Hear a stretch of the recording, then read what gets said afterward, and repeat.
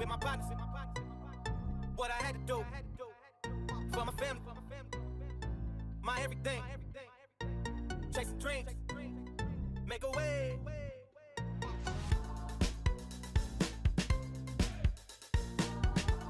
Never had a dollar with my partners. What I had to do for my family, my everything. Chasing dreams, make a way.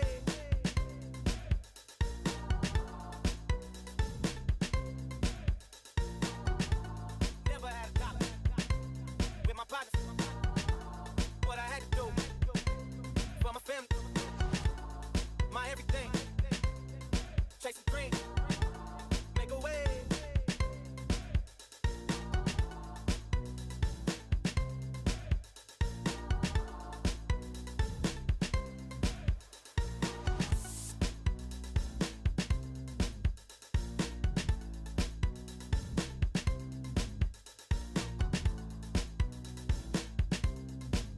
Never had a dollar with my partners. What I had to do for my family, my everything. Chasing dreams, make a way.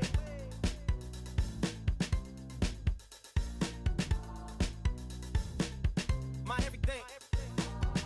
Chasing dreams.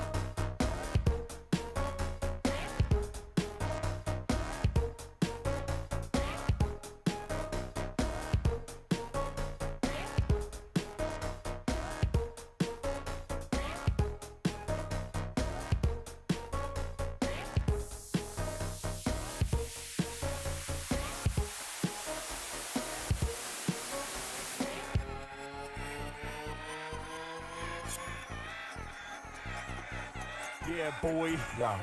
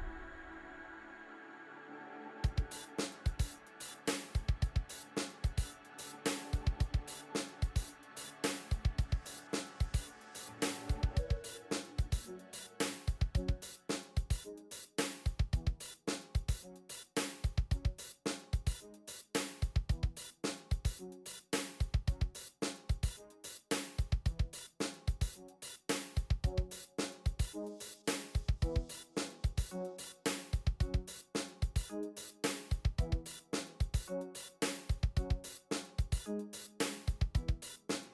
of what it is when God himself puts his arms around you and says, welcome home.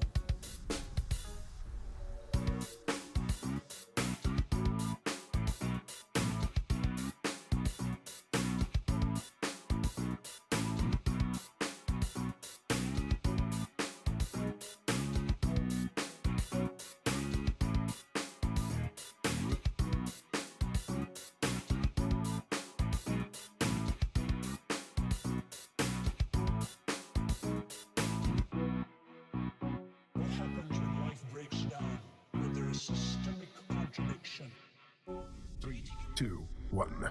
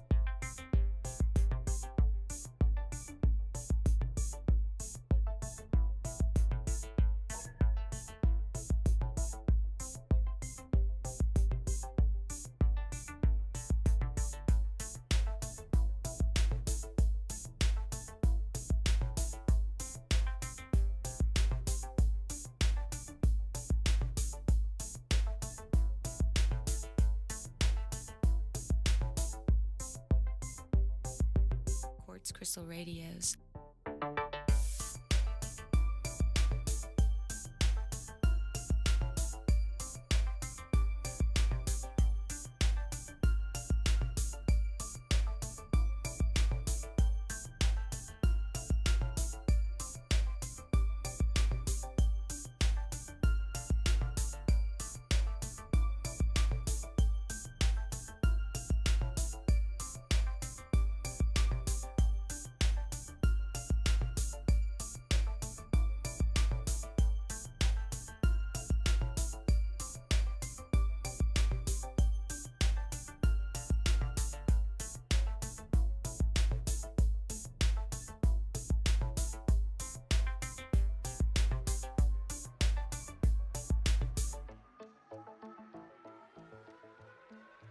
Quartz Crystal Radios.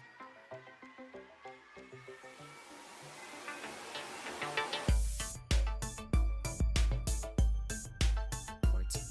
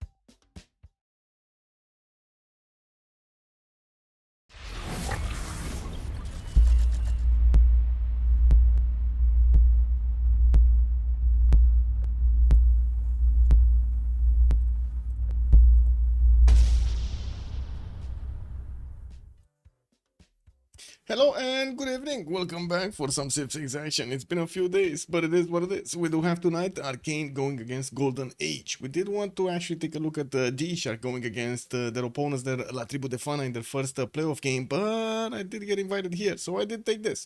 Let's see what do we have. Arcane is going to be on the left side, and we do have the Golden Age boys on the right side. And I gotta say, both of these teams do have the yellow color as their tags. And I guess the two yellow colors will need to actually become one. We do have Arcane starting off on the pan face, and I do see also Golden Age taking off one of the civilizations here. On one side we do have Age of Empire Victoria, and then on the other side we do have Indonesia. I gotta say, for a second that I actually cannot remember Indonesia's name. I'm gonna figure it. Gitarja, there we go. Gitarja from Indonesia.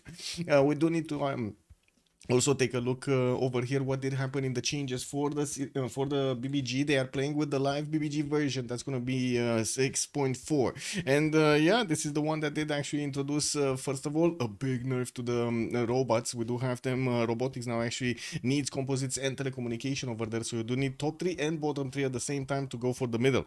We also do have a few changes over here that we're going to go through in the game. But first, we do need to take a look at what's going on in the pick and ban phase. I do want to say this is the first of best of 3 series. They are playing in the playoffs of the CivFR Squadrons, and well, we're going to need to see who's going to get there. They did use the seeding from the initial phase, from the Swiss phase, actually the rounds phase, to get the priority for the seeds in the CWC, and yeah, we already know the seeds. Tomorrow we're gonna actually know which group they're gonna be a part of. We definitely need to see 1700 GMT. It's gonna be the draw. Daniel, good evening, sir, and welcome. I do also want to say Fire Target, good evening, man, welcome. Also, give me a second so I can scroll up. Armara Siracusa, hello there, sir, and welcome. Landod 06, good evening, sir, welcome. I do see Moonstrat, also hello there, sir, and thank you so much for picking up that first promotion. Good evening. The Beasley, welcome, sir, and welcome. Hello, sir, good evening, good Easter. Yeah, happy Easter. We are just a few days, right? 2 days. Good evening, sir, and welcome. I did also notice Rafifi, bonsoir, monsieur, bienvenue. Also, thank you so much for picking up, or I should say, writing first in the channel. Also, remember that there's a stream just in time. Yeah, we got tilted axis. That's actually a pre-selected map over here. I did actually take a look when they did do their scheduling. Let me actually show you. They did say on Friday on 2030, well, that's Paris time.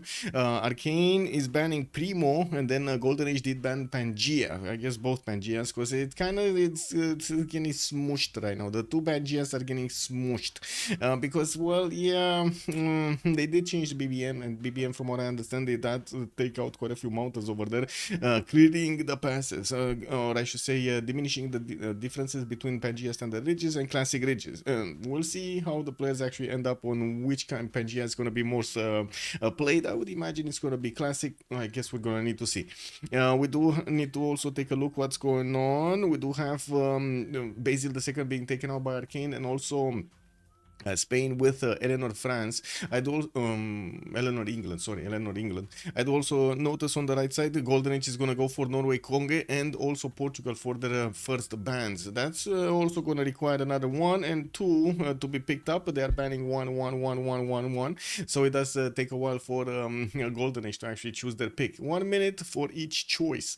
We will have Arcane actually also not only having the first pick for the map, but they will also have the first pick in the game here. They will get to select their civilization first, and we're going to need to see how they're actually going to want to set the tone for the game. Afterwards, Golden Age will need to pick up 2 more civilizations there, and well, it looks like Catherine de Medici in France is getting in over here as a ban, not in the game.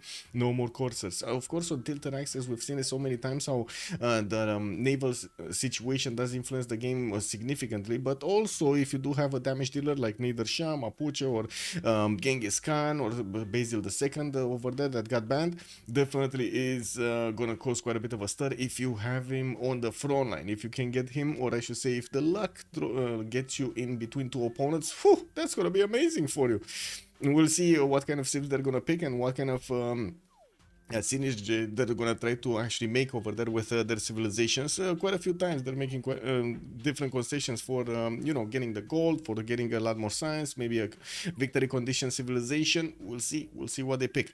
Not to mention brawlers are kind of the mainstay, and on the Tilted Axis we're probably gonna see the sea brawlers coming out, right? The naval nations that are still here. There are quite a few in that are still very, very powerful. Well, talking about the naval powers over here, I just see Age of Steam has been banned. Victoria, Age of Steam from England, and I do think it's that it. Oh wait, they switched to Elizabeth. What? It was Age of Steam. Apil over there using the last seconds, the extra seconds to actually say another civilization. It is what it is. We're gonna need to also wait and see if they do ban Coupe. This is a hard choice, right? What are they gonna ban for for the next one? Golden Age only has one single ban. Arcane are gonna actually have their first pick, and I do have to say, Mapuche is still in. Dido is in. We do have Coupe in. There are quite a few civilizations here, not to mention Age of Steam, but I don't think Age of Steam is gonna be picked up. We got Tomeris. We got quite a few nations that are gonna be significantly stronger against the others when it comes to this map. Let's actually see what they're gonna go for. And it's gonna be Scythia being taken out. So wait a second. They're letting Mapuche in and Coupe? Did Coupe get nerfed again? Did Coupe get... No, I don't see anything on Coupe. Oh my god.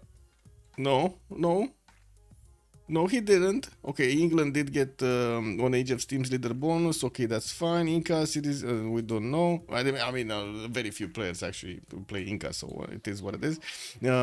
Tokugawa. Okay. A lot later bonus over there on his trade routes. And let's see. The first pick is gonna be Japan. Hojo Tokimo on the side of Arcane, and it looks like Golden Age. Oh my god. They're not gonna pick anything else other than Coupe. And let's see, is it gonna be Mapuche next? Is it gonna be Mapuche second over there? Coupe and Mapuche sitting in a tree. Taking out the map. I don't know. We'll see. What do you think? What should they pick over here on the Tilted Axis map? Hojo does have its extra +3 on the shallow water tiles, not to mention, of course, the adjacency bonuses for his districts, which is extremely important. And wait a second, I do see Golden Age actually locked in Coupe, but they didn't go for the damage dealer. They went for a simmer. They went for Age of Steam Victoria. Okay. Age of Steam Victoria. And then, of course, Dido is going to be picked up by Arcane on the other side. And both of them are benefiting from the half-cost harbors. Royal Navy dockyards on one side, coastlands on the other. Pretty good. And we definitely need to see if Coupe is going to have that amazing land to get that extra science boost over there. You know, a bit of a boost over there from his... early production when it comes to what is it? Early Empire? I think it's Early Empire. Quite a few times actually on this map we do see the Roman nations also being picked up, Julius Caesar or Rome. We've seen also some niche scenarios in which the players are gonna go for something like also Macedon, which was kind of interesting to actually see Macedon on this map playing Navy and also land at the same time. Pretty good, did well.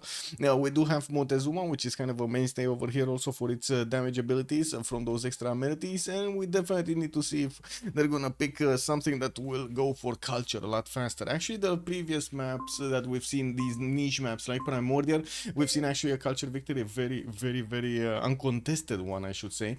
While everybody was warning on the other side of the map, he was just, you know, casually simming over there and getting his books, getting his works, getting his musics over there, no problem, just doing everything that he needs to be doing. Mapuche has been banned. Okay, second wave of bans coming in. We do have 2 for each side, and one of them already got ticked off. That's gonna be Mapuche. We do need to see if, well, Maya? If I remember correctly, the last time actually Maya got in, yeah, it was Primordial, okay, not Tilted Access, but when it got in, it couldn't do much. Is it ban-worthy? Chat, is it ban-worthy? Wait, it's maybe the moment for Simon to shine. Well, yes, I would say every game, Simon can shine.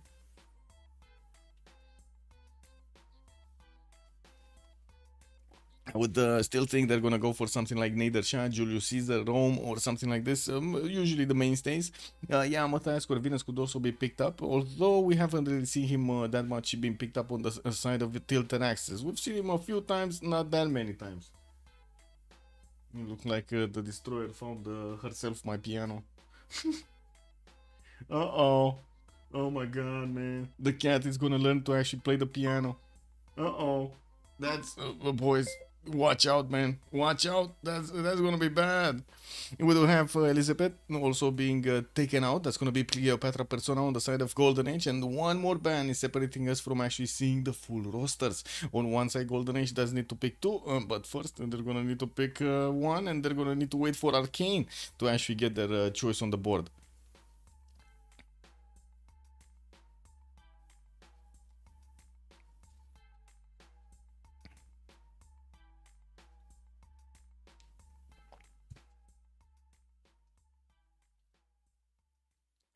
What is it?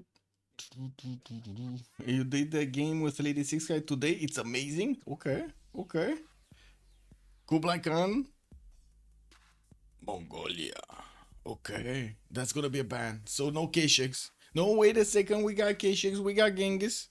We got Genghis. Hold your horses. We got Genghis over here. It's just a matter of Golden Age actually choosing to pick it. Will they figure it out? Will they want Genghis?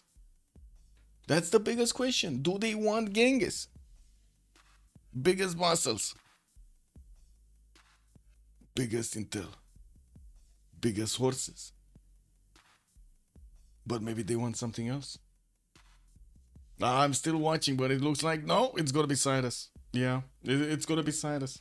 Yeah, they said, you know, Genghis actually has, you know, too big of a hat over there. It's kind of smooshy. No, not good. Too big of a hat. Yeah, they went for Cyrus over here on the side of Golden Age. That's definitely gonna give him those extra trade routes, which is pretty good. He does have an extra +3 over his opponents on the melee side, but to be honest, extra +3, just extra +3. To be honest, I think Nadersha is actually a bit better. Am I the only one thinking this, chat? Nadersha is a bit better than Cyrus? That's kind of how it feels like. Anyway, Arcane here are going to need to put all of their choices on the board here with already Hojo Tokimura on their side and also Daido. They need to pick another 2 so they can actually finish the roster.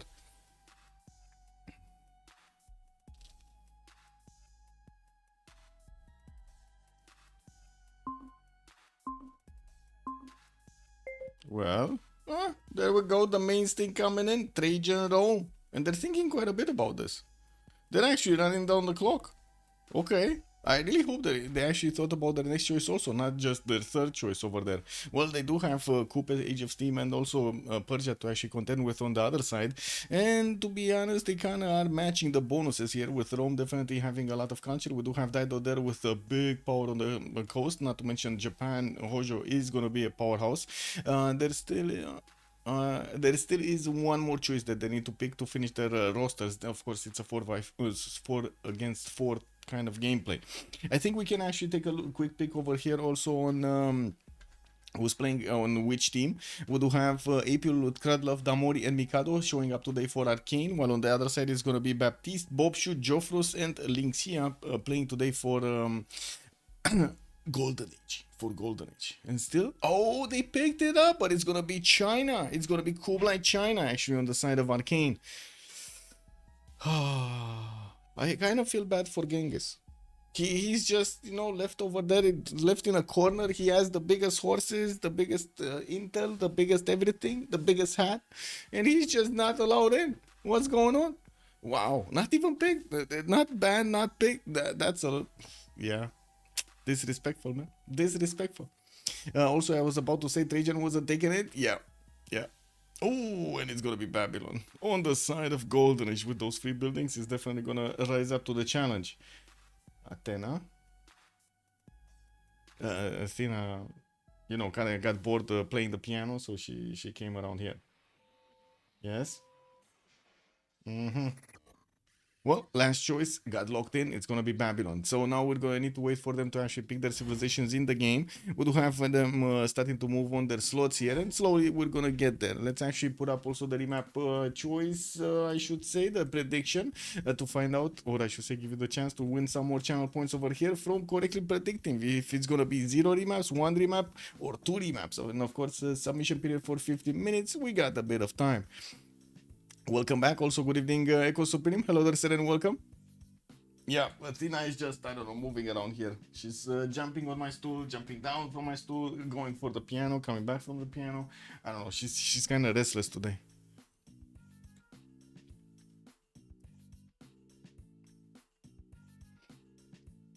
We go left already? Okay, we go left. We do need to actually see the map. So yeah, I'm gonna remember. Athena attack. Woo!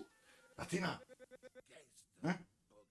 Oh, yeah, she's meowing over. Yeah, she's not happy, man.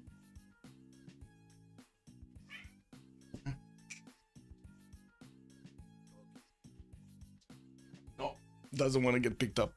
She's like coming slowly towards me when I actually reach out so I can grab her. She's like, woo!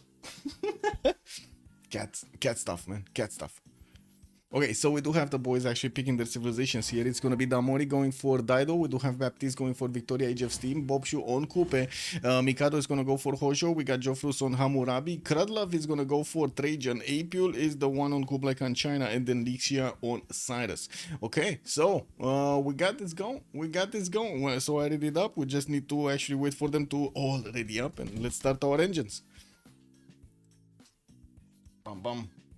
Give me a second so I can pop out my chats also on the left side so I can see everything. Thing. 1. And good evening, YouTube. Hello there, sirs. There we go. 2. Well, I do have to say, slowly the haters are actually starting to slow down. Oh my god, man. Anyway, are you going to play Tempest Rising? I didn't actually see what Tempest Rising is. Wait a second. What is Tempest Rising? Tempest Rising. Wait a second. We're loading it to the first game, by the way. Put your... Ooh. Ooh. Wait a second. Whoa. Wait a second. What is this? Huh. Wait. Okay, so squads. Okay, we'll need to take a look some more over there. This is just a sneak peek. Okay, we're definitely gonna need to take a look at that. And we did have actually telling how to say Muzdrat? I think Muzdrat was right on the left. You said yeah, left, or was it Rafifi? Which one was? Wait. Yeah, Muzdrat was saying left. Command and Conquer style game. Yeah. I like. Okay, so Lingxia is gonna be the first one that we're gonna take a look at. Let's actually take a sneak peek. Where is he? Not here. Oh my god, is he on a lonely island somewhere? No, he's not. This is London. Oh, okay, there we go. We got Persia over here, west side of the map. It looks like he's also going to have quite a aggressive neighbor. We're going to have Apul here on the western side, actually separating them. It's going to be a one-tile choke. We do have also him benefiting from a 3-2 banana. He's going to have another city off the coast that he's going to get some bananas from. And from what I do see, he's not going to be that much in danger at the beginning of the game. We do have Dido that is going to rise up to the challenge maybe later on to actually take on the cities of Persia. But in the beginning, we're definitely going to see some form of bonking going around between Beijing and of course whatever Persia's capital will be. We do have also him benefiting from another neighbor towards the south. That's going to be one of his allies. That's London, played by Baptiste. Oh, this is a 2 versus 1 against, oh my god, China is not going to get out of this. Like, China is not going to get out of this. Look at Beijing on his own tropical island. Yeah, he has some cities to place, don't get me wrong. He does have quite a few cities to place and could defend against just Persia. But then Age of Steam also comes into the play over here. This is going to be dangerous. Yeah, we do have also Jofrus on the other side of the map between Dido by the looks of it and also Hojo Tokumu in the south. He's off the coast, so he's not going to be interacting with those 2 coastal nations. What he will actually need to do is beat them both on the land. And from what I do see, he has some rivers for him to get the fresh water from, the bonuses for the housing, not to mention the bonuses for the extra food from his pilgrims, while he's gonna start getting his scouts out to see his territory here. It does seem like the rivers are giving him the fresh water north and south. He's gonna get to choose against whom he's gonna go against. And we also have Bobshu here on the southwest of part of the map, which, oh my god, this is kind of good land for him. Okay, not that much fresh water, I can definitely give you this, but look how much forest and rainforest he has. This is amazing for him. And we're also going to see him benefit from the fresh water in that second settle, directly settling his city on the iron tile. He's going to have some Grand Mesa tiles also to get the extra culture from. Very good. And from what I do see also, a city state to take out very early. Taruga is going to be so easy to actually take out for him. This is a pretty strong pawn over here on the side of Bobshu. We did glance over Baptiste here quite a bit, and from what I do see, wait a second, where was it? There's a city state in the tiny island jail. Yeah, we got actually multiple city states. We got Buenos Aires here, we got Auckland here. They're all in jail. They are all in jail over here. It is what it is.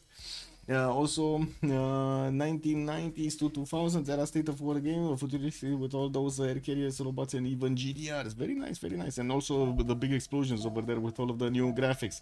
Babylon now building a massive Etemenaki to north of capital on that big plot line would be a Civ6. Oh my god, man, we need to keep this. Yeah, if this is gonna be the map, we need to take a look at this. If he's actually gonna get through with an Etemenaki or not to, you know, get stronger. We do also need to take a look at Baptiste, right? He does have his extra silk to give him the extra the culture, and from what I do see, he's all gonna have some coastal settles, but not with fresh water. Now, from what I do see, yeah, could settle the rivers one tile off the coast, but that's not gonna give him the extra adjacency towards harbors, and it's gonna be kind of iffy to not go for it. We do have him also with some inland cities that he could go. Mount Sinai also southeast to get some extra faith from, but I don't think he's actually gonna go and get a city there quickly. I would imagine a uranium tile is gonna be much more preferred over there than Mount Sinai. That's kind of weird to say, but I think that's how it is, no? Either that or the tip over here on the 1-2. Has another wonder actually, Shri Pada to the west side, but he does need shipbuilding to actually get that settler swimming through the Solway Firth, so he can actually settle that wonder, and I don't think he's actually gonna do it at the beginning. We do have also Apule to talk about. Now, Apule is gonna be in a very hard spot over here. He's in between two opponents, and he's not gonna get to waste any time to not build units. We do have him getting settled out in 410s. He does have possibilities to settle cities off the coast over here, although of course we would much prefer him to actually get those cities on the coast and battle his neighbors, not actually just sit in Beijing and just wait for him to lose his cities. I do also notice Persia is starting to get that warrior very close, and if he does manage to actually get to China scout and stop him from actually scouting this, he's not gonna know. He is not gonna know about London. Also, uranium is more safe than the 1-3. True. The uranium is definitely safer than the 1-3, but you got this pesky crab over there, so I'm not sure if they want to actually, you know, fight with the crabs, so they get the harbor down, or he's just gonna be like, whatever, let the crabs be and put it somewhere else. I don't know. I guess we're gonna need to see, because I don't think he's gonna spend the builder charge to actually, you know, grab that. Athena.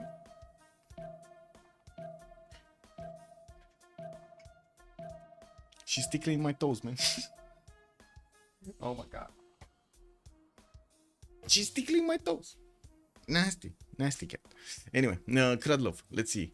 Rome, we got settler coming up in 210s. Looks like he's all gonna have candy on the western side for a city state to take out. We do have him also with a lake to give him the fresh water and another river towards the west. From what I do see, he's also gonna have 3-2 banana to get him that extra food per turn. And from also what I do see, we got a little rebel over here.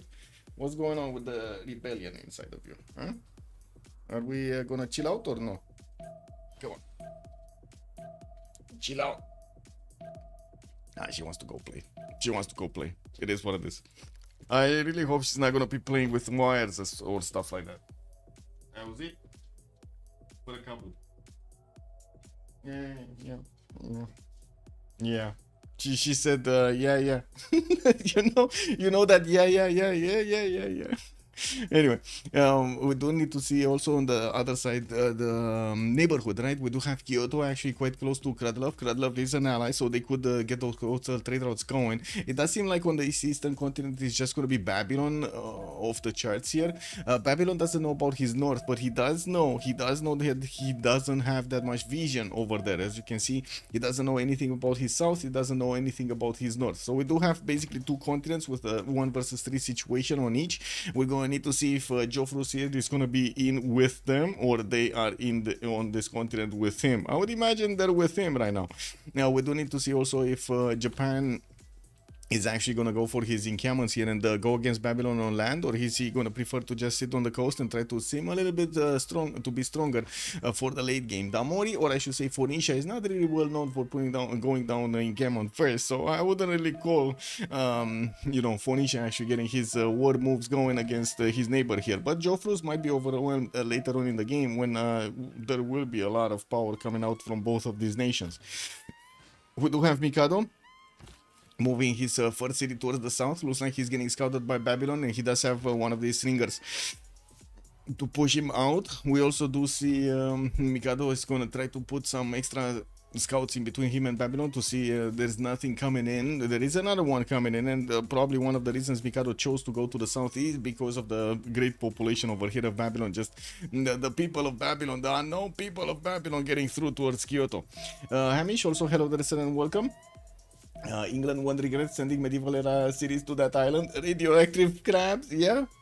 And yeah, she's very sassy, but it looks like she cooled down. She might have just, you know, been sassy with the meows, but otherwise she's fine. Okay, she's cooling down, guys. It's fine. It's fine. She just took up the place on the stool next to me, and she's fine now. Yes. You'll probably need to stop the remap poll early. Wait a second. I need. Yes, I do need. Actually, there were a few more seconds. So let's stop it here because they're just about to choose. We got 28% into the zero option, 50% into the 1 option, and 22% onto the second option. Okay. Well, let's see what they're choosing right now. It looks like Damori is the only one from his team that didn't actually choose. Can you imagine? He's probably thinking right now, but no, guys, I want to play this map. Come on, man. I had this easy game against Babylon, and you're going to try to remap me? No. Okay, are they actually throwing Apule under the bus? That's the question. Are they throwing Apule under the bus? Apule doesn't know. He doesn't know about London. It could be London, it could be Coupe. He doesn't know, and that's it. We got another map. We got another map, and whatever map is gonna come out, that's gonna be the one that we're gonna get to play here, or they're gonna get to play. So it is what it is. One it is. One it is.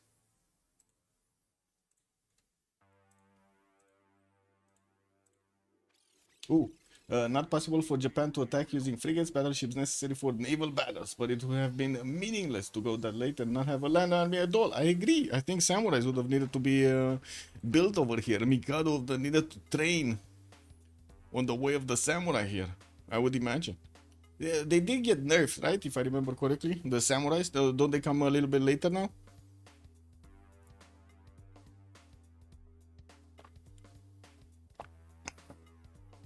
Anyway, loading into the new map here, we can actually put up the prediction for who's going to get the first city. That's something that we're going to need to take a look at. We're going to need to actually take a look at all of the spawns in order to actually see what's going on with them. Let's put it for a 50-minute submission period, and we go right this time. Bordanian is telling us we need to go Damori. Okay, we need to go Damori. Where is Damori?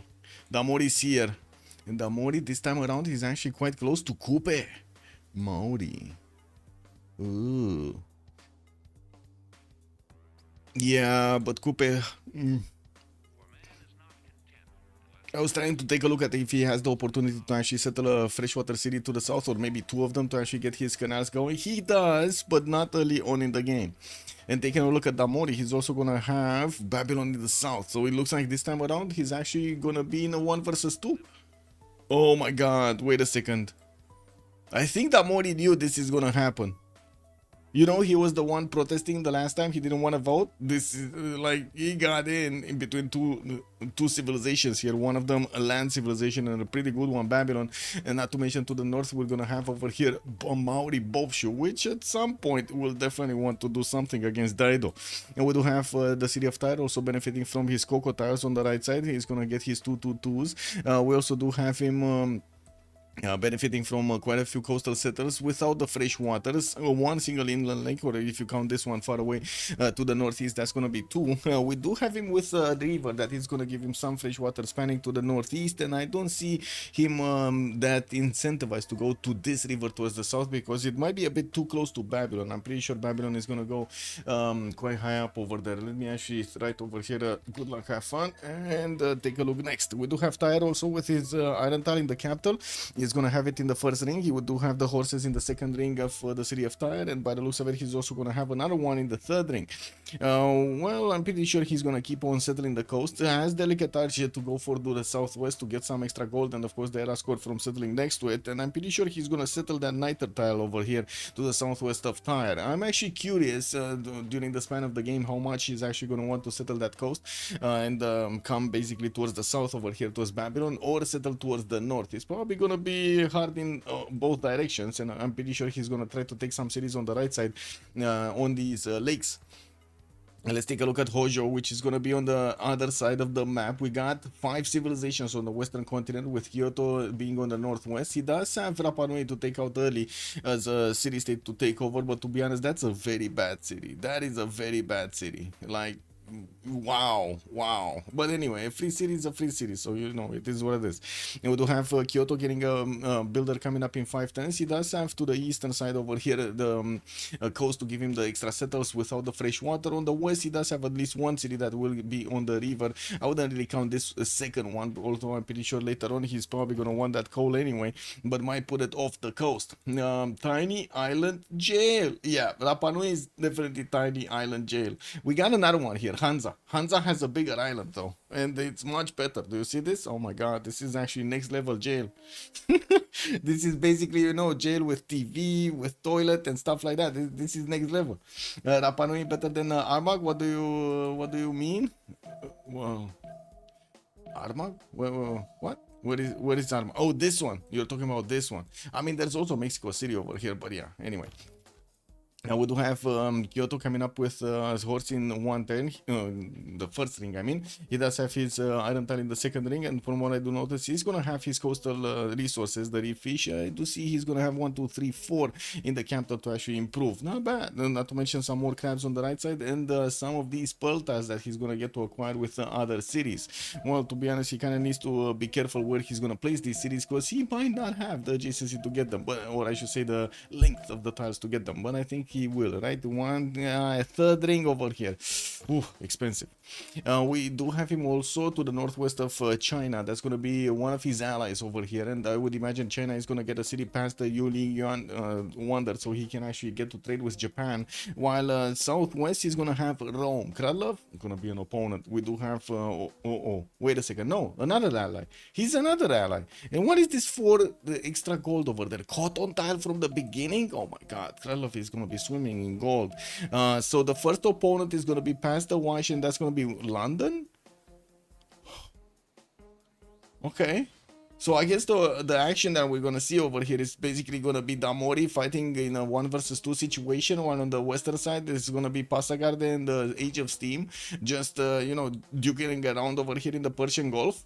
I think so, because look how safe they are. This is incredible. Anyway, let's come back to take a look at Beijing here. He does have Yuling Yuan as a wonder with the 2 culture points coming up from a lot of those tiles. We do not have him with an immediate settler, right? This one is not that good to actually get the sill tiles, and I'm pretty sure he's going to want this 2-1 over that 2-1-2. He could get further and of course get onto the other river next to those bananas so he can get the city going, and we're going to need to see if he's going to choose to go non-fresh. We don't know. Sometimes the players, you know, there are players like Middle Student that would say, hey, extra culture era score, put my city there, my man. Like, there's no other choice. No fresh water, no problem. I pay for granary, okay? I pay for granary, it's all good.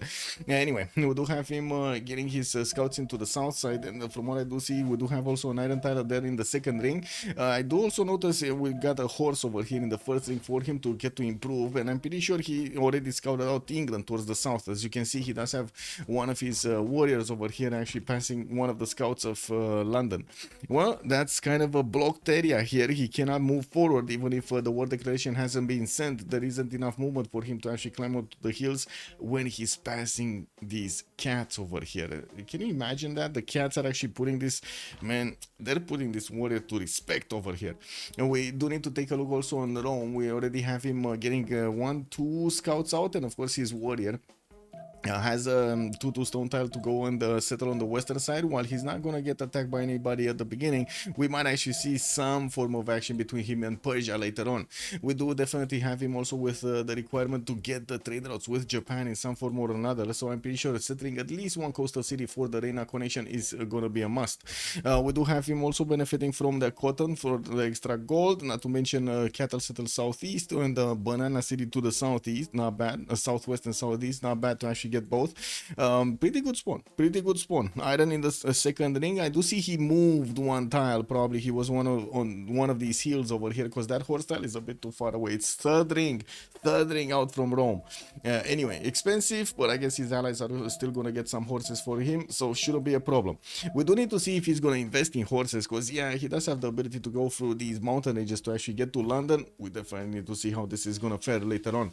And talking about actually next, Baptiste, right? He's next on our list. We got him with bananas to the western side to give him the extra food, fish tiles, 3-1-1s to also give him the extra food, and I do see he's pumping out his settler in 2 turns. So we're probably gonna see him settling a few more coastals here, even though he does have a river southwest to get the fresh water from. I would imagine he does want to build his Royal Navy dockyards before anything else. We do have him also with horses in the capital first ring, iron also in the capital first ring. Good to have both the resources quite cheap, while I'm pretty sure he's gonna get that city on the western side. I'm not convinced if he's gonna go on the 2-1 rainforest or on the 3-1 rice tile. The 3-1 rice tile only has a single 2-2 around it, but man, it does have so many other tiles that he's gonna need to buy over here. Would get access to 2 bananas over there quite easily, a deer tile to get some chops from. Not bad at all. And of course the extra food coming out from the rice tile. War declaration has been sent. Looks like England does want to keep the Chinese warrior out of his borders, and I do want to see if there's anything happening here. So we got kind of as you can see, a mirroring action. We do have Phoenicia mirroring the Babylonian units, not allowing them to move closer to his lands here. Let's take a look on. Wait, we saw Damori, we need Babylon, no, Kupe, we need Kupe first. So Kupe is gonna get, wow, he's already going for the island. Man, oh man, he's already going for the island. Okay. Well, he's gonna have quite a few of those tiles over there. He already did, I would say, did culture bomb those tiles from Tehonianga and Yakupe when he improved the fish tile. And from what I do see, he's also gonna culture bomb the pearl tile. He does have another city on the 1-3 that he could settle later on. And from what I do notice, another lake settle on the eastern side of this island to get going. Hansa to take out Lyon. That's a city state that can be attacked from 3 sides. While Cahokia is off the coast, he cannot attack that. There was also Mexico City on the right, so I guess he does have his choice of the litter over here, and I'm pretty sure Armagh is not gonna be wanted here. Yeah, I don't think they're gonna want Armagh. We do have Tehonianga no Yakupe also benefiting from horses in the first ring. He has his iron tile second ring, first ring here, sorry, from the capital. So both resources easy to acquire, while his second settle is coming up in 5. You do see that he already is going to get his settle out on the stone tile next turn. While we do have the others still actually moving around his their settlers from here and there, so they can get to their settle spots. Kupe first again. Arca, good evening, sir. We did have the remap votes. Actually, they went earlier, and they both chose to use the remap tokens in the first map. It is what it is. They did. Who are you? Ooh, W-A-Y. Kick. Anyway, we do have Joffrus, right, to take a look at. Babylon moving north with his first city. He does have a lot of chops in the capital, a lot of 2-2s that are going to give him those extra production points. Unfortunately, he cannot settle the wine tile, but could definitely go and settle those cocos to the southwest. Not to mention, has a Temenaki possible city southeast of his capital here. Oh, I think he's going to go for the sheep tile. I think he's going for the extra food or the 3-1 from the sheep tile over there. Not a lot of 2-2s, but could definitely grow into them, and he does have a 3-1 sheep for the second population to use. More cities on the other rivers towards the northwest, but I gotta say, if he actually settles sheep tile, he's not gonna get to settle a city here. Unless he settles Coco. What do you think? Is he gonna settle Coco or the 2-1 next to the Coco? I guess so. And of course, we do have Joffrus over here getting his scout, I would say, to keep away the Phoenician scout from getting onto that settle, while Phoenicia is starting to also get his cities on the right side. I do notice Babylon is getting his scout through. Okay, let's see this movement. Is he going 2-2? They don't see each other, by the way. This Babylonian scout does not see the Phoenician settler. He's not moving. Joffrus, no. Is he gonna see it? Yeah, he lost the momentum, man. He lost it. Also, the team, yeah, the team labels. Yes. Let's actually put up the team labels here. Yeah, what do we have? Left side, that's gonna be Golden Age. Oh. I gotta say, I was writing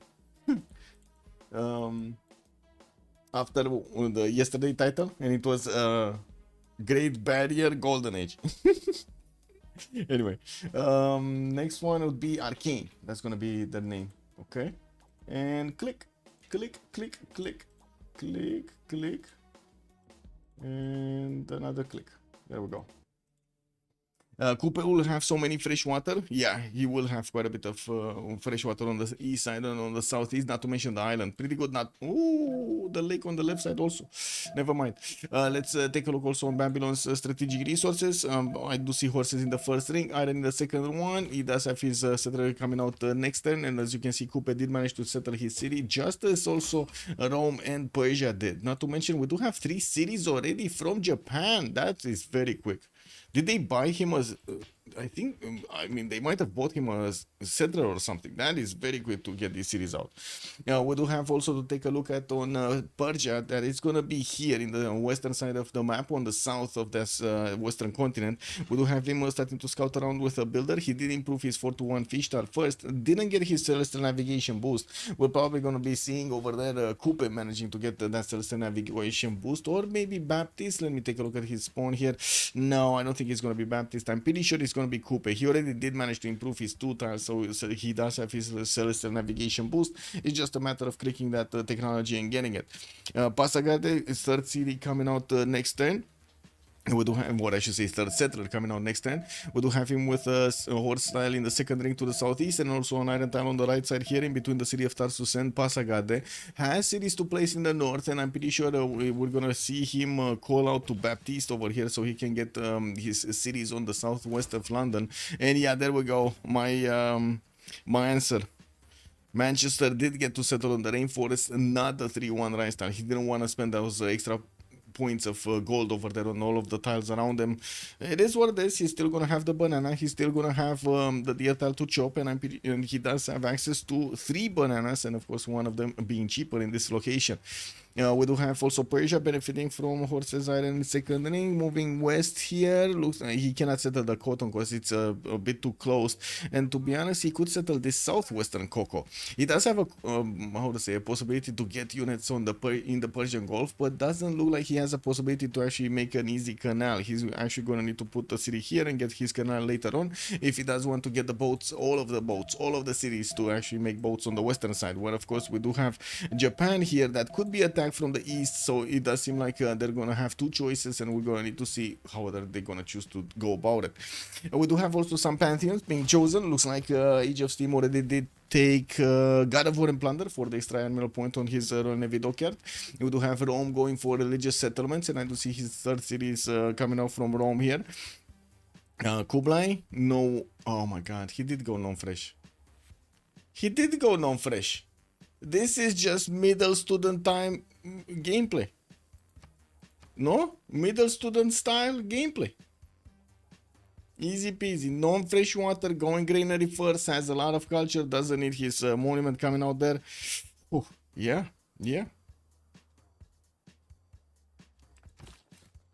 Upgrading another city towards the, well, I guess we don't know towards whom.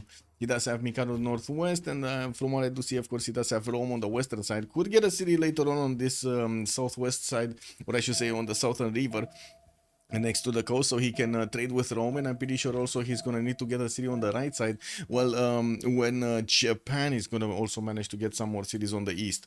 We do need to take a look also on the other side of the map. We do have God of the Forge being picked up by Damori. He definitely is in danger. He does have 2 opposing nations against him, one to the north, Maori, and of course one to the south over here, Babylon. Looks like he did also manage to place Sidon on that, what was it? I think it was luxury, but wine tile. It was a wine tile. Okay. Getting a 3-1-1 base for the extra food. He does have a possible extra city right next to his scout to the southeast, next to those T-tiles. And from what I do notice, he's not actually sitting on the coast here. He doesn't want to go on the coast. He wants the fresh water. We do have Maori actually keeping a warrior towards the north of his cities here. And from what I do notice, he left past another one of these Phoenician warriors get through towards his lands there. It doesn't seem like he's actually going to be, interested of what's going on. He does have boats coming along from his city centers, and the 3rd city is he's moving east side, not to the west. He doesn't care. He does have Hansa to take out, and of course Mexico City also is quite a juicy option here. We're going to need to see which one is he going to prefer from the beginning. I'm not even sure he saw Hansa, but let me actually double check. I'm pretty sure he saw Mexico City, but I didn't. Let's see. Yeah, he doesn't know about Hansa. He knows about Mexico City, and of course it being on the coast over here with the 2 tiles. He doesn't know yet about Hansa. Now we do have a second boat also getting out from Kawihia. He went for Goddess of Tides as a pantheon, getting the extra culture on all of these improved coastal resources, while his third city is not going to be on the coast. This is a bit awkward. We got him moving on that 2-2 base over there. Don't get me wrong, he's going to have a plus for campus. Definitely going to be happy about that. We got him also with some Cocotiles on the way towards Phoenicia, and I do see Damori is choosing to go southeast with that settler, and I would imagine this is going to be his style, and that is also going to be quite a defensive position against anything that Babylon throws against him. We would probably need to see if, how much he's actually, well, I should say how quickly he can get to his encampments, because Damori is going Celestial Navigation in 14, and from what I do see also Joffrus is going for currency. Uh-oh. We got Joffrus walking in over here, and it does seem like the Phoenician Slinger and the Scout might not be enough. He's blocking the movement of that Slinger with the Settler, and from what I do see, the Warrior is just gonna keep healing over here quite a bit. Might actually even see him, or say, get a promotion or something. That's gonna be a big slowdown for Damori. That is a bit awkward here. Let's see on Babylon. Did he get a Pantheon? No, he didn't. Coupe, yeah, we talked about it. And looks like he's also starting off with some holy sites first. Sending his first boat towards Mexico City. What a surprise. He's choosing to go right side. Well, that Mexico City did manage to actually improve 3 of his styles. Oh my god, he actually lost the builder there. Persia settled 3 cities, Tarsus right side, Heimatana west, City Patreon Goddess for the extra production towards his first district, and going 4th city out quite quickly. I do have to say, if he did settle Heimatana in that particular position, he cannot actually get another city on the cotton tile, but he could work the Niter a little bit further off, but that's just not going to be a good city anyway right now. Anyway, it would have been nice on the cotton, because he would have had at least 1-2, and then of course he would have gone into the other side, benefiting from the extra gold from the cotton tile, and also having access to a pearl tile in the water. Not anymore. He's getting also some English cities coming towards the south, and I gotta say, England here does need to get one on the coast, not off the coast, so he could actually trade with his ally here. We do have Baptiste starting to improve his coastal resources, getting the extra food from the fish tiles, also getting some of his monuments, and also Painter Q. Hello there, sir, and welcome. Nice warrior move indeed. Yeah, the big blocking is happening. Damori is switching direction here for his settler after he moved 2 tiles to the right side. He's gonna spend another 2 turns to come back to the city of Tyre to go another place, and I would imagine that Niter tile is gonna be the one that's gonna be I would say preferred. Can he get anywhere? Oh, I mean, he does have this scout, but it's not going to be fast enough. Let's see how fast it is. 1, 2. So 1, 2. Well, the setter is going to be 1, 2. Yeah, that's not good. That's not good. Another turn though. If you would have had another turn, if that scout had movement right now, he could have caught up to the settler. We got a Biden coming out from Tyre to increase his defense strength here, and I do see traders also coming out from Sidon in 2 turns. We do have Damori choosing to go for that Niter settle, or maybe even the Tite settle. I am not really sure exactly what he's planning here. His first Biden is going towards the north. He does want to send his scouts on the way to see if there's any city state to take out, and of course need to build another boat. He does have the option to go and take out Brussels, but to be honest, again, that's not really a city that he would want, and from what I do notice, there's no other city that he could get.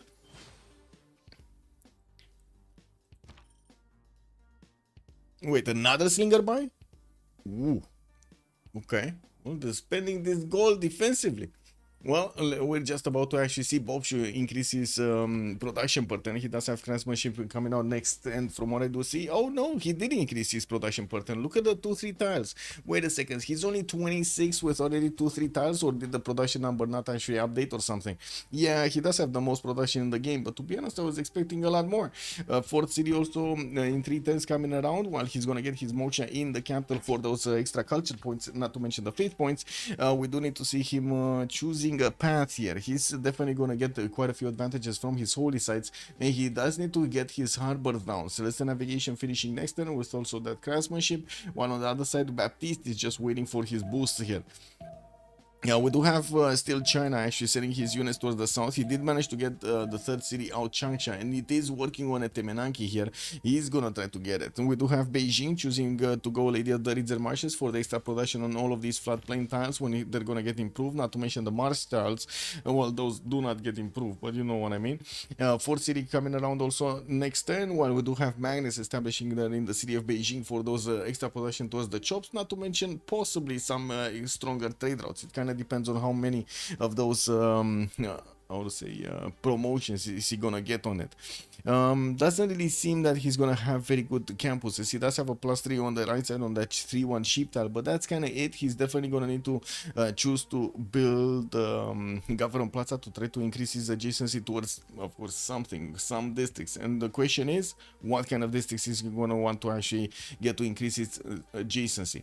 I'd also noticed Japan already started off on his triple holy site opener. We do have Nagano here getting those shrines. I do see Moksha establishing in Kyoto next turn with also another builder. He did only improve one single coastal resource, that's going to be the fish, and from what I do see, the other cities are not on the coast. They're not on the coast. This is quite surprising actually. Could place his government plaza in between these two holy sites, and I'm pretty sure he's going to want to actually chop at least one of these forests, at least the one in the middle, so he could actually get those extra how to say get that extra production point out of that tile and not take it out with the placement of district. Also, it's because Maori made 3 boats, but he should come back soon. Okay. I was thinking his, I would say population is not that high, but yeah, there we go. He just needed to grow a little bit in population. Now he's 35. Very nice. We do have his boats going towards... Oh no, Mexico City actually built a boat. It built a boat. Oh, I'm sorry. Yeah, it's still possible, but it's gonna be much more painful, right? It's quite a difference actually attacking into a 34 defense strength city versus an 18 strength city with just a warrior inside of it. Anyway, yeah, looks like Bobshi is also gonna protect his main cities here with some scouts, definitely releasing the cats into the wild, while we do have getting his trader out from Wakanawara towards his capital city. Sidon with God of the Forge is gonna get more production towards his classical and of course ancient units. We're gonna need to see how many is he gonna need, because right now it doesn't look like anybody next to him is actually going in cannons here. We do have Tyre getting motion in 3 turns, and I do see he did improve his second fish tile here. He did manage to get 2 slingers to actually attack into the Babylonian units from the south, and it does seem like those units are gonna be scared off. I think one of the scouts actually died. Or did it get through? No, I think it died. I don't know how it died, but it died. And this warrior, I don't think he's gonna have the chance of actually getting out of here alive. What do you think, guys? Is he gonna have the chance of getting out of here alive? I mean, they could take out the slinger. He could take a slinger with him, to be honest. I think that's probably the best choice, right? Taking a slinger with him. Because these guys don't really have where to go. There is a universe he could get out on that 2-2 base, like try to get out of here. But is it worth? Actually, probably taking out the slinger is gonna be...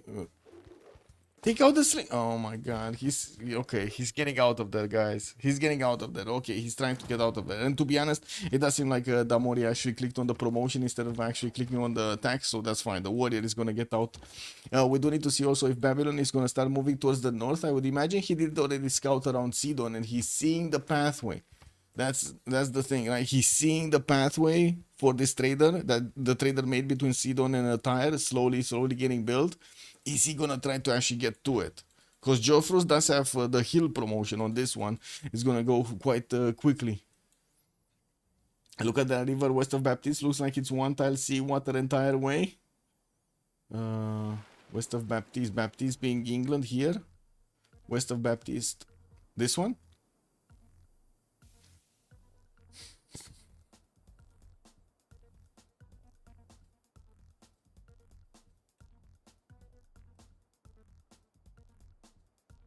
Oh, you mean this one? Oh, there is a connection actually. I just noticed there is a connection from the seas. Well, I mean, there was a connection in the south, but it's a closer connection towards Singapore. Yeah. South, west, west, south. I mean, whoa. Whoa. Anyway. Connection from England getting to the capital city. We do have his own video cards coming around, and from what I do see, of course, China did send one of his slingers towards the front line there, towards the choke point. We do have Beijing 14 times out from finishing at Temenaki with Changsha. Still needing actually a lot more production. Chengdu did manage to get one of his builders out, and will start improving these tiles next to that city center. Also, Group 3 Pop to actually make use of more of these Yuling Yuan tiles. We do have also a builder from Japan starting to scout around. While I don't see him actually getting boats out, I do have to say I see Rapa Nui getting boats out. Oh man, I can only imagine the damage if we're gonna see actually somebody Suz Rapa Nui from the opposing side. They don't know about it yet, so it is what it is. We do have also the Great Prophet activated in the series of Kyoto's holy site, and we're gonna see that religion activated on all three of his cities, since he does have holy sites in each. A fourth settler coming out in 2 turns, while he's also gonna get his builders out. There was also Kublai, right? No, not Kublai. What was the... Oh yeah, there we go. Here on Mauri's land, we do have another one of these holy sites. Hinduism is going to be the choice of Japan, going for feed the world and lay ministry on his side, with extra food coming out from his shrines and temples, not to mention getting the theater squares extra culture and also the holy sites extra faith per turn.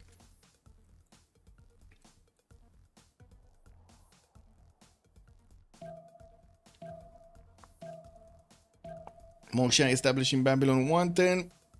We got a builder getting out, and I do see Phoenicia is trying to actually slow down one of the commercials getting built. Babylon 7 Kipidum is probably going to try to take a stab at that, but it looks like he's failing. He's failing miserably of attacking into the scout. Oh no. Well, we do have at least the commercial coming out from Borsipa, and we did have that one in the capital city finishing.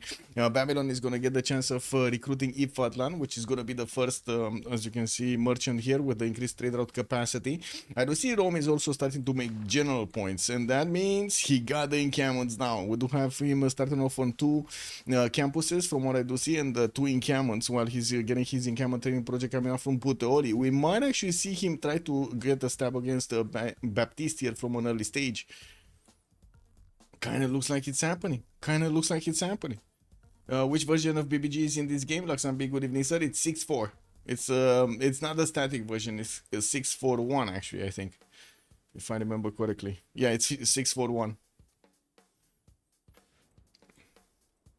Kind of surprising, because I was expecting them in the playoffs to play on the static version, but I guess they're just not gonna change the other stuff with the settler option and whatever.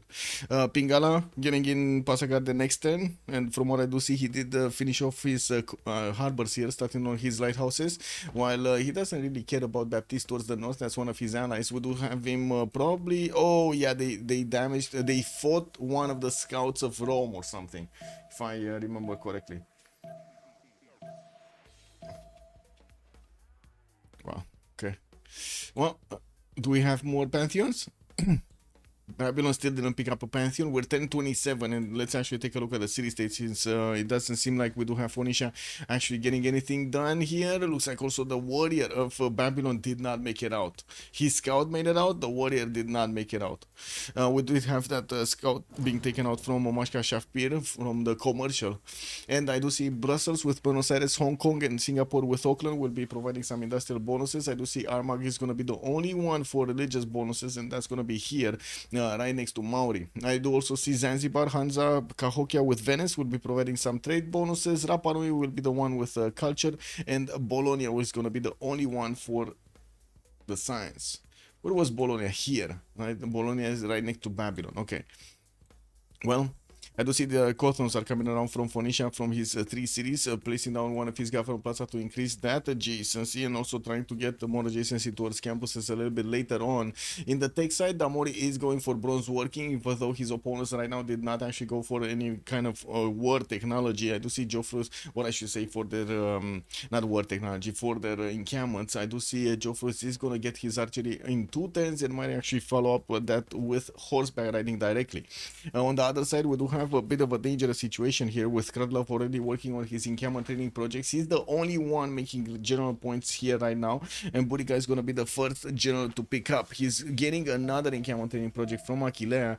They choose to go for religious settlements as a pantheon, and from what I do see, he's sending his settler towards the south. Now, we do have, of course, the road connections over here for Rome. While he's going to get that city towards the south, he's also going to build the road pathway there, and it is going to be quite important. I do see also Maori did successfully take out Mexico City at the cost of, wow, so much strength on the galleys, man. These galleys are going to need a vacation, I'm telling you. And we do have him rebuilding that granary in the city center, and I gotta say, he already got that city center with everything in it. All 4 tiles have been upgraded. More settlers coming around from Tehoniaga, Yakupe, and Kauwihia. From the north, we do have him sending it towards the western side here of his capital for that lake settle, while at the moment he's just keeping tabs on Phoenicia's warriors. They're far away to actually interact here. We're going to need to see if he's going to get a little bit closer. Maybe, we don't know, put some tours in the water, right? If he's coming close to the Gulf of Tunis, why not put some tours in the water? We do have also China, still 7 turns out from Temenanki, getting his Liang established there in 4 turns, and I do see him placing his Governor Plaza on the iron tile here in the capital in the second ring, while he did make space for 2 of those campuses. We're going to need to see where is he going to want to place them. Actually, 3 campuses could be placed here easily.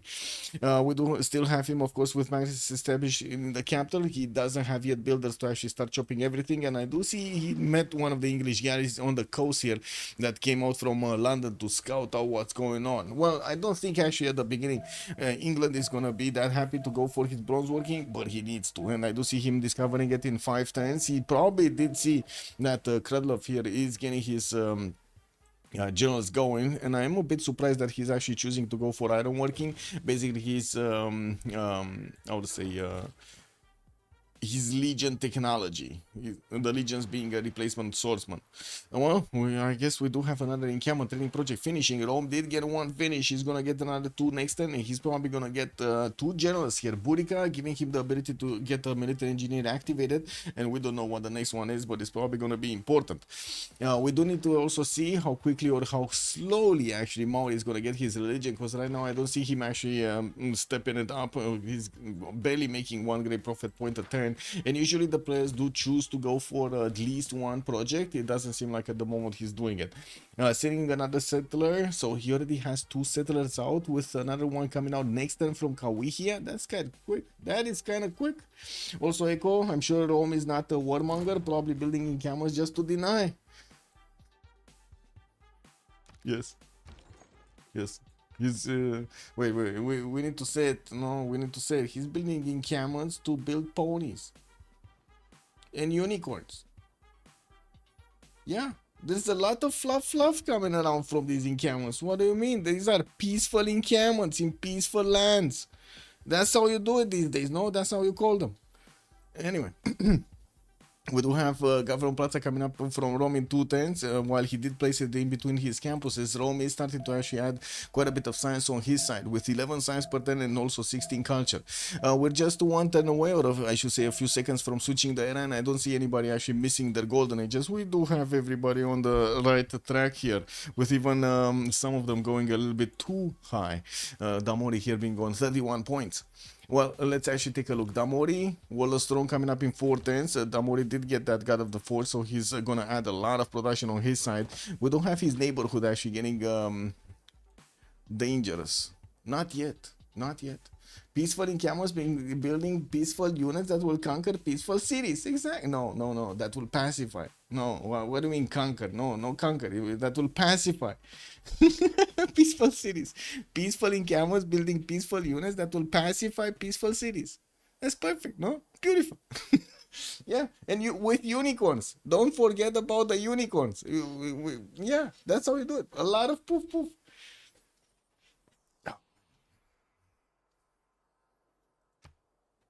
Anyway, Damori here did choose to go for Pembrush and Voice Golden Age 11 science with 20 culture. He does have 23 points per 10 with 36 points of production. 6 faith, I mean, he's not going to get to use that faith. And I do see his 4 cities moving already towards the northeast, towards that lake settle. I would imagine he's going to settle the desert, but what do I know? We might actually see him settling towards the north over there on that 2-2 base, a little bit further away.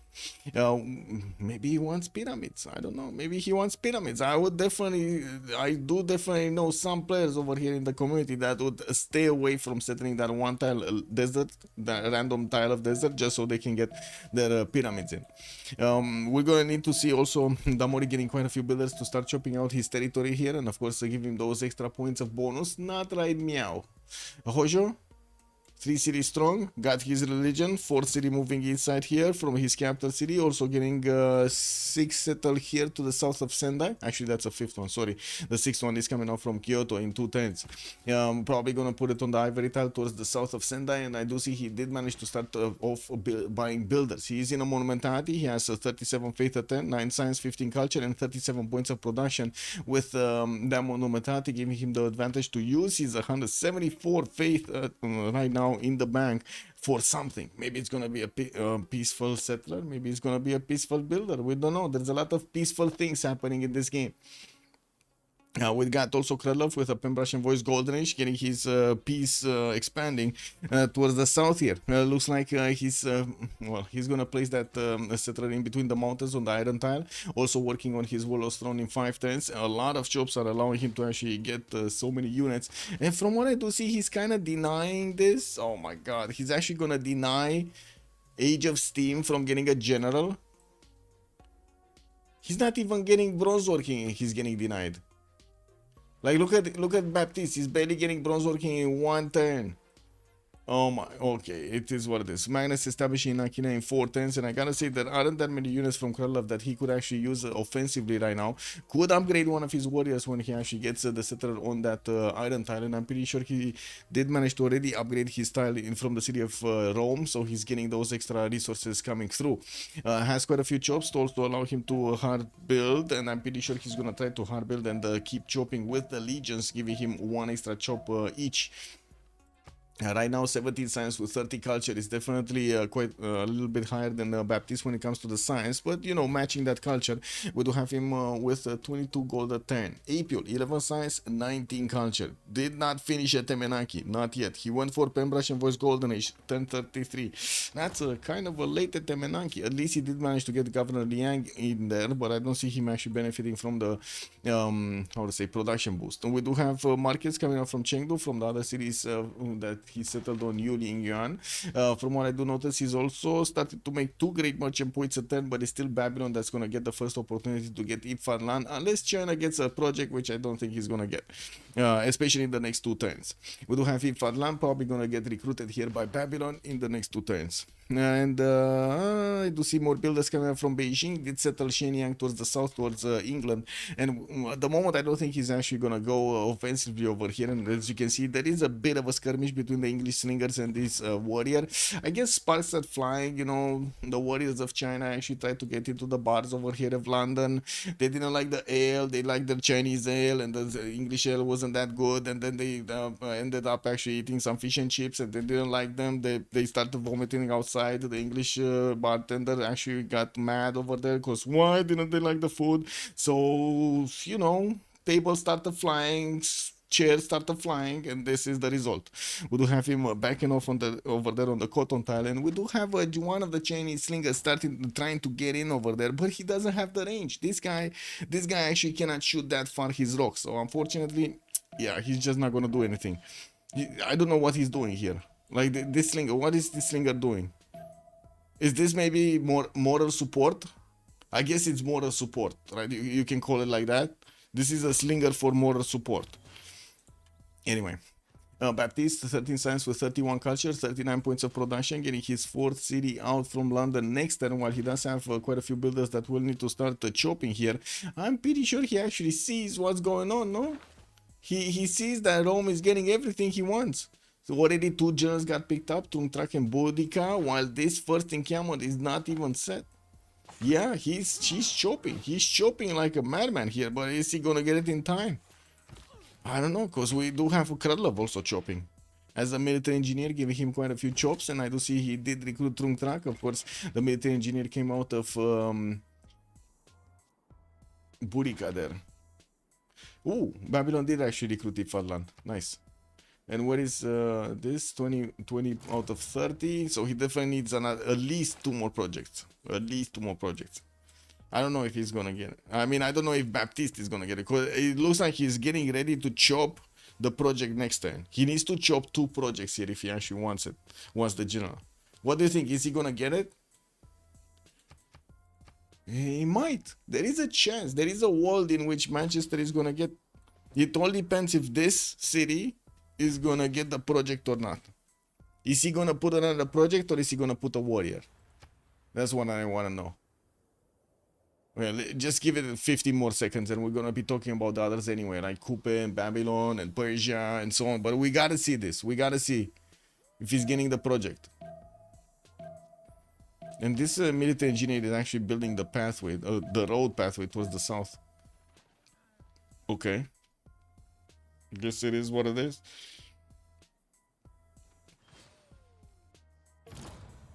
What's he keeping his production for? Oh, there we go. Sansu, another one. Phoenicia also chopped a general. Wait, what?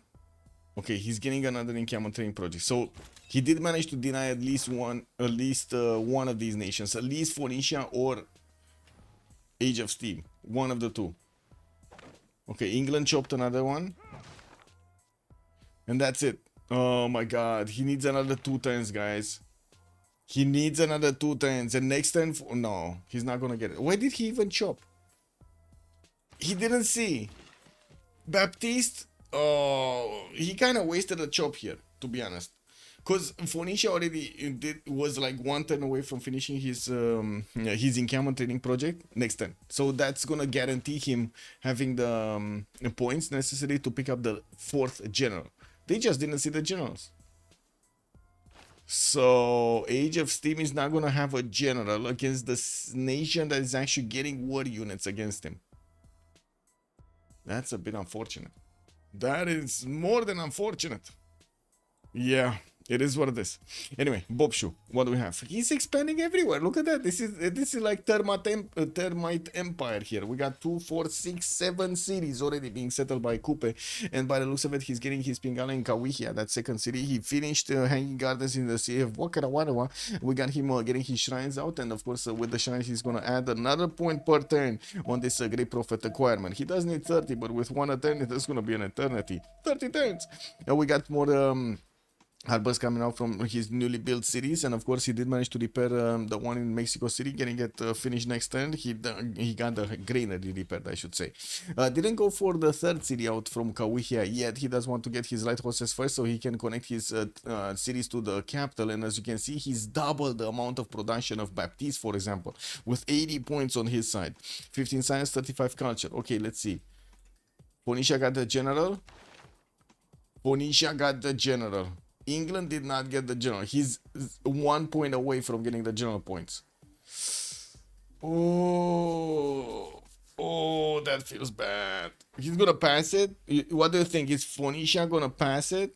Because this is what they're gonna end up on, right? Is he gonna pass it to England, or is he gonna keep it for himself? That's my question.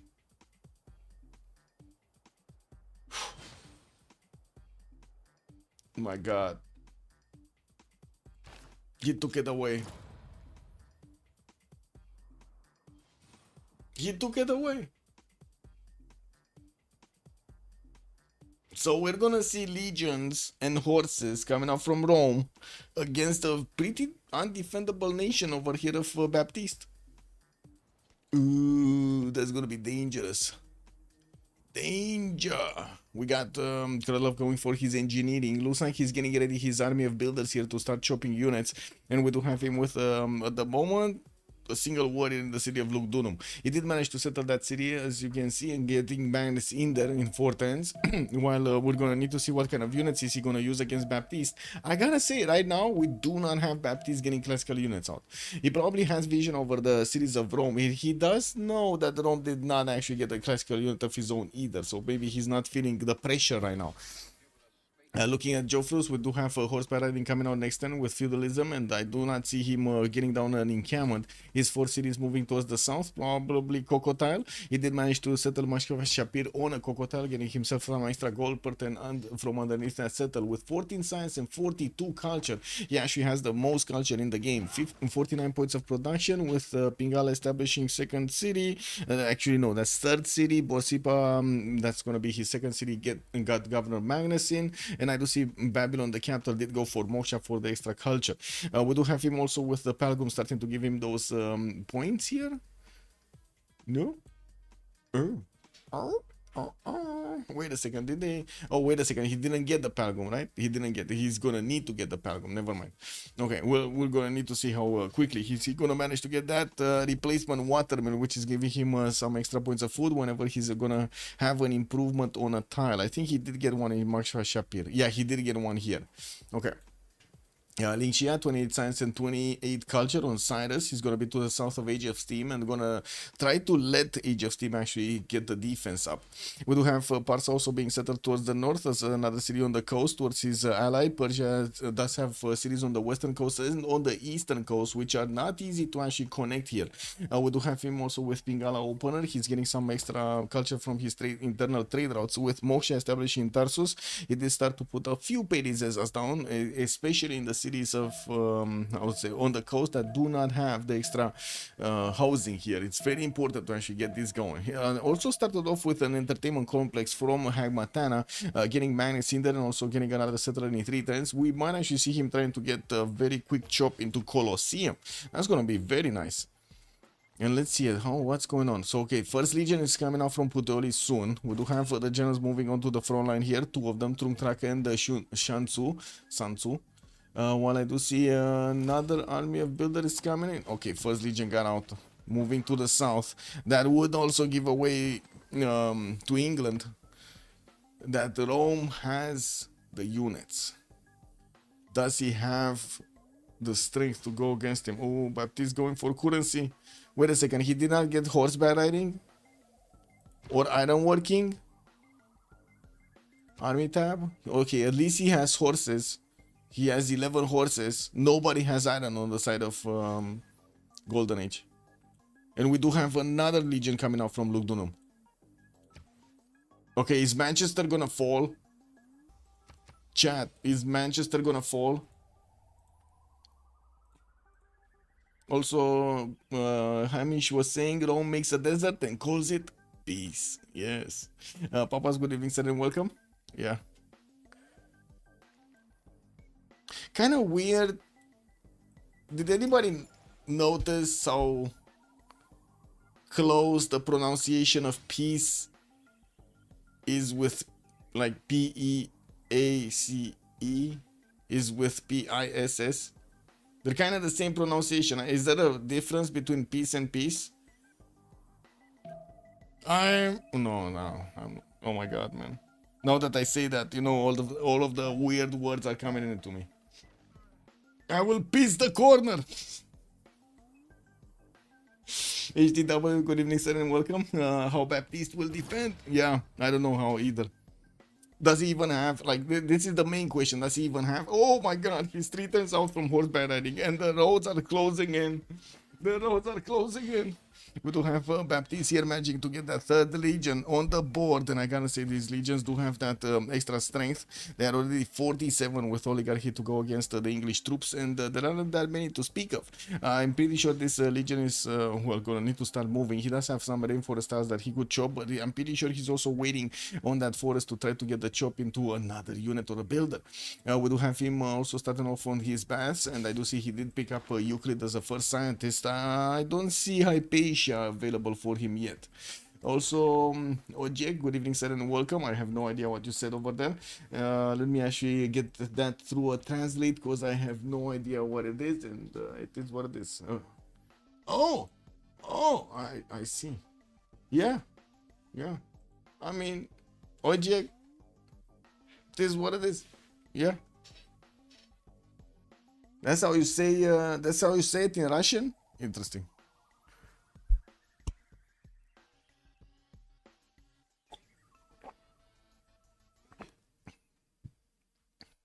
Okay, what is going on here? So we got some horses coming up from Damori. Actually, quite a few horses. Two on the right side, two on the left side. His general is deployed on the left side, and I do notice Babylon did manage to get at least one of his horses out from Borsipa to see what's going on. There's going to also be Mount Sinai possible placement here towards the north of Borsipa, and I do see the pyramids are getting built from Babylon in that random tile of desert here from the capital city of Jofros. We do have him also about to place another city towards the south of Maksha Shapir, getting that extra science from Pingala soon. And from what I do notice, we do have the cities of Damori that keep on getting some more units out. Either Bayrim's coming out from Biruta or horses coming out from his capital city. Still doesn't have anywhere to go with them though. We do have a possibility for Babylon. Ooh, actually, wait a second. Babylon is trying to get onto the coast. That's kind of dangerous. Like, I mean, he could have gotten one tile off the coast, but I guess he did want at least one tile from Krakatoa. Or at least, you know, that's what I'm telling myself. We do have some archers also coming around here from Krudlov, while I do see, of course, he did actually not chop with the Legion the other thing, he chopped the catapult. And from what I do see also, England, instead of actually getting his units out, because he's still going to need his horseback riding, he's switching to, wait a second, did he get horseback riding or not? Because he's going iron working right now in 2 turns with feudalism coming up in 3. Did he not get horses? Oh my god. Okay, at least he does have a galley fleet inside of that city center. That makes the city 44 defense strength. It's quite strong, but the Legion still can pass through it. Not to mention having 2 of these catapults available from Lugdunum will take down the city very quickly. Not to also those units around it. So we got 3 total legions, 4 legions, 5th legion coming out from Lugdunum soon, and archers also coming out from Puteoli. While I do see the main cities, Rome and Aquileia, starting to get their bats going right now. I'm sorry, I got a hiccups. Blizzcard Games, good evening, sir, and welcome. Where's Age of Empire and Lizzie? Lizzie was banned. Age of Empire, wait, was it? I think it was. Wasn't there a different? No, they wanted to ban Age of Steam. Actually, give me a second. Yeah, Age of Empire actually got banned first by Arcane, and then they banned Lizzie as their 5th choice. They also banned Indonesia, Eleanor, France, Eleanor, England, I mean, Scythia, Conge. They banned quite a few of these. Okay, so Baptiste wants to actually get his swordsman out. I mean, that would be ideal, don't get me wrong, to defend with the swordsman against the legions, but you do need a lot of iron. And right now, he's the only one making iron. Didn't he have 2 iron tiles? I guess he did, but no, he did not. Only has this one in London, and that's it. Well, I'm pretty sure Phoenicia is going to need to get his iron improved, and from what I do notice, he did get it from the city of Tyre, still sending his horses towards the south, towards the choke points. Oh, we got Babylon here in a bit of trouble here. We do have the Phoenicia horses that are just a turn away from actually entering the borders of Masha Shapir, and from what I do notice, they could actually climb onto that campus over there to pillage it, get the extra science from it. We do have also Coupe starting to actually get very, very strong, a lot of production, 101 points of production here. We do have him on 23 science, 45 culture, theater squares coming around, a +3 from Wakana Warewa. While I do see this one, it's going to be a campus from Tehonianga and Coupe. It does have a few more settlers supposed to actually settle quite easily. Trying to get entertainment complex from Mexico City. Did plug in Reina over there so he can start up his connections towards the south. Wow. That's a very early Reina in a city that I don't think it's gonna be used that much. Like looking at Babylon, it's gonna take a long time to actually get those trade routes moving. Yeah, it's gonna take a while. This settler would actually need to get onto that niter tyrant, but he's not. He's going to go into the copper. It is what it is. He might be a bit too much. It's England. We will have enough iron. Don't worry. Will he? Now, will he? Because he's like, he needs it in next turn. Or in 2 turns, actually. In 2 turns. He needs it in 2 turns. This turn, we're going to see the legions enter the rainforest. Next turn, we're going to see at least 1 warrior taken down. And we do have Baptiste here with 8 iron in the bank. Well, at least he's making 4 a turn. You know, at least that.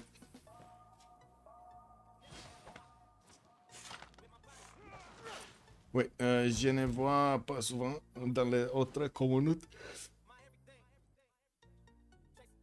Read what England does. He's already getting 4 a 10. Yes, yes. Just 1. Yeah, exactly. Just 1. And let's see the damage. 47 against that swordsman of 40. Lack of general here. And lack of victor. Lack of defender of the faith. A lot of lacks here. Wait a second. He didn't go holy site in his 3rd or 4th city? No, he didn't. So he's not going to have defender of the faith. Ooh. Like usually in this kind of situation, the players do try to get a religion exactly for that extra +3. It would have managed to make such a big difference. Yeah, they did deny him. They did deny him general, yes. I just realized when I was talking about Phoenicia and England, I honestly thought they were allies, but they weren't. The Amori did actually deny him a general. The last general.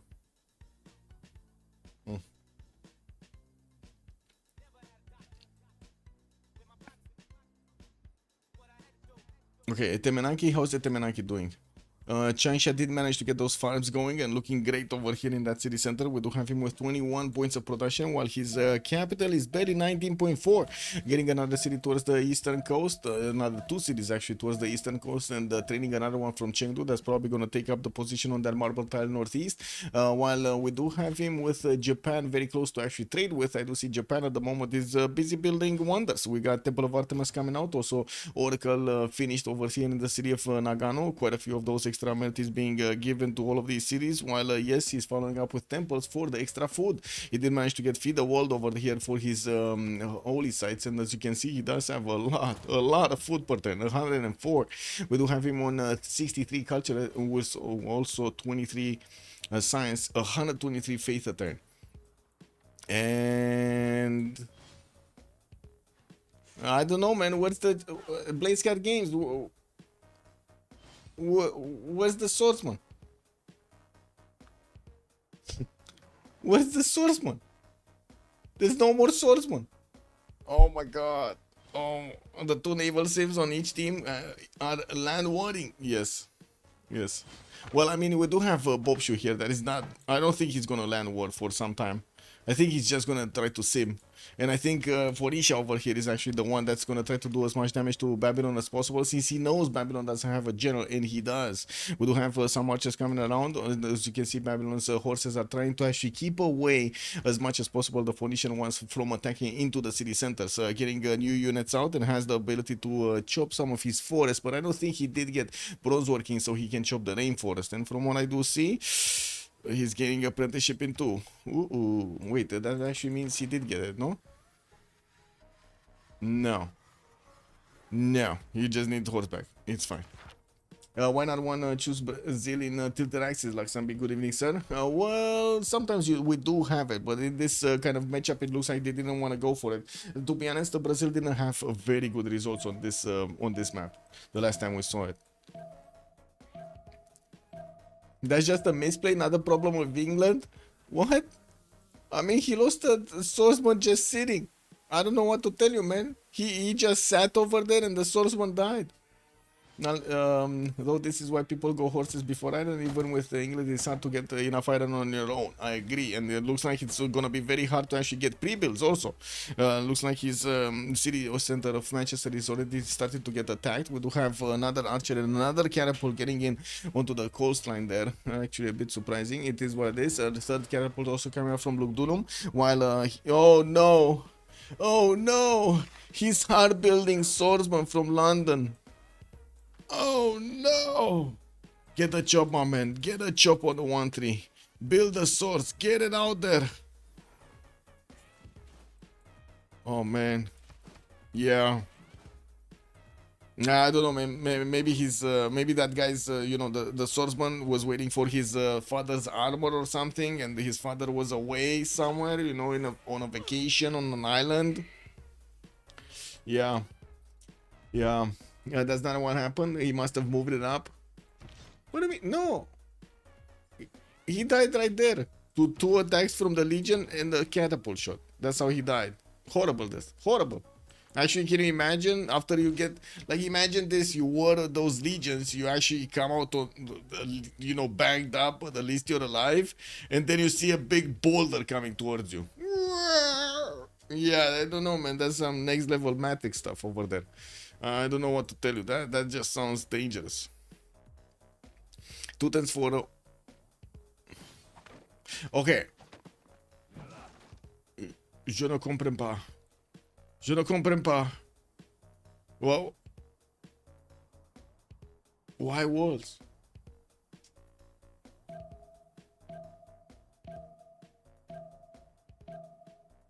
Oh, my thought process is he already has units on the border. He sees catapults, so the walls are not gonna do much because the catapults are gonna chew through them. And I'm thinking he needs more units than actually walls, static defenses, to try to shoot back against his opponent here. So, yeah. I am very surprised. Oransi, bonsoir monsieur, bienvenue. This match is played on, this is played on 6-4. This is actually, I asked them before and they chose to play it on 6-4. Didn't they need to play, I don't know, by the way, I don't know from the, how to say, the moderation part, or I should say the organizational part. Did they tell them to choose between 6-4 and 6-3-1, or did they need to play on 6-3-1 or on 6.4? I have no idea. Was there somewhere? I guess we might have an announcement here, right? Orga? Bonjour. Spoiler.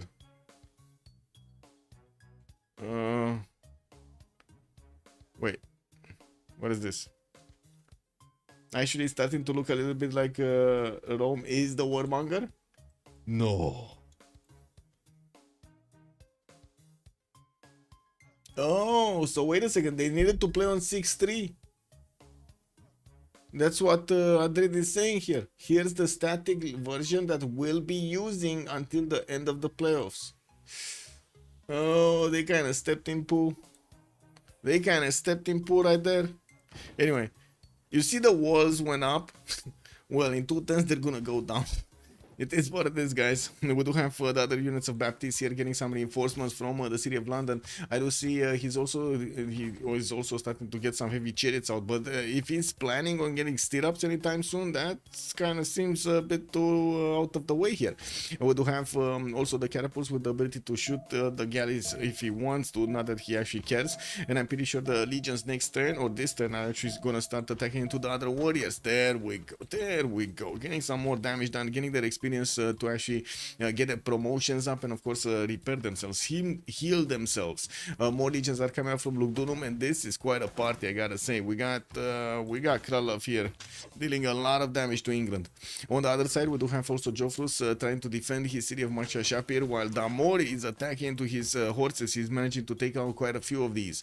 We got Borsipa getting also damaged by Folisha's scout over there. Wow, pillaging one of his campuses, while Jofrus was kind of, you know, peaceful, trying to get his pyramids going, trying to, you know, get quite a few builders. He got invaded by the Phoenician army from the north, and it looks like Kupe is not doing anything about it. We do have him with a Toa that's just sitting over here in Tepekohiwi, and I do see new settlers are coming out from his main cities. I'm pretty sure he's gonna have quite a few of them that need to be settled all around here. Okay, 5 times for the temple coming out from Otsu. Commercial hubs in also the cities of Japan. He's gonna get Stonehenge for an extra belief here. And I do notice Maori did actually choose to take Defender of the Faith for himself, while he's gonna have Jesuit Education. He's gonna get quite a bit of faith going, especially when his Mares come out. He's on 21 right now. And the first Mare did get built in Wakarawarewa. You do see the extra faith and the extra culture coming up on all of these forest and rainforest styles. Getting also campus in Mexico City, while he's gonna build up his right horses for those extra trade routes. He's still the biggest one in the production screen with 117 points of production, 40 science and 73 culture. Ah, walls. Where walls? Where walls? Yeah. Wait a second. Even this guy, man. The Chinese warrior got into the city of London. I don't know how he did it, but he did it. Also, I think in this position he needed more archers since since no way he's gonna get through enough iron for swords, so you would spam ranged. Well, yeah, but he's getting libraries in the meantime. I don't know what to say. And lighthouses. He's not getting units. Oh well, I guess he does have quite a few pre-builds. Is he gonna get iron from somewhere else? Oh my god, he's still the only one making iron. So we could see Bobshu here getting iron. We could see Ling Xia getting iron. Neither of them are getting iron for him.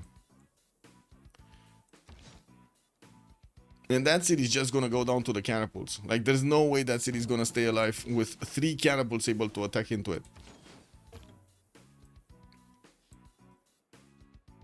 Legions! Yes. Good evening, Martilo. Welcome, sir. Probably plan to rush knights. Honestly, his only chance. Well, yeah, but to be honest, look at Cradle of Science. 39 and 36 sculpture. We do have him in the tech side getting printed in 6 turns, Divine Right next turn. And on the other side, I do see Baptiste is barely getting his apprenticeship into, and the mercenaries into. I don't know what to say about those knights, man. They seem very far away. I do notice that he also got picked up by Persia for an extra trade route capacity. We do have Ifadran earlier being picked up, and still no Hypatia. Ariabata is going to be the next scientist. Now we do have Irina of Athens also on the merchant screen, while I do see the first engineer points are starting to come around here from England. We only have Bishank for an extra district over the population there. Well, we do need to also see Kralov starting to attack into the city center maybe. What did he get? Did he get Tortos? Oh, he got Tortos? Why? He didn't get the other one, the +7. Oh. Anyway, Wallowstone also coming around here from London in 2 turns. Rome already built it a long time ago and starting to get his farms going for the extra food in his capital city. While he did get to plug in Pingala and Putori, he's getting ready his baths here for those industrial zones. Another +3 campus is getting built, and as you can see, he already has more than Baptiste, but he doesn't have the same production of Baptiste. Well, that's another city which might be taken out here. And I do think actually Krodlov is gonna keep this city. Well, I think he's gonna keep this city, no? Why not? Wait, is he gonna double bonk it? He's gonna double bonk the swordsman. Okay. Not the city center, the swordsman. He does have another legion that could actually attack into the city of Manchester with no problem. It's just sitting outside of the vision there. And there we go. City of Manchester going down. No way he's gonna keep that city. No way he's gonna keep that city. I'm sure Carthage did not want war, but was forced to attack. Yes. Yeah, it's Babylon wanted to make some peace with Dido, but he made the peace in the wrong corner. So yeah, Phoenicia got mad. Yeah, it was Phoenicia's corner to to get the peace in. So yeah. Anyway, we do have a great bath coming out from Babylon, also in 2 turns to help protect against any floods in this territory. And yes, he does have a free builder from Pyramids, not to mention extra charger on each of his builders. This is pretty good. Rapanui also has been demolished over here. We do have Damori managing to take it away with his Pyrims. Man, look at the Pyrims go, man. They went all across the map to take Rapa Nui from the north of Japan. Well, at least he's gonna get the safety settled there. That's talking. I mean, that's some preparation right there. We do have also towards the north not that many units from Maori coming around. More settlers though, and I do see he's starting to spread his religion everywhere, so he can get those going. He also started trading with Hansa by the looks of it, placing one of his governors in there, Amani, to give him those extra points. And I do see him sending another settler towards another island. He really likes the jail islands. What can I say?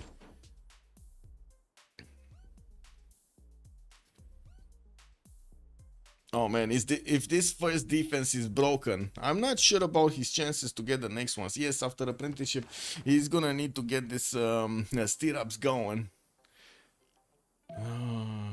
I don't even know if he has horseback riding, to be honest. I don't think he has horseback riding. And he got one of his builders picked off. And he might actually lose a trader here. The Chinese scout that was fighting from the beginning is still doing a lot of damage. Can you imagine if we actually see Chinese horses? Oh wait, we actually do see Chinese horses. And another archer got taken out. The city of Manchester also got wiped off. Clean the map here. It's one of the Roman cities right now, and we do have the catapult taken out the bolt from the water, while there are still 2 swordsmen to the west side of Liverpool. I don't know what to say, man. These Cradlovian legions do manage to tear apart the Empire of Age of Steam. We do also need to take a look at what's going on here. Looks like Babylon was successful in pushing back the Phoenician horses from his territory. A lot of them died, but not before they did get a lot of pillages. Not to mention the campuses in these patches, not to mention the commercials did get pillaged earlier, the mines, and quite a few yields did get into Damoris Empire. We do have him, Amori, also following up with campuses after he got his Squadrons and his lighthouses in them. He did manage to get to 20 science with 47 culture, and I do see him on 81 points of production. Geoffrus is 33 with 46, definitely keeping up with the production necessary, and of course the yields, but I do see him lagging a bit in the goal per turn. He's repairing his commercials, and we're gonna need to see a little bit later on if he's gonna manage to actually get this back on track. We do have Coupe though, that did manage to jump to 118 points of goal per turn. Not to mention Lynxia is on 96.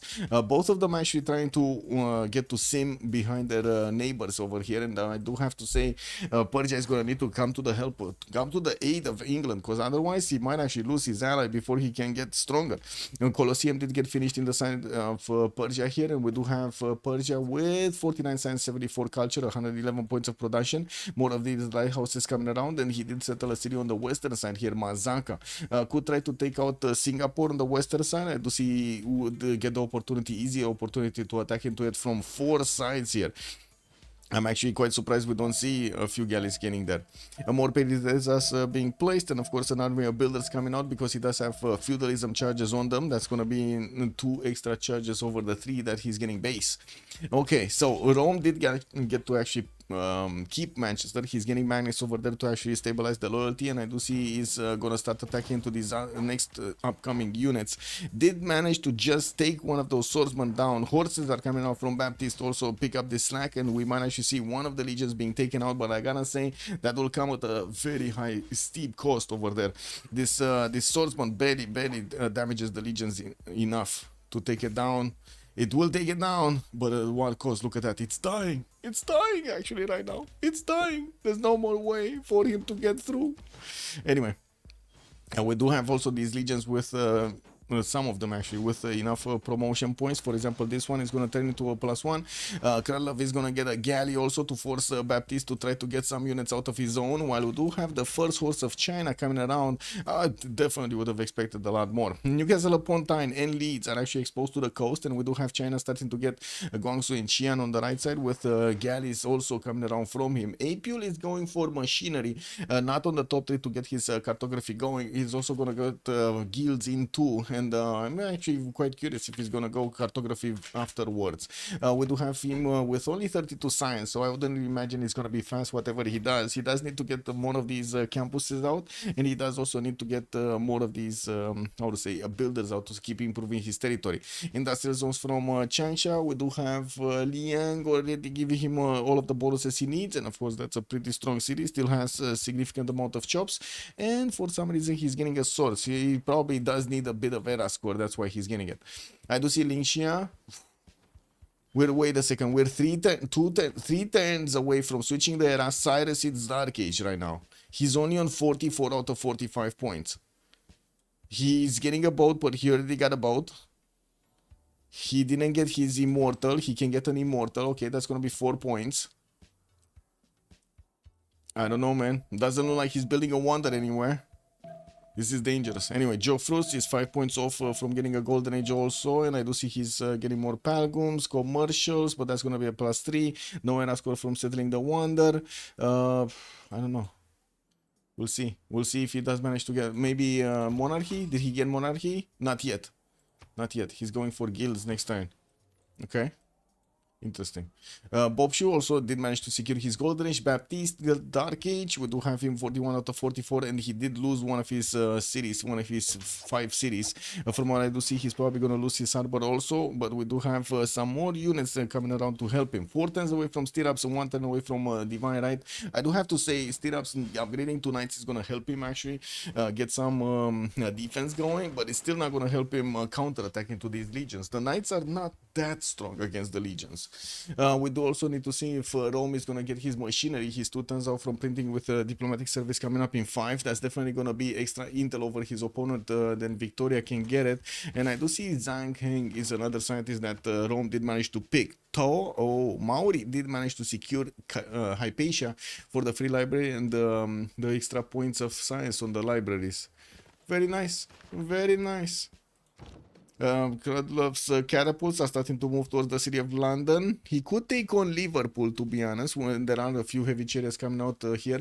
1, 2, 3, 4 that I can say pre-builds. And of course, these units are being seen by Krudlov. 2 of these, 3 of the legions are very badly damaged. 4 legions are very badly damaged. Yeah, this is a bit of a problem. He would need the strong legions, and he doesn't have right now strong legions to keep on attacking into his opponent. That is a bit of an issue. Anyway, era score, Joffrus 52. Oh, look at Lin Xia. He did jump up 52-53 in just a turn. Amazing. He got so many points in just a little bit of time. Apule 46-47. He also has the problem of maybe going Dark Age, and we do have him getting those swordsmen out. An industrial zone coming out from Changsha, which is gonna be a plus 4. Very nice. Okay, he is getting the splendid bonus from it. We do have him with more balls coming out from Xi'an, and he might actually want to choose to attack into Baptiste. Baptiste 2 cities, Newcastle upon Tyne and Leeds here. We do have a bit of a fleet coming out from Persia also. I do see 2, 4, 5 boats are getting ready between Tarsus and Rain. More of them are coming around, and I would imagine we will need to see him actually getting those down. Apule did upgrade one of his Crouching Tigers, so he gets his unique unit, and he's 56 out of 55 right now, securing the Golden Age. Krudlov secured his Golden Age, 53-49. Mikado secured his Golden Age, 59-53. And Damori might be going dark, 43 out of 52. Only 4 cities getting his campus next turn from Sidon. That's only going to be a plus 1. And I do see him getting a few more horses. No swordsman yet. A campus in Beirut, that's only going to be a plus 2. So no plus 3 bonus. Phoenicia did manage to reposition his general towards the north, where I do see he was trying to attack into Maori. Maybe he gets some pillages over there. Maori does have Toas to defend himself. These are very strong units to actually defend against the classical and sometimes the medieval units. And from what I do notice, Maori does have a few of them just walking around his territory to help him defend. Also plugging in Victor over there in Tepokohiwi to help him defend.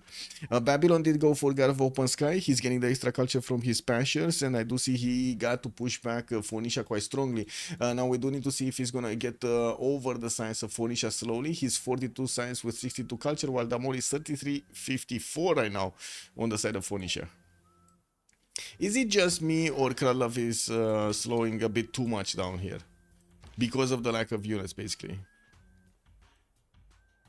I guess we'll see. We do have the catapults doing some shots. Some of the legions are getting their health back, and of course it's quite a few of them are actually in the borders of Manchester, so he's popping the second to strongest heal. In the city center he's getting 20, in the other surrounding areas, in the tiles of the city center he's getting 15, but these ones outside are only getting like 10. This one in the opponent's territory is only getting 5, for example. It's a bit unfortunate, but that's how it works, huh? That's how it works. Wow, getting pinged in the middle of the night. Tokihara, good evening, sir, and welcome. Will China take Hong Kong? That's a good question. Very good question. We'll see if they manage to do it. We got pinged with something, movie, something. Oh. Let's see. Some Escape from Tarkov stuff. Okay, more legions getting chopped by other legions. We do have Krudlov taking down these pre-builds. Baptiste is down 2 heavy chariots here. We also do see him hard building knights. He did manage to get to that technology, and I do see the first one is coming out from London in 2 turns. He did manage to upgrade this one in Liverpool, and this is the bad news. As you can see, the knights are actually weaker than the legions on the defense. That's a problem. And of course, England did lose that a single city that he did have with an encampment over here from Manchester, so he doesn't have the ability to get one of those generals. Could use the card, but he's 57 out of 75. He's still gonna need like 10 turns to actually get to the general, so he's choosing not to. In the era score screen, I do see Baptiste did hit a normal age here. We do have also Damori hitting a dark age, while everybody else in the game did manage to secure their golden ages. We're gonna have a pause of 2 minutes for the World Congress in the next few minutes, and we're gonna also need to take a look at all of their bonuses in the upcoming era. Rome is getting his intelligence in 3 turns, which is going to allow him to get a spy over Baptiste. Again, a very powerful bonus, which at the moment I don't see Baptiste benefiting from it. He does need his own printing, and he's barely on engineering in 1 turn. It's going to take a while to get with his own printing, and that's time that Rome is going to use with the extra intel on his side. And we do have 2 generals on the front line, also crossbows coming around. These crossbows are going to make quick work of the next defensive units of England, the knights, and also all of the, of course, swordsmen and the archers that he has over here. Krudlov still needs quite a bit of heals coming out for his legions, so he can get to do the highest the punches against his opponent. Oh, he did actually manage. So he finally saw that England doesn't have a lot of archers, and he, instead of going for Tortoise, he started going for his battle cry for the +7 when attacking. It doesn't work on knights, but it does work on swordsmen. Very, very strong ability.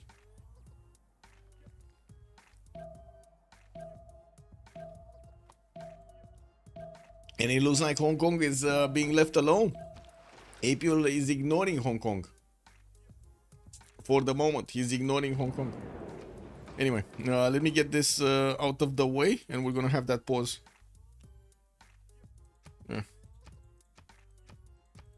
Be right back, 2 minutes.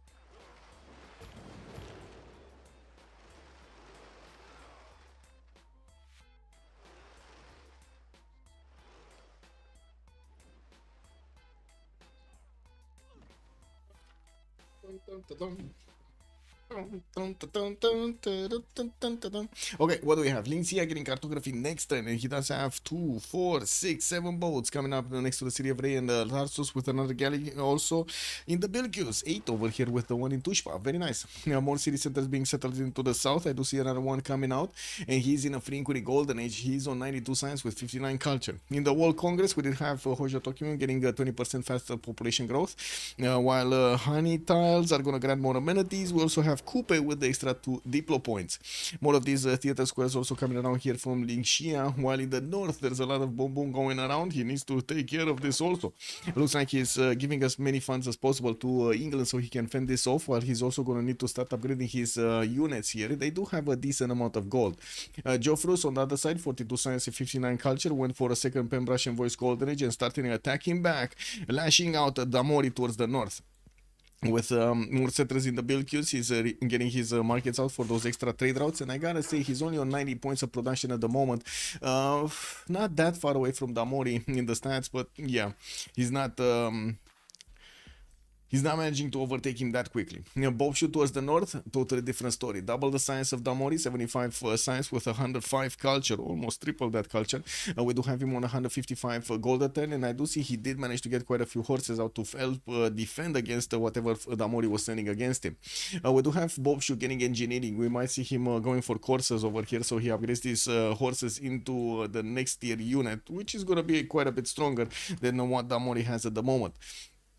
But Amori is going to be faster on castle, so I guess it is what it is. I do see also Baptist is 33 points of science with 29 culture in a very precarious I think situation.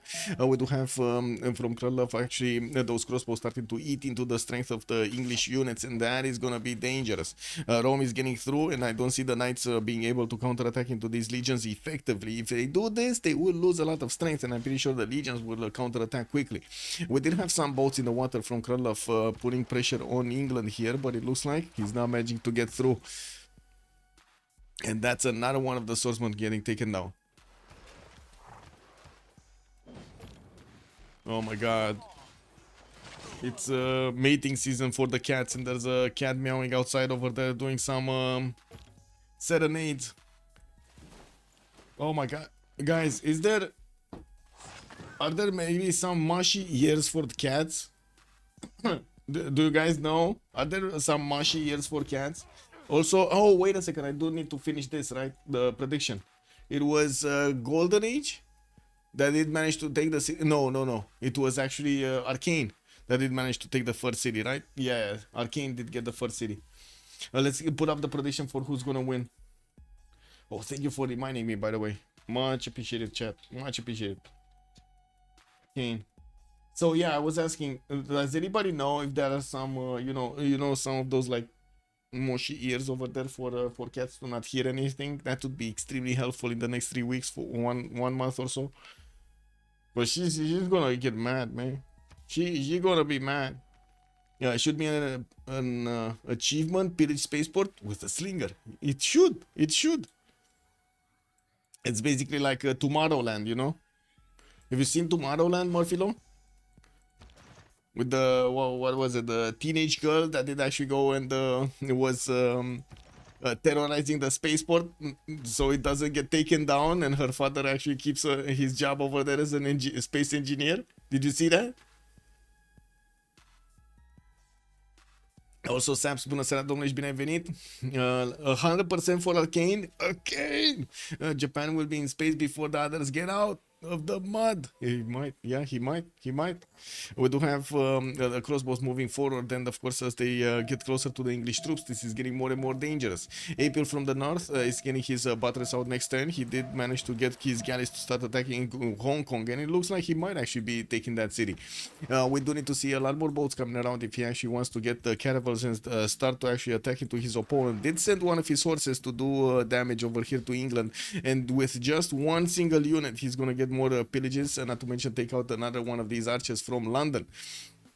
We did have also on Krylov 57 science, 29 culture with From what I do see, 64 points of production, getting another settler, another two settlers coming, three settlers actually coming around from his cities. Did manage to finish his intelligence. That means he's gonna get a spy in one of the cities of England soon.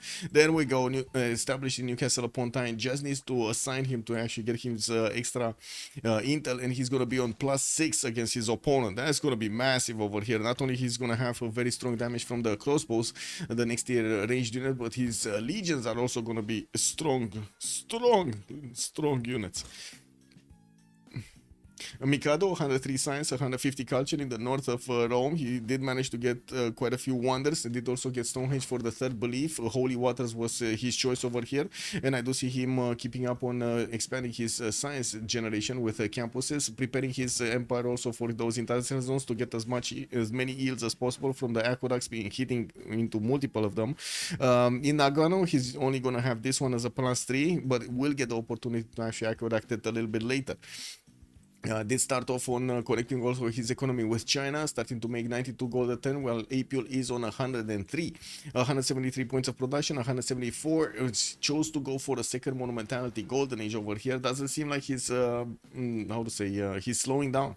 It doesn't seem like he's slowing down at all, actually. Okay, so Spy didn't get activated. The Spy didn't get activated before Kralov started attacking. Oh no.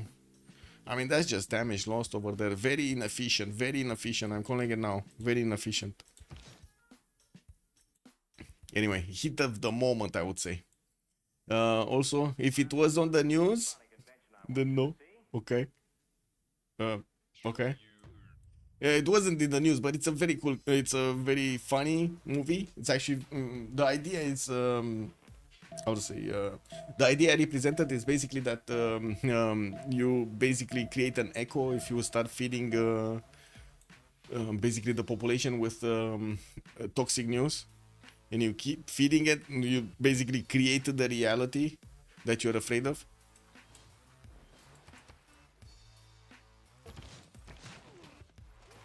Okay, well, China is getting through to pillage those traders, not to mention the tiles over here. I do also notice Persia did get his boats next to Newcastle upon Tyne to actually get to upgrade them into caravels, and China, Apul is still fighting off Hong Kong, which is trying to get the ancient walls, and will probably get the ancient walls before these galleys do manage to get through the damage of the city center, through the health of the city center. Level 2 catapults are also going to get more damage here, slowly but surely. I do see they do need to actually get through to the next ones. Ancient walls, kind of a quick question mark over here from Manchester. Why is he getting that? He did manage to get some more heals on the backline legions, which he did manage to also get the man at arms upgrade. We're going to need to see when he's going to put the gold in. We do have Baptiste trying to get his printing, but he's 12 turns out of it. I do see finally Rome's spine did actually manage to get activated, and that will allow him to get that extra intel. We do have the +6 intel, making these legions 59 attack strength against his opponent's knights. And there are only 4 knights available, one of them extremely low HP, which I gotta say he does have a promotion. It's just a matter of Krudlov actually attacking into it.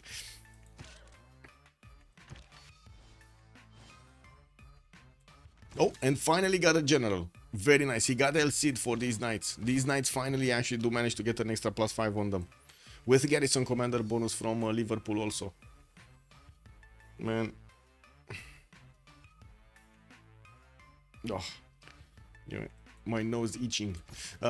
Courses being upgraded towards the north. We do have Mauri sending his to us and some of his sources to check out what's going on to the north of the lands of Phoenicia. While in the south, the courses did manage to push back Babylon. Here it does seem like Babylon is in a bit of trouble, getting his machinery out in 2, has pikemen coming out from his city centers, so he can keep those units at bay, and he's basically trying to sacrifice his units over here towards the northwest next to those mountain tiles, so he slows down the attack, the possible attack on the city center. That city did get walls earlier to keep it alive, but yeah, he does need units, and units, anti-cav units basically against these coursers. I do have to say these coursers are much more maneuverable. They do have 6 movement, while they do have also a general with them. Babylon still did not manage to get the general for himself.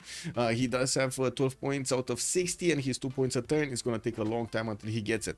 Omar Khayyam is the next scientist, and we do have Japan managing to get there with 9 points a turn. I do see he's probably going to pass this to Mauri, and we're going to need to see if he does manage to actually get Newton or Ibn Khaldun there.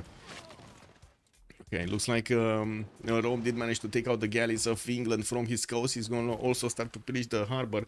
We do have Krudlov also with the ability to attack into these knights and might actually take another one down.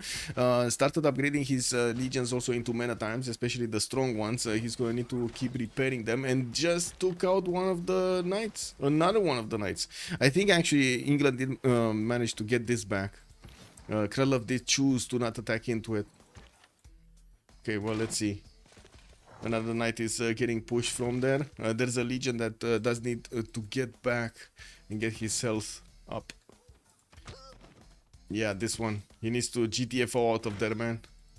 GTFO out of there, Krudlov. You didn't need that tile anyway. Well, 5 turns for intelligence from London. It's going to take like 7 turns, 8 turns to actually get his own spy into Rome's territory. And that's just going to give Krudlov the time he needs to go through the next units. I do see also Lingxia did manage to get a significant fleet going against Apule. Apule is still getting cartography. Wait a second. Yeah, he's still getting cartography. He's 4 turns away from cartography. Wait a second. That's an insane amount of time. That is insane. As in, it's too much time. He's gonna have these caravels on him in the next 2 turns, and he's probably gonna lose at least 2 or 3 galleys over here. And it's not like he has a big fleet. That's the problem. He wanted to get as many boats out as possible, but unfortunately couldn't get that many until this time. Now we also do need to see if Mikado is gonna get into the water with some of his units. Right now he's getting his harbor shipping projects and did manage to start recruiting some writers. I'm sure he's gonna start recruiting also the artists here soon TM. Now, while we do not have him with any kind of fleet, he was basing his defense on Apule on the coast. On the western side, we do have Damori pushing through. He did manage to breach through the initial defenses of Babylon, while the first pipeline is coming out next turn. We're going to have some follow-up ones from Borsipa in 2. I'm actually quite surprised Babylon is building a foreign ministry here in his capital city, because at the moment he doesn't really get any bonuses from it, and since he's getting attacked massively over here by his next-door neighbor, I would have thought he's actually going to want to put more priority into getting this defense up. Let's take a look here. Are we having some push? So Krudlov did manage to actually push with one of his legions, getting it back right now. Okay. Switching around his units to put the men at arms on the front line. Still needs another turn to move it forward, and the moment he does have shooting solutions at the swordsman over here from England, definitely these catapults are going to start slowly eating away at the strength of the swordsman, not to mention the crossbows will also need to do that. Started pillaging the harbors in London, getting some extra gold for his teammates, while he's going to need to start upgrading. I gotta say this. Look at this. We got Persia. Wait a second. Did he not build 2 harbors? Because he might not have. Yeah, he might not have cartography boost, right? You do need what was it? 2 harbors, if I remember. Yeah, build 2 harbors. I don't think he has cartography boost. Yeah, he doesn't have a single harbor actually finished. The city of Xi'an only built boats. He did pre-place a harbor. Wuhan also pre-placed a harbor, but it's like 6 turns away from finishing unless he's gonna chop it. And to be honest, it's not like he actually has that many tiles to actually use if he starts chopping them. I don't know what to say about this. I would have thought he's not, but I guess, you know, it's emergency time. Walls up in Hong Kong. We do have the galleys starting to make a line of defense over here, but they're still gonna get double shot easily by the Persian caravels, and I don't see an admiral. So basically Persia has a +8 over China. We might even see him managing to get one of those spies in. Did he get what specialization? He went for foreign ministry, so he doesn't have a spy. He's pre-building Squadrons, and I do have to say right now he's going for machinery. He does need to get the military engineering to get a lot of niter. He's also getting spied on by China. I do see 2 of these spies are already deployed in the Ray and Tarsus. While they did see also the upgrades of the boats, they do know about the caravels that got upgraded here in Newcastle upon Tyne.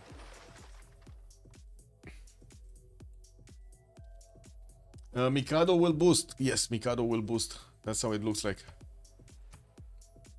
Okay, Rome did manage to get Ostia, and I do see also Arretium working on his industrial zones, getting also his settlers out. I do see Rome did manage to get up to 60 science, 32 culture versus Baptiste 35 and 29. Krylov also did manage to get his drums of war golden age here with 74 points of production, a little bit more than Victoria, while he still has the bigger stick over his opponent. We're going to need to see if he's going to get to flex it properly here. There are a few things that are happening. Okay, so that's another horse being taken out. Getting these Maritimes in as close as possible to the city of London. Now he cannot bonk it. That city is way too strong with just the knight inside of it. He's definitely going to need his catapults on the border. Probably even upgraded into trebuchets to do the extra damage. And we do have some more crossbows that can start shooting over here. And from what I do see, Baptiste is not getting his upgrade on the Maritimes, not yet. Level 2 trebuchet just came out, and that's going to deal more damage to the London's ancient walls. And from what I do see, the initial attack has started against China. China got the caravels right on time. Not all of them, because not all of them were in the borders. He's still gonna lose at least one or two of his boats, and will need to actually retreat them towards his border so he can upgrade them. The lack of an admiral here is gonna be quite dangerous. He doesn't even have the ability to get admirals because he never built one of the harbors. This is a problem. And let's see what's happening here. We do have Phoenicia actually choosing not to keep moving forward. He saw the pikeman and he thought it's over. He's gonna start repositioning his courses for another wave somewhere of attack, but I don't see where. Bologna has 63 defense strength. I'm pretty sure the courses just die against that city's walls. We do have campus research projects coming up from Sidon, and in the north it doesn't seem like anything's happening. Maori also upgraded his own boats, and there will be a massive difference in science in between these two civilizations. Already Bobshu is 97 science while Damori is 50. While we do have a lot more culture on Bobshu also, almost like what, 2.5 times than Damori. 200 points of production, double the amount of here of Damori. I do have to mention this. There is a possibility for Maori to actually get the boats out to go against both China and Japan at the same time. But later on in the game, they do need to somehow deal with Phoenicia first, and then actually get onto the onto the seas, onto the 7 seas there. We do have Rome managing to get 3 of these Maritimes right next to the borders of England. England is getting in London the walls up, and I do see some crouching tigers also coming in from the city of what is this city? Shenyang from China.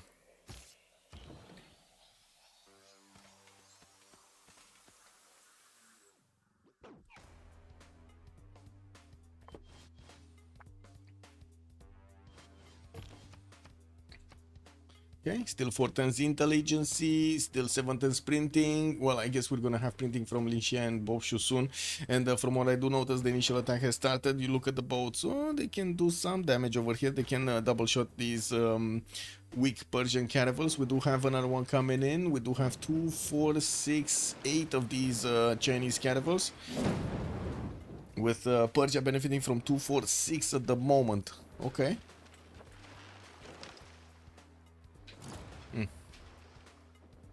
Oops. Well,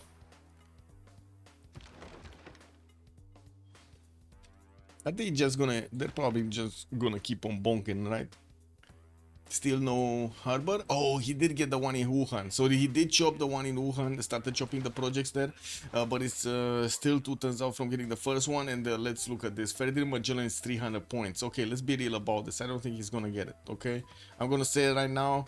Just don't want to make fake dreams over here. Apule doesn't seem like he's gonna get an admiral here. Doesn't seem like he's gonna need a million years to actually get to 305 points.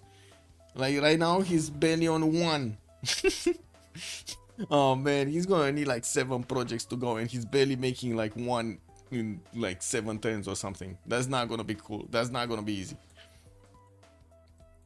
Okay, Damori trying to actually wrap around to go into Bologna's territory, maybe get some pillages, but to be honest, it doesn't seem like he has a lot of mines or interesting tiles. He has some med packs there. It might actually get to hit Rapicum or Karkar from the western side. We do have some knights also from Babylon, which are going to have the higher strength necessary to keep punching back these courses of Phoenicia.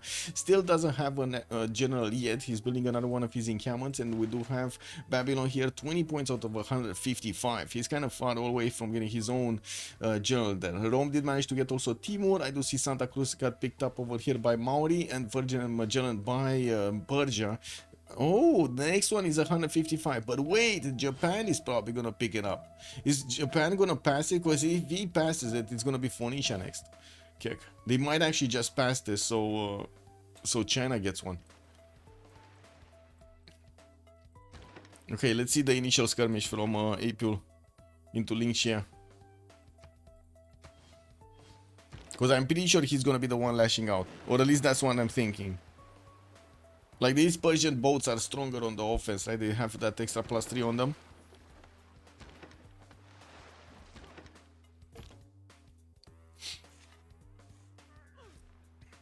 Okay, there's an exposed boat here.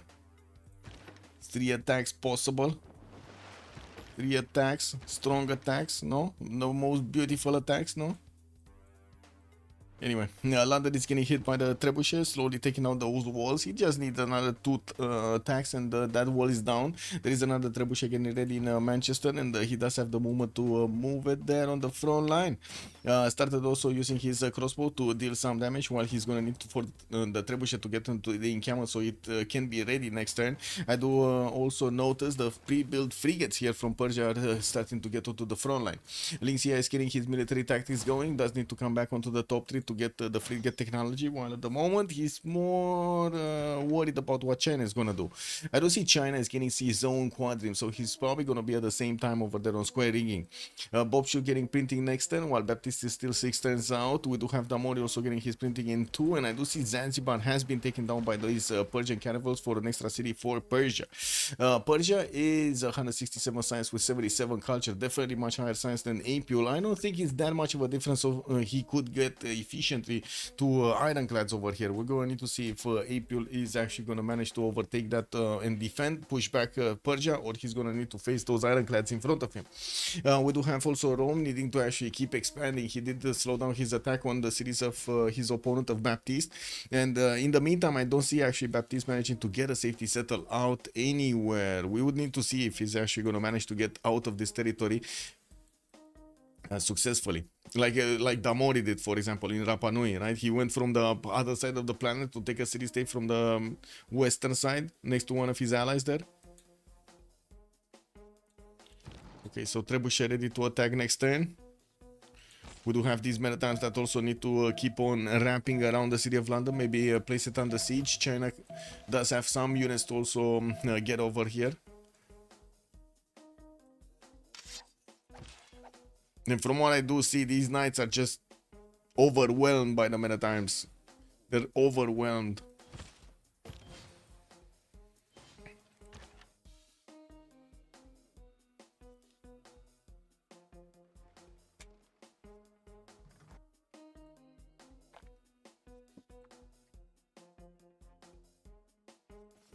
Japan with China bonus, it's a bigger boost than normal. Yes, it is. Okay, more of these Persian caravels upgraded. I don't see actually China lashing out. He's just building a line and waiting. While he's getting some quadrims out, I do see Bobshu is also 2 turns out for cartography. Apul 4 turns square rigging, while Lingxia is going to get his military engineering next turn. We did not have actually Niter technology on Apul. We do have Niter on Krudlov. That's basically what he's going to get the Niter from Rome. Interesting. Mikado also will need to get his Niter. Where is he? Square rigging. He's just going top 3 for industrialization as quickly as possible. Okay. Campus research projects. They're trying to get to Newton and Ibn Khaldun. I do notice we're gonna have Galileo Galilei as the next one. And what did happen here? China got Abu. Okay. He didn't get an admiral. Francis Drake got picked up by Phoenicia. Yi Sun Sin got picked up by Japan. He didn't get an admiral. As in China did not get an admiral. This is very sad. At least he does have Abu for the stronger he is on the caravels, but to be honest, I don't know. I don't know what to say, man. Now we do have combat, an extra +3 from the Persian caravels from Magellan. Oh my god. He has +12 over China. And he cannot push. He has +12 over China and he cannot efficiently push. Well, not right now, but I'm pretty sure when he's gonna get his frigates, he's gonna get to push, right? That's the trigger right there. Got more caravels getting built. I would imagine Ling Xia does have monarchy, but does he have Merchant Republic? That's one. Oh yeah, he does have press gangs, so he has Merchant Republic. So he's getting the half cost built into the caravels, the half cost card. Terracotta Army also coming out from Hamatane in 5 turns. That will allow him to get another promotion on all of these boats, and it does seem like we're in for quite a game. We're in for quite a game. If England would have fallen quickly, that would have been quite a problem, but it looks like he's staying alive over here, even if he's I would say getting pushed so hard by Rome. We do have Apule that will face the Persian Navy, and it doesn't seem like at the moment we're going to have some help from Japan. There are a few caravels coming around. He did manage to get Isun Sin, which will allow him to get an ironclad with a promotion on it. Definitely strong enough to take on the Persian caravels. While I do see also Bobshu on the other side is just going to keep getting yields. He's on 120 science and 140 culture, but not even coming close to Mikado's 150 and 209, and that's Mikado in a monumentality. Bobshu is pen brush and voice. Imagine how much culture Mikado is getting right now from his theater squares. Amazing, no? We do need to see Coupe here managing to get a lot more Mares. He's working on Kilva Kisivani in 4, also Colossus coming up from Kawihia in 4 turns, working on Chikanitsa, which is going to massively boost his production and culture coming out from all of these tiles. From the south, I do see Babylon did successfully slow down for Nisha from pushing through. We do have the knights getting to appear next to the cities of Rapicum and Karkar to help fend this attack off.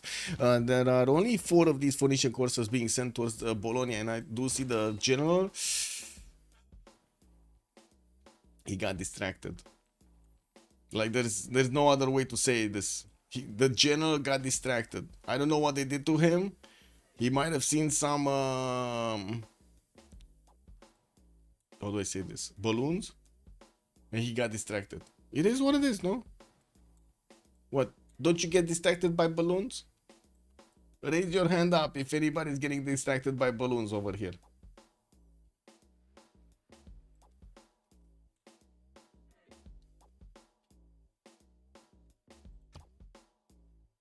Wow, nobody's getting distracted by balloons. Incredible.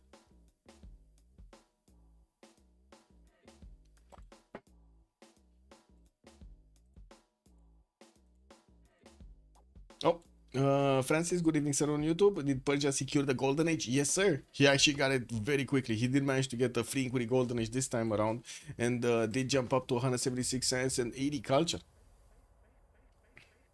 We got amphitheaters Passagar, also 4 turns for the Terracotta Army to happen there. Universities coming around, while I do see England is trying to lash out against Rome to put some more pressure back on his next door neighbor here. We're going to need to see if Kradlov's level 2 crossbows are going to save the day. We do have the cities of London walls going down next turn probably, and of course, as you can see, Rome's galleys are getting some promotions over here onto the coast, not to mention they pillaged the fishing boats so they can get the hills back. Now this city is not going to be easily taken, even with all of the trebuchets attacking into it. You know, we do need to see more units coming to wrap around that city center, and from what I do notice, China doesn't have the production necessary nor the strength necessary to send some of his units down. He's getting some catapults to defend himself on the coast, and from what I do see, Ling Xia is starting to actually get through trading, started to trade his caravels into the Chinese defenses. The first frigates are also coming around, doing the massive amounts of damage here against the Chinese caravels, sending them down to the bottom of the seas. He does have the +12. Actually, I think right now it's a +9 because I do see a +3 intel on China. +9 over his opponent here. First frigates also finally from Apule. They will get some damage, don't get me wrong. 63 is still good enough damage to attack into the caravels, and it is how to say, it will be a numbers game from now on. Do they have enough niter? That's what I want to know.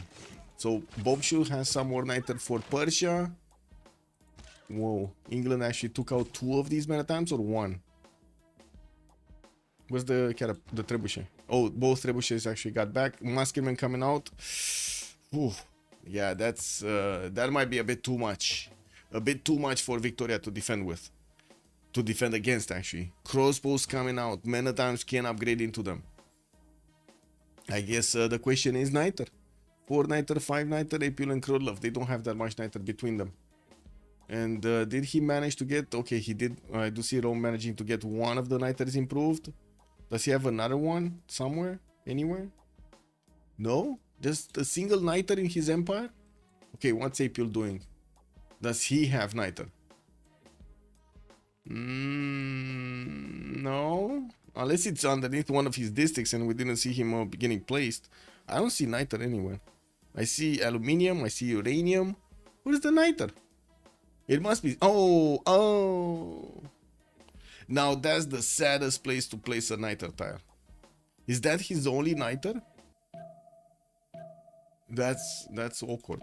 That is very awkward. We do need Japan here. Yeah, there we go. Japan and Damoria, both of them are getting military engineer. I think they realized they don't have that much Niter throughout the team. And especially with China having it so far away on the western side of his cities. It's 4 tiles from both Changsha and Beijing. He cannot get to that Niter. Japan has? Yeah, but Japan barely discovered military engineering. So now he started to acquire some Niter. Okay. Frigates coming out from both sides. Just one from Persia, I gotta say. It's just one from Persia. Frigate? Boom. Okay. Ooh, this Chinese navy doesn't seem too strong. Hit the frigate. There we go. That's just one shotting a frigate. You know, one caravel, one shotting a frigate. China's in trouble. He needs Mikado's help. And I do see some caravels are starting to get built over here from Mikado, getting 2 turns from Nagoya and Sendai. Kyoto is also gonna try to get a campus out. While he will send his first one, he might be too late. We do have Persia getting another reinforcement wave of units in Zanzibar, with some of the caravels already getting hard built from his main cities. Of course, getting to 2-turn them also in the city of Tarsus. We do have him getting his shipyards, and he never actually couldn't actually connect properly his west to the east. And I gotta say, he might not even get to connect it right now, because he placed Sparta on the right side of this water body instead of the hill, so he doesn't have the connection of a flat tile. Unfortunate. I don't see Krylov managing to push anymore. He does have his crossbow still itching to actually do the damage against his opponents. Got some musketman upgrades here, and we're going to need to see if these guys are going to get to pass through the night defense that Baptiste put out. He's slowly building them 7 turns to actually get out, getting another spy from Rome, and also working on his goal per turn. Talking about goal per turn, it does seem like it's kind of evenly matched between the teams. We do have 175 on Cyrus, also Bobshu is on 107, the other 63 and 27. On the other side, on Arcane, 104, 138, 102, and 17 does look good. It does look good. It does seem like also Phoenicia needed to retreat from the side of the Babylonian pikemen, and I do notice he did manage to get at least 2 courses into the borders of Babylon here with the general. Finally, Hannibal Barca did actually rise to the challenge. Another one of these courses did try to get into the borders of Borsippa, where there is a settler being sent towards the city of Mount Sinai towards the northeast. We do have him also upgrading his niter tiles over here so he can give as much niter to his allies. Okay, let's see what's going on. So only 1, 2, 3, 4 caravels available. Never mind, 3 caravels available. Hong Kong lashing out against China, took out one of his caravels. Oh man, April must be regretting he attacked into that city center. The catapult threw one of those rocks directly at the boat of China. It went down to the bottom of the seas there. He couldn't do anything about it. Okay, many times getting back in Manchester, getting their upgrades, or probably preparing to actually get their upgrades. He does need a significant amount of niter, and we're probably going to see Rome here needing to actually use the card, the half-cost card, so he can upgrade these. He does have monarchy, so you know there are quite a few more cards that he could use in his empire in a few turns. It's definitely not going to be that painful. Japan is starting to get tourists? 7 out of 43? Oh my god, wait a second, Mikado. He's on 111 tourism material, but there isn't that much tourism on the other side that is defending him. Of course, it's going to be Coupe with the biggest one. Chicanitsa coming out in 9. Kilvaki Sivani getting all of these mares in his empire to add his extra culture points per turn. We do have new theater squares also getting commissioned here. We're going to see how quickly they get built. Okay, new frigates coming out from Persia. Looks like we got some trebuchets also getting ready from the Chinese borders to attack into these caravels in the water, while the fleet of China did retreat to Guangzhou. The wars are going up in that city center in 3. We're going to need to see if we're going to have over here Lingxia keep on attacking, and I think he will. These boats, at least, so 2 of them don't have movement. The 2 frigates cannot attack. 1 frigate can attack. This caravel fleet cannot move, cannot counter. This caravel cannot counter, and this one can counter, but it's too low alone. Okay, so frigate attack caravel, take down caravel, take down caravel, or frigates. I think the frigates should be actually the first targets, no?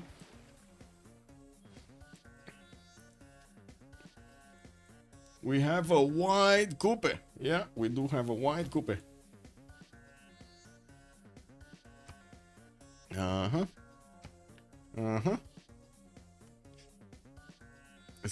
do have to say Coupe did manage to jump up to 276 points of production, while we got Mikado on a 320. And yeah, there we go. Frigates coming out. 1 frigate, 1 caravel being taken out. APL does have this caravel fleet, which is gonna take quite a bit of damage, and we're gonna need to see if Persia is gonna manage to take it out without that much of a fuss here. Promotions coming in for all of the Persian boats. Oh my god. Oh, the admiral got sent back. That is a problem. No more extra +5, but Persia is gonna get his promotions. He does also have the ability to attack into these frigates and take them. One of his caravels did not get out of the way of the trebuchet rock. He tried, but he just couldn't get out of the way. Okay, that's 1 attack. Yeah, this caravel fleet, is it dying? No, the frigates. Looks like he switched target. I was thinking he's gonna keep attacking. He can still take it down, don't get me wrong. There we go. He just pillaged the fish tile to get his health back. Full strength attacking into frigate. He just wants the frigate, not the caravel. So he's leaving alone on that caravel over there to help to fend for itself, while he has the newly built frigates, and of course the caravels getting next to Xi'an and Guangzhou. They're gonna start attacking into the city center, and that city doesn't have a caravel protection. The walls are only 45 defense. The frigates are gonna go through and chew through them quite quickly. I do see an upgrade over there on a frigate of its own, so it's definitely gonna lash out with next turn with the trebuchets and of course the catapult against that city center, against the frigates that are next to the city center. Ancient walls also going up in Guangzhou, while I'm pretty sure Persia is just gonna keep on attacking into these city centers. We will need to see if he's gonna figure out the boats are coming out from Japan. We do have another 2 that are coming out, 3 over here, and also Phoenicia starting to get some boats of his own. I do see also Mikado is gonna be 2 turns out from industrialization to add another production point on each of his mines over there, not to mention unlocking the industrial bonuses, the factories, electronics factories, which are amazing by the way on Hojotoki, man. And so Rome did manage to upgrade some of his muskets. I don't see him moving forward. Not right now. He does have, of course, the general bonus for the military alliance, oligarchy legacy. But he's not moving forward. We do have Baptiste 44 science, 28 culture, while Kradlev is 87 and 46 metal casting next turn, and Lightman also in 4. He might be waiting, to be honest, for his so first of all he's gonna get bombard upgrades next turn from the trebuchets, and he might be waiting for field cannons, because he's gonna get to field cannons a lot faster than Baptiste, right? Baptiste is barely 9 turns away from getting gunpowder. We do have commercial hubs coming in for Kradlov from quite a few cities to pad those numbers of gold. And let's see what's going on here. Okay. So Persia sacrificed one of his caravels there. He's definitely gonna take out the caravel fleet without that much of a problem. We do also see Lingxia did move out his frigates from the range of these Chinese units. Whoa! Frigate. Well, I guess that frigate just wanted to die. I don't know what to tell you, man. It was brave of him to get out on the seas there. He got out on the seas. He saw the first shark. Went down into the deep water, man. Into the deep end. Oh, wait a second. Did that caravel get chopped over another caravel and now he needs to delete it? Oh, he did. Oh my god. That's unfortunate. Now that is unfortunate, right? A very good move coming out from Lingxia to actually put the caravel on the harbor immediately as he saw China getting a caravel out of that city center, basically blocking it in and forcing him to actually delete the extra unit. Very nice. Persia did get terracotta, yeah. Yeah, he has promotions on each of his boats right now. Yeah, I gotta say, Persia, I don't think he can afford to not keep building units. Keep sending reinforcements towards the north. No repair of the walls in London, and we do have another 4 more turns until the next World Congress. I do see bombards are starting to get upgraded here, and the crude love is definitely going to do more damage, not only against the units of England, but also against the city centers of England here. London is in danger. We do have Phoenicia managing to stay on his 5-6 cities in the capital, starting to get some campus research projects. We're definitely going to need to see. Oh, Phoenicia did get Galileo Galilei. Ibn Khaldun got picked up by Japan. He doesn't have that much, that many amenities, but I gotta check. +6, +6. Oh, never mind. He does have +6 in multiple cities, especially the core ones, getting the maximum amount of bonus from that scientist. And we do also need to see who's gonna pick up Newton here. China does have the ability to get Marco Polo next turn for an extra free trader unit. That is definitely going to help up Apple getting another one of his cities out, or maybe some more gold per turn, which at the moment I do see he has enough of. He's on 141. He might actually lose the city of Xi'an this turn, because I do see there are enough frigates with a single caravel that could attack into the city center, but he does need to be quick about it to save, first of all, this frigate, and second of all, to attack with the other ones. Okay, he shifted it out of the way, and now he needs to attack with these ones. He just needs to get 2 shots and then the caravel attack. That's it. He might not even need the second shot, to be honest. Okay, getting to promote some more boats in the north. Bum bum. Promoted this one also. Come on. Get the city, get the city center. Still no movement here from Rome. He keeps on getting his niter to work, to upgrade. Ah, there we go. Xi'an got taken out. Lingxia is probably just gonna raise this city. Doesn't need to actually keep it. We do have the next attack going towards the city of Guangzhou. And I do see finally the admiral is back on the scene here. Now we do have from the north Japan managing to get Isusin as an admiral. Didn't actually activate it for the ironclad, and he's getting quite a few of these boats. He's probably gonna get ironclad soon. Mikado is getting his banking mobilization coming up in 4 turns, while he's one-turning caravels from multiple cities. He's also gonna get more of these industrial zones to pad those number of production points. He did jump up to 363 points of production with 289 faith, and I do notice on the other side Lingxia is barely 187. And he does have a lot of stuff, right? Colosseum, a lot of cities, and so on and so forth. He just couldn't make it to the same level of production as Mikado there. His shipyards are coming around. He's still 2-turning caravels, and he doesn't have all of his production actually on the right side. And this is going to be actually putting him in a bit of danger from getting attacked by Japan from the western side. We did see Damori.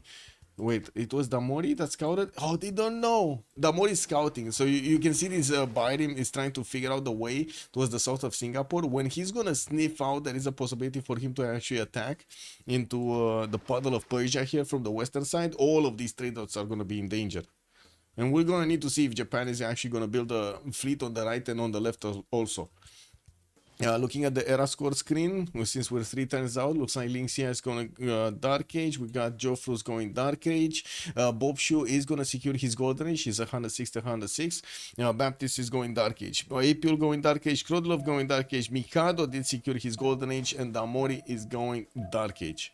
We do have Sansu, Trung Trak. Where is it? Timur. Timur is the correct one over here.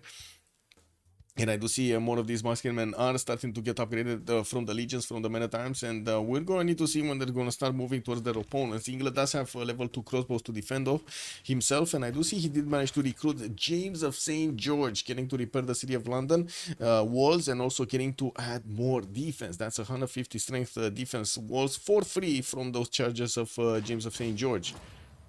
That's not bad. That's not bad at all, actually.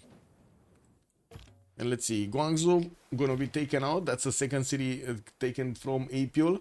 Apul is still growing in size. This is on the coast. Did not actually affect his yields that much. He couldn't manage to finish his harbors, couldn't manage to actually finish campuses or theater squares in this city. So it's only the population that is actually adding a bit more science and culture. Not to mention maybe the how to say.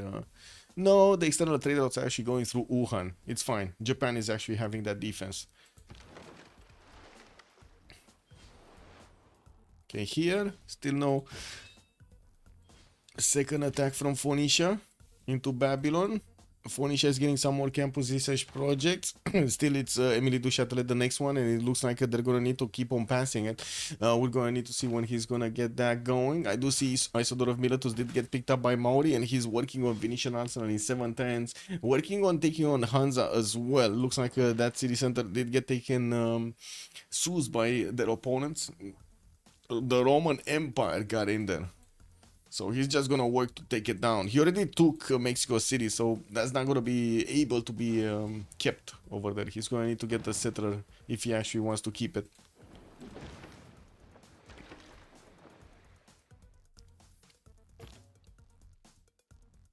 Okay, yeah, second city taken out from China.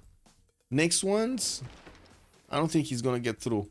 So this is shallow water. This is where Japan gets its extra +3. We do have quite a few boats here from Japan, and he's not going to be far away from getting ironclads. We're also going to need to see Ling Xia trying to get to his own ironclads, going for scientific theory in 210s, and to be honest, that means he's very close. Scientific theory is over here, so it's just one takeaway if he already discovered industrialization. Let's actually take a look. Did he discover? No. He doesn't have industrialization. You can see the 1-4 mines, they should have been 1-5.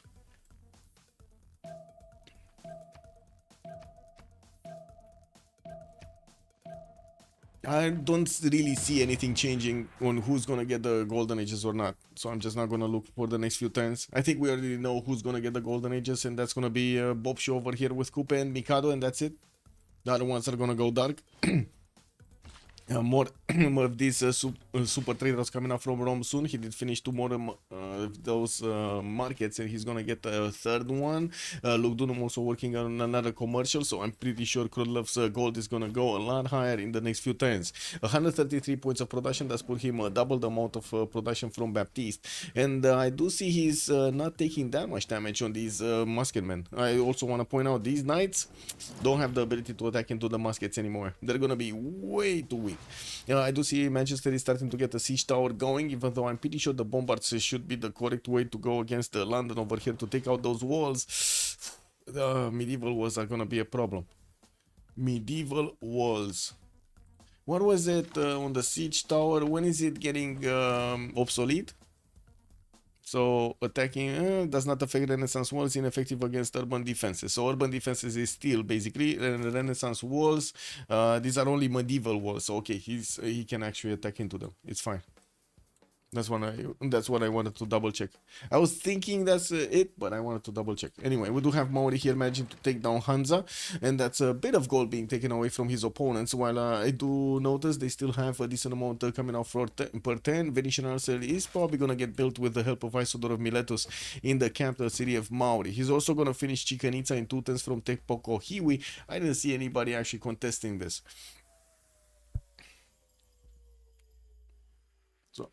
Give me a sec. There we go. Blowing out the candle. We got the electronics factories coming in from Japan. Quite a few writers for him to get that extra culture per 10, while he did manage to get over 200 science, 227 and 263. That science is gonna roll over into the next turn, into the next how to say age. While I do see Cyrus is gonna lose a lot of it. That's free inquiry on his side. He does need to get to his ironclads as quickly as possible. Probably one of the reasons he actually clicked on it right now. Scientific theory finishing next turn, nationalism also finishing next turn, while he keeps on building caravels and sending them towards the front line. We do have him getting around the city of Hong Kong. Japan did manage to get also his fleet ability. He started fleeting up his caravels here, so they make a much stronger unit. Elixir is just sitting around and watching. There are a few units from China also starting to get out now that he does not need to actually handle the coast anymore. He could use his production for military units on the land, and England is sending a few knights towards him to say hello. We're going to need to see how these crouching tigers are going to get to push them back, while the heavy chariots are going to turn into knights pretty soon. We do have Apio barely discovering his castles.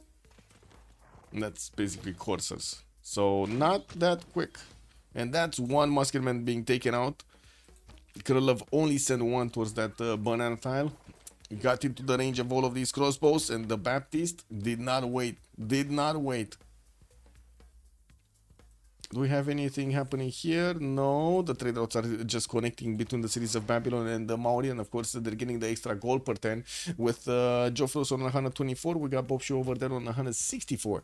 Damori 76 science, 60 culture, next to Jofros 98, 74. I gotta say, Babylon did get to bear the brunt of the pain over here by Phoenicia. He did get attacked 2 times. Didn't even now manage to get a general, even though he did place down 2 of his encampments. But at least he did manage to get a lot more cities out, and now he's on 2, 4, 6, 8, 10 cities. Very nice. Managing to get also 192 points of production, while Damori is on 150. We do have him in Dark Age, while Damori is also Dark Age, so they're not receiving any kind of free inquiry, pen brush, and voice bonuses. And I do see Damori is going for his universities right now for quite a few cities, while we got an army of builders getting out from Babylon. Still no movement. I do see Lingxia is actually clumping up his boats in the front of the Japanese caravels. These Japanese caravels can two-shot these boats of Persia here, and we're going to need to see if he's going to start moving. He does have an admiral for them, Isun Sin, and I don't think he actually wants to get it out there. What is this Imhotep doing here? Was this his attempt of actually trying to get, because this is, wait a second, this is Venetian Arsenal, isn't it? Yeah, it is Venetian Arsenal getting under construction. Does he not know it's getting built on the other side? He doesn't know, right? Yeah, he never saw it. So this is Venetian Arsenal. He never discovered that tile. Never did it. 3 turns to get built in the cities of Coupe here. Mine actually just 1 turn it with last charge from Isodor of Miletus.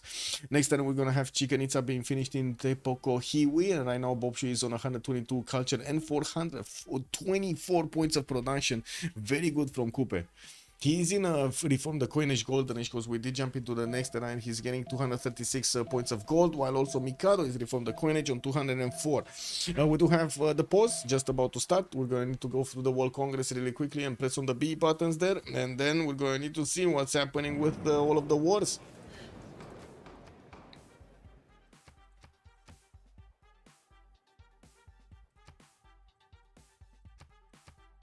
Okay, ding ding ding ding ding ding. Be right back, 2 minutes. Be right back.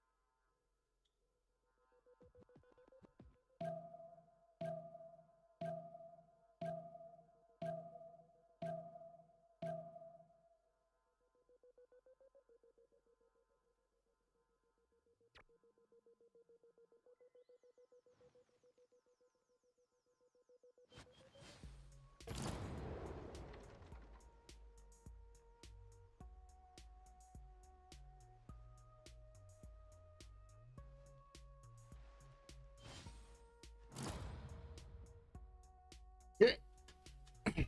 What do we have? Well, Congress, melee units gaining another +3. That's going to be advantage for Rome. We got no musicians. Okay, disadvantage for Japan. It looks like also Coupe did lose its 2 diplo points. He did manage to get first, let me see, the first one, right? So Mikado is on 6 out of 20. And that's without Mahaboi Temple. I don't think he actually... Oh, he did manage to build Mahaboi Temple in Yokohama. He also will have the ability to build the Statue of Liberty. And we're going to need to see if he's going to use Emote for it. Getting his electronics factories finished. Cyrus, 121 science, 70 culture, dropped significantly, and I would imagine Mikado's gonna need to clean him up as the game goes on. We did have Ningxia getting very close to industrialization, 4 turns out, and I'm pretty sure he's gonna want to click on ironclad technology over the steam power so he can actually keep pushing with the stronger units. We also have Joffrus, Siege Tactics in 4 turns, 101 science with 82 points of production. Looks like he did manage to keep himself with an advantage against Dido over here, 77 and 60. He does have a decent amount of units to help defend, and now working on his universities to get the extra science from. We're going to need to see if he's also going to get the production in the south with the harbor, scanning him with the shipyards, and of course the extra trade routes with the gold. Fortuna Belli, good morning, sir, and welcome. A bit late today, It seems like the session of gaming kept on going. Very nice. I hope it was a good one. Yeah, we do have also Bobshu, 190 science, 150 culture, 500 points of production on Coupe. A lot of cities, but at the moment, he's in a bit of a pickle.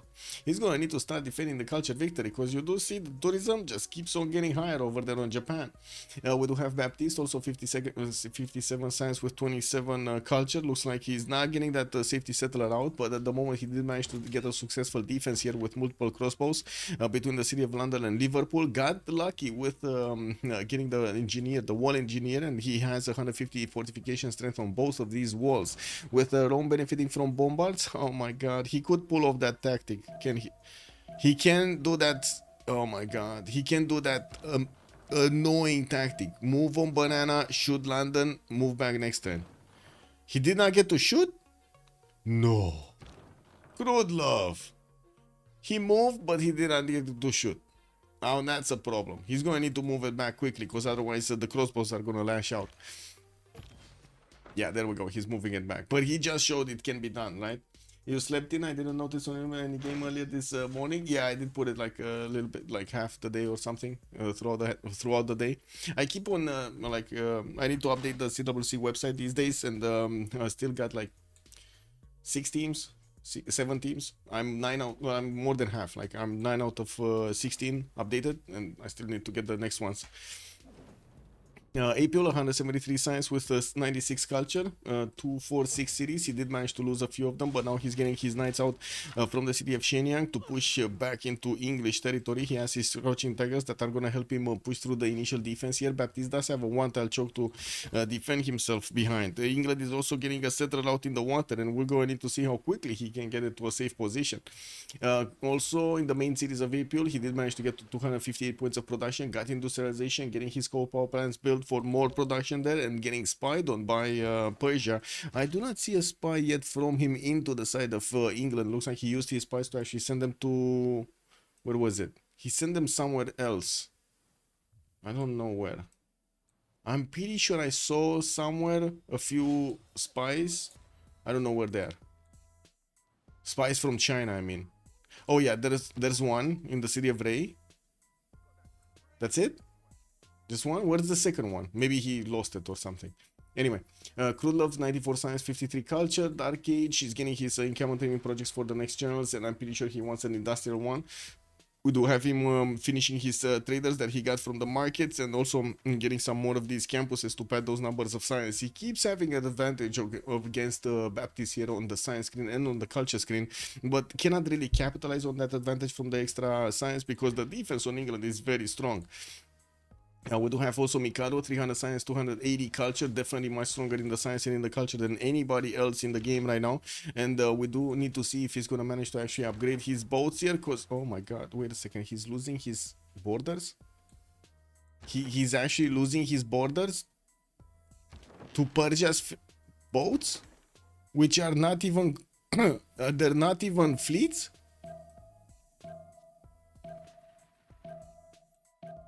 Persia's just having his way around his opponents here. Man, that's Ferdinand Magellan with the annual and the promotions here helping him out so much to deal the damage against Japan. This is deadly to Japan.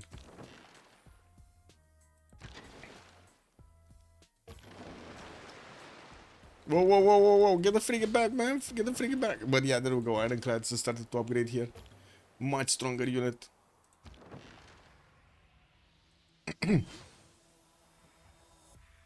Wait, did he just expose one of his ironclads? No, it's fine. Lynchia is just gonna GTFO out of there. Does want to keep his units alive. He has his team power coming out next turn. He's gonna need to get his own ironclads here upgraded in the city of Hong Kong. He does need to bring more boats. He has another 3 caravels that I can see, 4 caravels on the way towards Hong Kong, and it's still hard building a few of them. Now we do also need to take a look here on Mikado's side, right? What do we have? Ironclads getting 110 from Sendai and Kyoto. I do see there are a few boats from Damori actually going west side here. He did manage to get privateer also with his military and did discover the southwest of Singapore. Let's actually see how far down he went. He doesn't know exactly. That's something here, but yeah. Okay, something happened by April. I don't know what happened here. Something happened from April. He put an XD over here in chat. Oh well. Damori 87 science with 66 culture on Daido on the other side. We do have him getting some items in this territory also while bringing back his military. We're gonna need to see if at any point in time soon we're gonna see either Kupe or Babylon actually attack into him. Doesn't look like that's happening. I do see Bobshu did manage to keep his science on 229, still much lower than Mikado, not to mention 161 culture versus the 300 of Mikado. That is a bit problematic. With Mikado having 146 tourism and keeps gaining tourism from those great works of art of writing and soon to be music. He did manage to get the first musician and has Apadana to actually put all of those works into work in his capital city. We do have also Moksha over there with coal power plant starting up and keeps building up his industrial zones. I do see he didn't actually get that aqueduct from Nagano. Probably doesn't want to destroy the mine, but man, that's just a +4. Anyway. Ironclads are going to need to get out and get to next to the city of Wuhan so he can keep away the Persian navy from actually punching through the choke point there. Japan does have also another one of these settlers that, by the way, it cannot climb onto this island. You see this island? It has cliffs from the north all the way towards the south. So if you want to get a city here, you need to get all the way around this island. This is like the most useless island ever. Unfortunately for him. I don't think I've seen this actually. I don't think I've seen so many cliffs denying a settle on the entire western side or the entire side of an island. Did you see this before? Orval, who has the blue, also, yeah, new haircut. I got it yesterday. Ching. Also, who the blue city state? You mean this one? It's I would say Arcane, I believe. It's Namori. Yeah, it's Arcane. Arcane has it. And he's oh, wait a second. No. Yeah, it is Arcane, but never mind. It is Arcane, but it's not Babylon. Sorry, that's what I meant. It's right next to Babylon, but it's not Babylon. It's not Golden Age. And that's a bit surprising. We don't actually see some units coming around to attack into... No, I mean, it's 83 defense. That's not going to be... That's going to go down with a fight. Right, 83 defense. Look at the lone tribal hut on that island. There's a tribal hut. Oh. Yeah. Hey, did you see that YouTuber that tried to actually get a Coca-Cola bottle to some guys on an island from India? Some tribal guys, basically. that never saw technology. You know, there's a reservation over there, Monstrat. I think you have more information about this, right? Did you see that? The random dude from YouTube that wanted to make content by actually interacting with, you know, tribe people.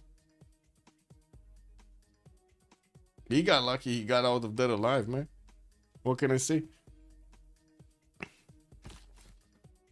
Okay, so England is starting to get his safety settlers out. He does have Muskeman to defend himself with. And from what I do see, Krulov is getting his shipping and also nationalism next turn. I don't see him actually having the ability to upgrade his field cannon, so he didn't get ballistics yet. We're going to need to see him getting definitely a lot more yields here with 106 science and 63 culture. He's not keeping that advantage over Victoria. Starting to get some knights that would be pre-builds for his cuirassiers, which still won't have enough damage to actually go through the English defenses. Also, did he get invited to dinner? Yeah. I think it was dinner. Multiple such islands throughout the world's oceans. Yeah, I mean, you know, it is what it is, man. One is protected under the Indian government. That's exactly the one he went to. Didn't he go there? Ironclad's extremely slow to build here in Persia's territory, and I do see he did manage to upgrade the some of them actually in the city of Hong Kong. Still is dying if he attacks into the Japanese ironclad fleets, and I'm pretty sure Japan over here is gonna have the biggest stick. Oh my god, Mikado, look at Mikado, man. He actually wants to go forward with that ironclad and the settler. Does he not know how this island looks like? Oh wait, he knows there are cliffs everywhere. Where is he going? This is incredible, man. This is incredible. I wouldn't have thought Mikado's gonna go so far into the opponent's territory to actually get a safety settler, or a settler out actually. GMC also coming up from Kyoto. This is a bit surprising, but I guess he does want the ability to use some of his faith. He's on 281.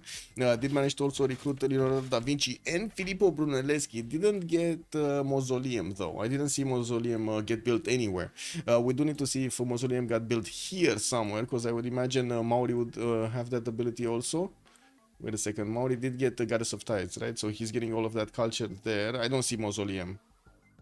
Do you guys see Mausoleum? I don't see it anywhere. So I see Kilva, I see Venetian, I see Hanging Gardens, I see Chichen Itza, and of course getting all of that extra production. He's up to 636 points of production, 260 science, 170 culture, but I still don't see Mausoleum. So he's not getting the double, unfortunately. As in the two charges from Leonardo da Vinci. Oh well, I guess the one charge is still gonna be good. He's gonna use Imhotep to actually help him get Forbidden City here for an extra wildcard policy slot, which is gonna be nice. And we do have the fleet of Phoenicia getting towards the south here. 3 caravels and a privateer. Can you imagine what these guys are gonna do when they get in here? Can you imagine the damage they're gonna do against Ningxia? This is gonna be insane. I don't think they're gonna take cities, but I'm pretty sure they're gonna take all of the traders. Like, we don't have right now Cyrus in a Reform the Coinage Golden Age to have his traders protected. And only Coupe has it from their team. Baptiste doesn't have it either. So all of these traders moving north and south, especially in the water, are gonna be exposed to the pillages. Damori does still keep his Barium over here in the choke point, and I do see Ningxia does have a Gary that's just gonna fall immediately. He's not even gonna see one hit him. Okay, more boats coming out. I do see Ningxia is moving forward with his own ironclads a little bit.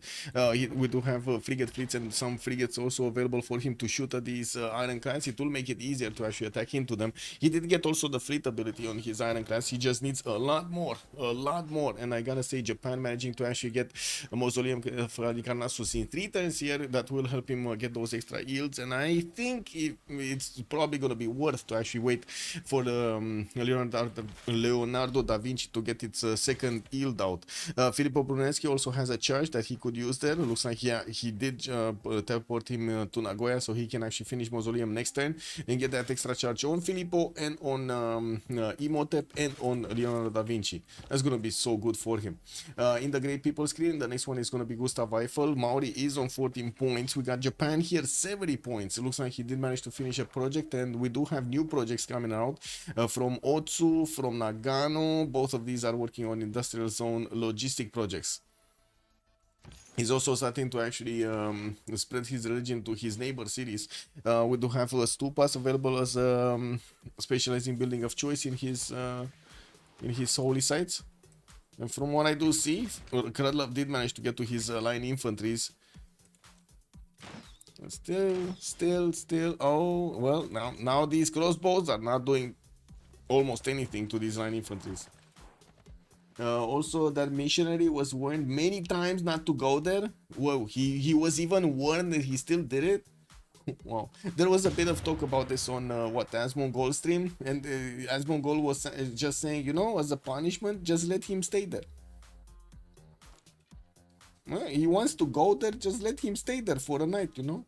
What do you think will happen, Mustras, if he stays there for a night?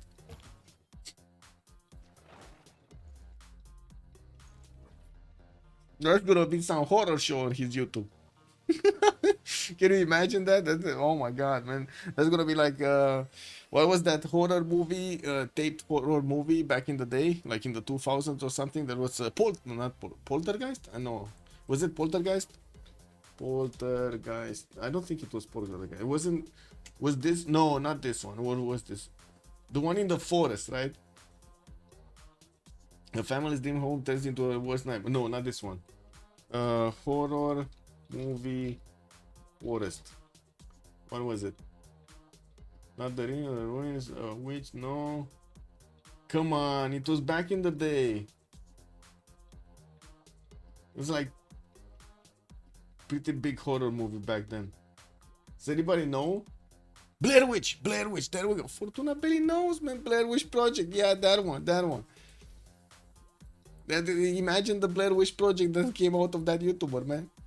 That island's population has had zero exposure to outside environment. Basically, their immune system is like 10,000 years old. Yeah. What's the tech count? Let's see. Mikado does have 40 techs, and we got Popshu on 38 techs. Mikado is 2 techs above.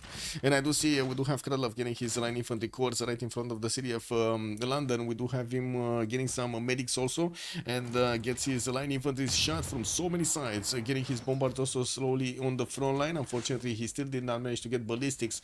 He is on 4 turns away from getting ballistics, so he can turn these level 2 crossbows into field cannons. I do also notice we got Japan managing to get ironclad armadas here. Now this is gonna be a problem, a major problem for Persia. The good thing is Japan doesn't have that many of them, just has 3 of them, and I do see he still has an admiral for all of these boats. We do have him finishing Mausoleum and Halicarnassus, managing to get Leonardo da Vinci with the first roll. He did get to 331 points of culture just from a single charge of Leonardo da Vinci, and I do see him on 183 points of tourism. I don't think he rolled that many. I do see Mikado is 17 tourist points out of 70, but to be honest, it does seem like we got quite a bit of a defense here starting to rack up on Bobshu on 200 culture a turn right now, and I do see he started getting some of his units out, some of his frigates onto the western side, sending them to help out Ningxia, keep away Japan from actually getting out of his corner. We also do have China not really managing to get into the borders of London here with his initial units. He got pushed back there, getting his Angkor Wat from Shenyang, working on Casa de Constatacion and also Taj Mahal from Chakcha, while he's also working on these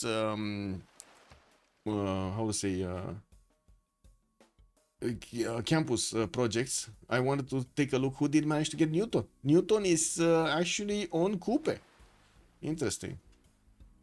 So Coupe got it. Okay. I didn't see it, and it's not like he actually jumped up that much in the science, but anyway, we do have some more courses coming out, and I do see from Damori, and I do see there are so many trade routes actually being sent between Babylon and Kupe on the right side of the territory, where Phoenicia could not get his boats through. This is a bit of a question mark, because he could have tried, but anyway, he probably had way too much to actually cover around.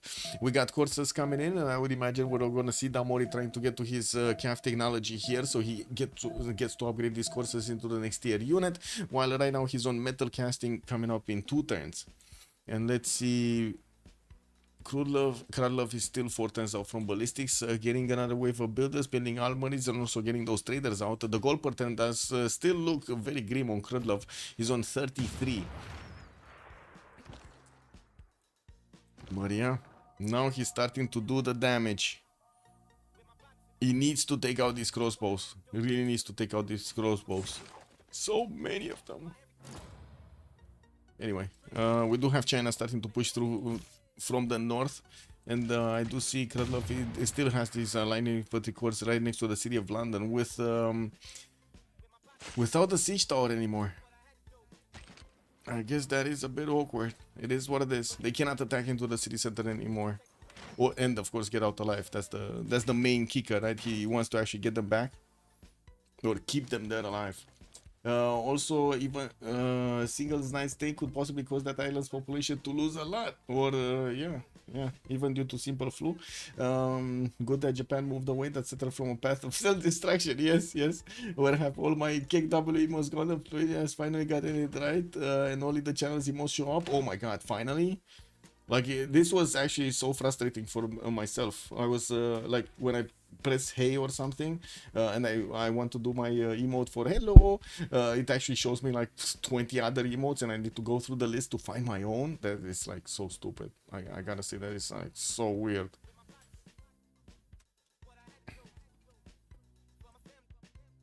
Oh, see this, this. Okay, there we go.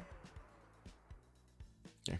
Babylon still working on his universities very late in the game, I gotta say. Theater squares coming out from Moshfa Shapir while he's getting some more banks. He did manage to get enough gold per turn for his teammates to benefit from it. He's on 180 science and 106 culture, while Damor is slack behind on 110 and 70. Still could not manage to attack into Bologna. That city is, I would say, unobtainable right now. Bologna is 106. It's unobtainable. Like, artilleries are going to need to pass through, and even artilleries are going to have a major problem attacking into this city's defense. Wow. Anyway, we do have some more spies coming out from Phoenicia, and I do see he's hard building some knights. We're probably going to see him getting that ballistic soon, while Damor is 1 turn away from getting his military science to upgrade the coursers or the horses into the next unit, into the calves. I did see China has started the poking around England from the north. He still could not get enough damage, but he does have a Night Corps with Trebuchet and one of these Crouching Tiger Corps coming in to attack into English defenses. I do also notice England is not putting a unit onto that antiquity tile in front of the city of London, so he doesn't get hit by the encampment. And of course, we do need to see if this encampment is actually going to start getting hit by these bombards. I would imagine the crossbows are going to be the first target. There is a level 3 crossbow here from England in that encampment, and it doesn't look like it's going to go down easily, with the bombard only eating away maybe 10% or 15% of that city's strength. Actually, I think it's in between, like maybe like 12. New line infantry is coming in, and I do see Ansu is still available. Finally, Krudlov did manage to get ballistics, and he's upgrading his field cannons. Level 2 field cannons aren't going to make a splash against the English defenses. England is also 1 turn away from his own ballistics, so he's getting his own field cannons. I don't know how, because Krudlov was ahead of him in science, but it looks like it happened. It happened, and England is probably going to keep defending here with so many field cannons.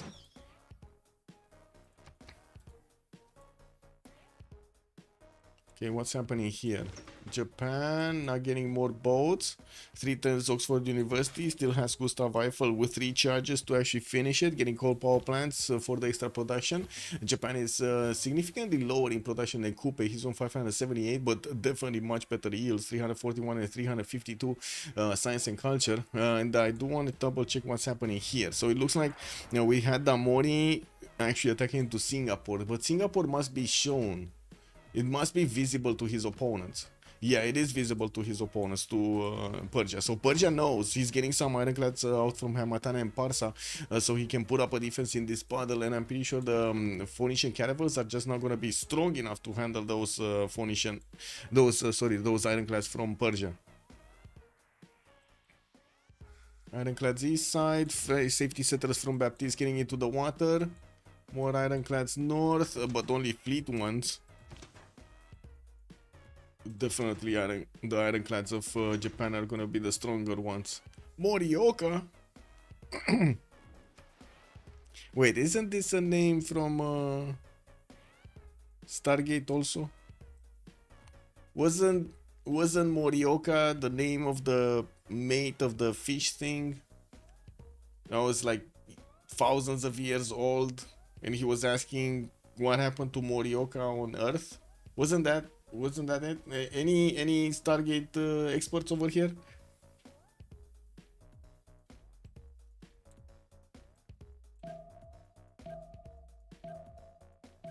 Anyway, Magnus establishing Wanganui. I'm pretty sure he's not going to chop anything there.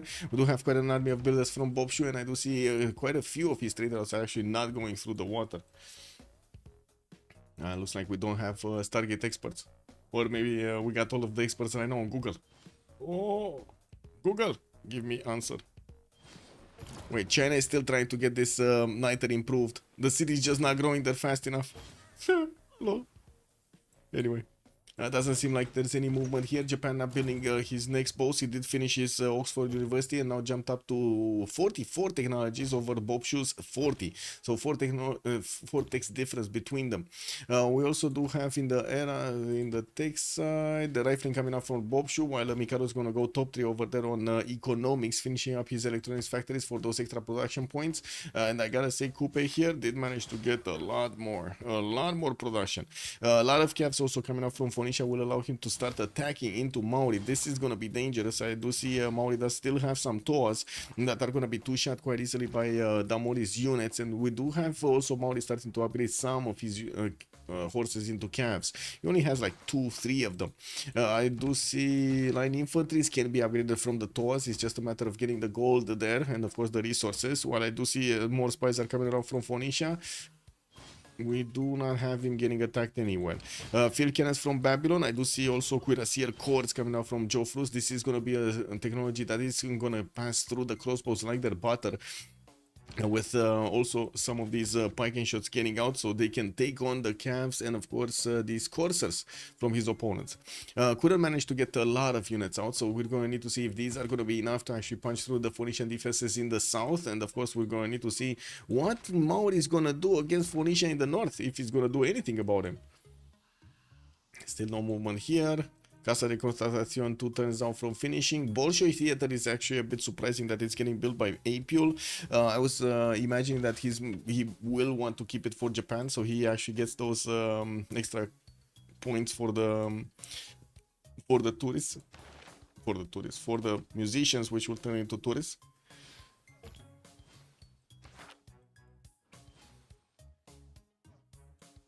Yeah, Rome did not manage to get the timing correctly done. Baptiste is just gonna keep on being alive here. We got Baptiste upgrading most of his field cannons. He's gonna do a lot of damage to even the line infantry coming against him. Wait, not that much actually. 70 against 109? Well, that's not level 3, no? 87 against 109. Still kind of bad. It's still kind of bad.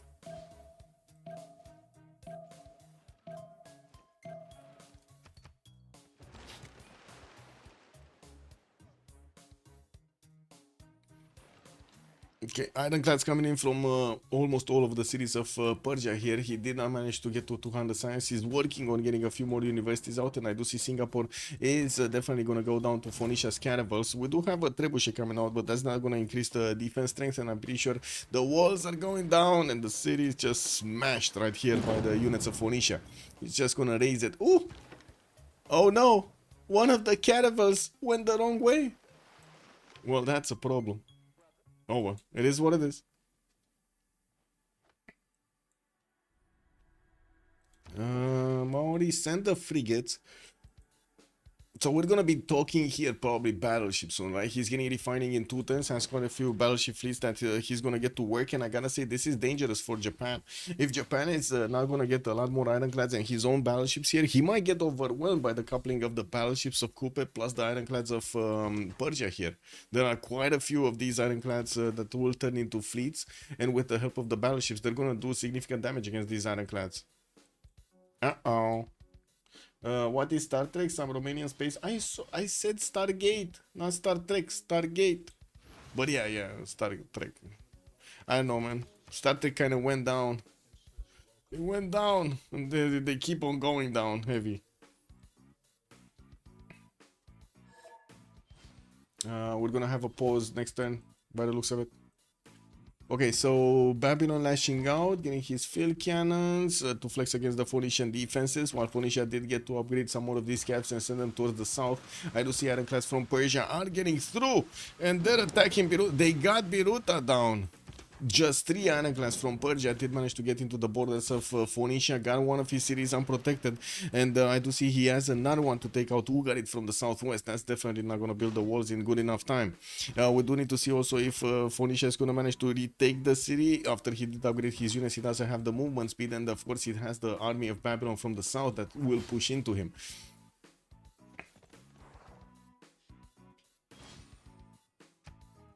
Click W. Yeah, there we go. Rome retreating. There's no way Rome is getting this. Oh, actually, it's good that we have a pause next. I get some water. Perfect. Perfect timing.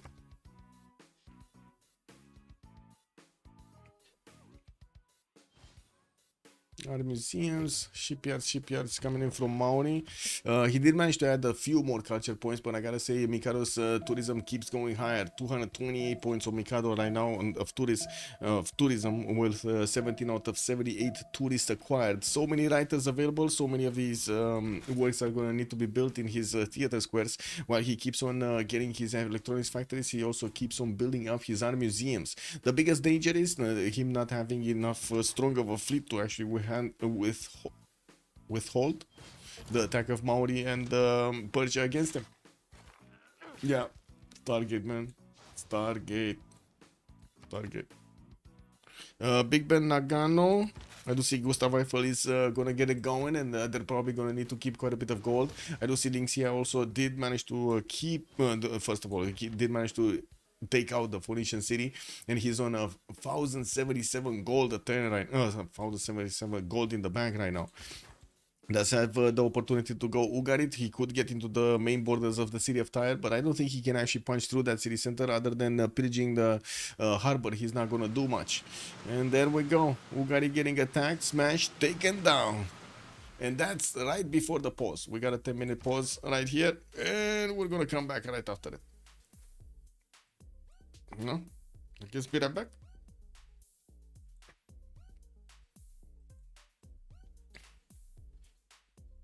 Is this ironclad with a... Oh, right, never mind. It looks like a privateer over there because of the admiral.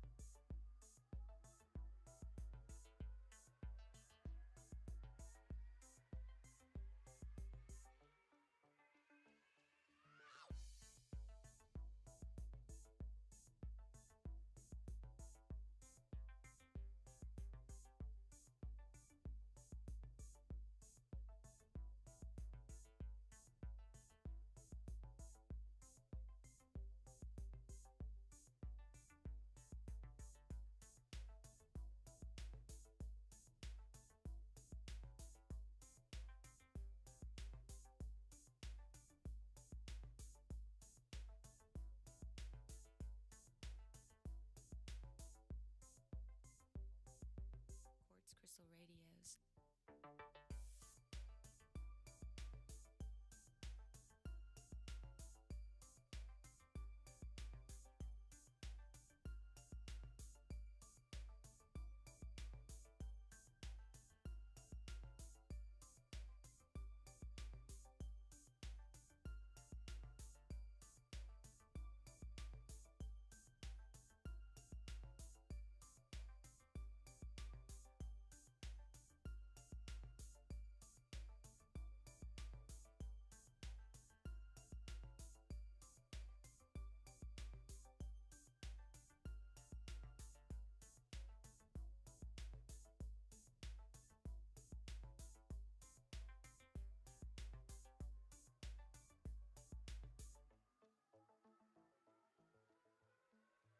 Ports Crystal Radios. Ports.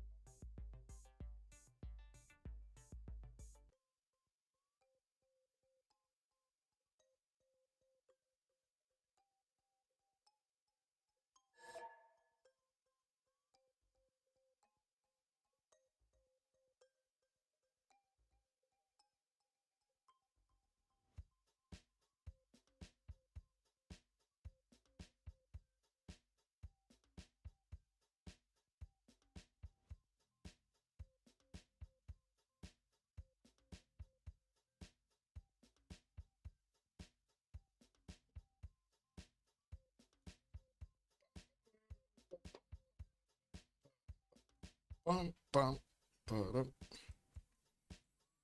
Bum, bum. What do we have?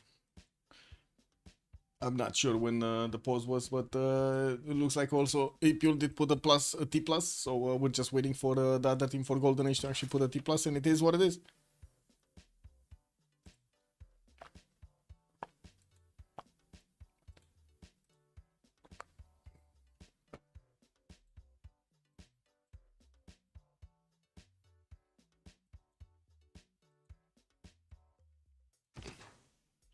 Wait, Ugari did get taken this turn. He did just. Oh, yeah, it was taken right before the pause. So he's going to get the ability to raise it. That's 2 cities down from Phoenicia. He still has this one as a safety setter. So, and I don't think he's going to get smashed over here by Persia's ironclads. We will see these boats retreat. And from what I do see, he's just leaving one of his privateers, which is, well, going to try to stay alive, I would say. Going to try to stay alive. Uh-huh. Well, didn't we have Bob shoot Discovery? Oh, next turn he's gonna get city finding. He's gonna get his frigate fleets into battleship fleets. Has 1, 2, 3, 4 battleship fleets that he's 5 and an armada that he's gonna get to upgrade, and this is gonna be quite strong. We do have him also sending a settler with his navy, so he can upgrade on the front line as quickly as possible to actually help out Lynchia do the damage against Japan's ironclad armadas. I cannot wait to actually see the damage coming from those battleships against those ironclad armadas. I do see also commercial coming out from Kyoto next turn. And he did manage to finish his Forbidden City for an extra card. Also, the finishing Big Ben is gonna give him an extra card. The one from Forbidden City is gonna be a wildcard policy slot, and Nagano is gonna give him an economic policy slot. Or I should say, Big Ben is going to give him an economic policy slot.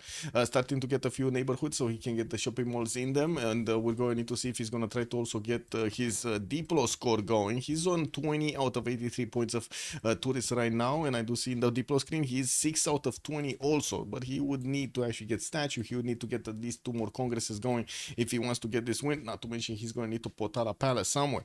Well, Nagano does have a decent amount of production. And I'm pretty sure also Kyoto could try to build it over here on the 2-4 tile. That is gonna be a decent amount of time to actually get it going. I didn't see Potala Palace getting built by anybody. I do see APL taking away Bolshoi Theater from him, which still kind of feels bad if we're thinking Japan is going to try to go for his culture victory. No more attacking into English territory, since he did manage to get his field cannons. There's a level 3 in the encampment that he's England is getting to do so much damage against the Roman units. Yeah, he did try to push, but when he saw all of these units actually getting upgraded, he fell back on the city of Manchester and will defend from there. Probably gonna need to rethink how he's gonna actually try to attack into the English territory. With Babylon also getting a bit stronger, he's still on what is it? 225 science, 124 culture at the moment, getting his military academies up and getting also some banks. We will need to see him also getting some boats in the water soon. He has a decent amount of cities to the south that he's gonna get to use for production of boats, and as you can see, they will need to fight Japan from the other side of the planet. This is gonna be a very long way for Babylon to get into that. He doesn't have a lot of culture to pick up the culture defense, only 263 points of production, and I gotta say, I don't think he actually got that many industrial zones down, so he can actually get the production up. I only see a single industrial zone in between Rapicum and Babylon. That's it. It doesn't even have its factory to give all of the bonuses to the other cities. Joffrus is gonna want to put up an attack against his opponent. He does need his field cannons to do the initial attack against the calves of Phoenicia here.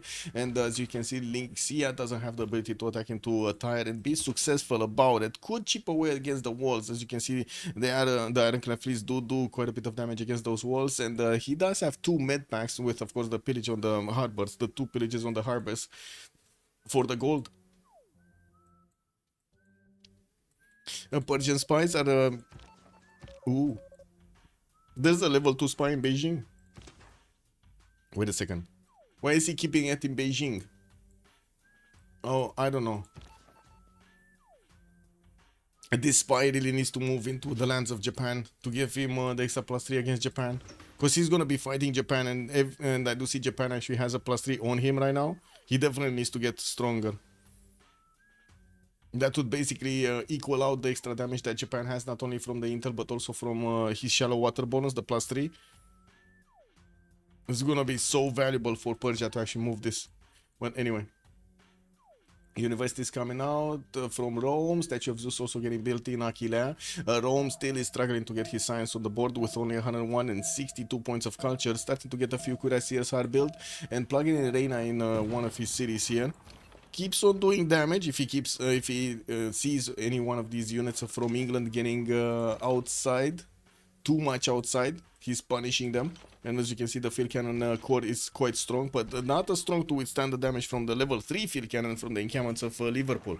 But yeah, there we go. He just attacks last second and then moves out. Damori is gonna see the Persian ironclad stepping on his ironclad on the water side, and my phone just broke. Give me a second. Oops. Oops.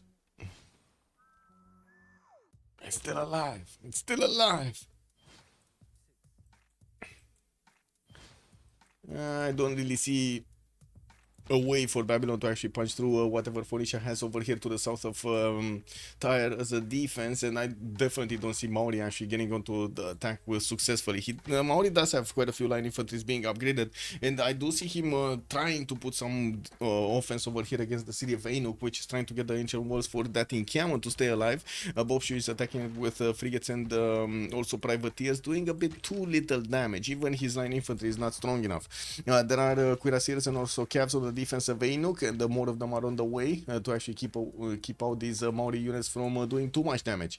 Battleships, okay, there are 3 battleships actually with a canal from Te Pokohiwi that are going to get into the southwest. Maori did manage to get to connect these cities actually very nice with the canal towards the south, so he can get to the city of Tyre and take it out. This is going to be quite important, but at the same time, Damori did get out of that situation he finds himself in, and got this safety settle of Rapa Nui so long ago. Those 2 biomes, one of the first 2 biomes actually that he got to build, some of the first 2 biomes that he got to build, did go and take that city from the beginning of the game. Turn 30 or turn 40, it was already converted. We're turn 86 right now. Okay, nothing really happening here. England Baptiste is managing to get some settles off his coast and trying to get, of course, more yields with that, but he's still struggling. He's on 82 science and 28 culture, don't get me wrong. It's not like he's gonna make a big comeback. We do have Gustav Eiffel that is also gonna need to finish Big Ben here. His Bobshu is not Bobshu, sorry. Mikado's also gonna need to acquire the gold of his teammates so he can actually get as much bonus as possible from Big Ben. Mikado 240 tourism. He's not jumping up that high in the tourism screen, but yeah, finishing refining next time reformed church. We do have Popshu finishing also to upgrade his battleships here in the city of Taupiri. 1, 2, 3 of these fleets got upgraded, and another 4, 5. 1, 2, 3, 4, 5. 5 of these will get upgraded. 6 with another quadrant fleet. And he's bringing horses also to have the ability to attack. Now we can actually take a look at the damage, right? 90 against the Ironclads, 104. And remember, these these battleships do have the 3rd range. They can't even attack from the other side of this island. This is very dangerous. Not that many, but they could attack from the other side of the island.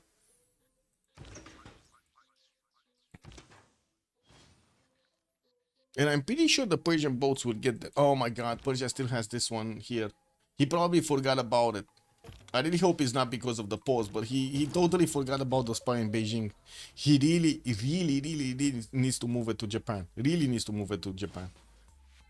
Did I just see the first biplane getting bought over here in Nagano? Yeah, he's gonna get another one. He did manage to get to finish that Big Ben. He's on 652 gold points right now, with also Krylov having 175. In the gold per 10, we do have him on 223. Pretty decent gold per 10. Apul is on 192 with Krylov on 77, and then the Amori on 54. There's a lot more gold on the other side of the golden age, 288, 312, and 276. There's definitely gonna be an advantage in the GPT. Now it doesn't really mean they're gonna manage to actually keep everything alive with that. In just a few turns, 2-3 turns, we're gonna see the city of Tyre getting attacked by the multiple battleships of Bobshu here. At least 3 of them are going on the offense, with also privateer showing up right behind them, and a caravel to be able to take that city center. The battleships did get upgraded also. Mongakikipa from one of the cities of Bobshu. He will have the ability to attack directly into the city center, even if that encampment is still there, even though I'm pretty sure he's going to want to take that down anyway. We do have Maori that will need to get a few more units if he wants to actually, a few more battleships if he actually wants to take out all of the defense of Inuk over here with just the boats in the water. Doesn't have a way into this lake of Inuk to actually get his navy flexing, and I'm pretty sure the crocodile is not gonna get to canal through. That's just too valuable, man. The coco is too valuable. Okay, battleship started moving. Okay. We got two divisions of battleships. I don't even know how to say it. Also in the movie, Dr. Daniel Jackson was played by the actor James Spader, and later by MacGyver. Don't know any Morioka though. Wait. Morioka Stargate. Memento Mori. In the episode Memento Mori, Vala, no, this was? Oh yeah, it is Vala. Because at some point she got possessed or whatever by the snake thing in her head. And yeah, there we go, by the Goa'uld Athena. And Ketesh. And you was asking, wait a second, where is it? Wakes up in an abandoned warehouse, treasured, come on, what is it?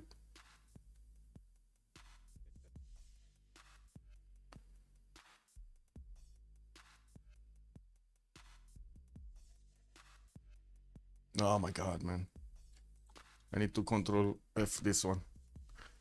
Morioka. Oh, there's no Morio. Maybe it's, no? Oh, is this, is not this one? It's not this one. It's not this one. Sorry, it's not this one. Give me a second. So, Google. Um,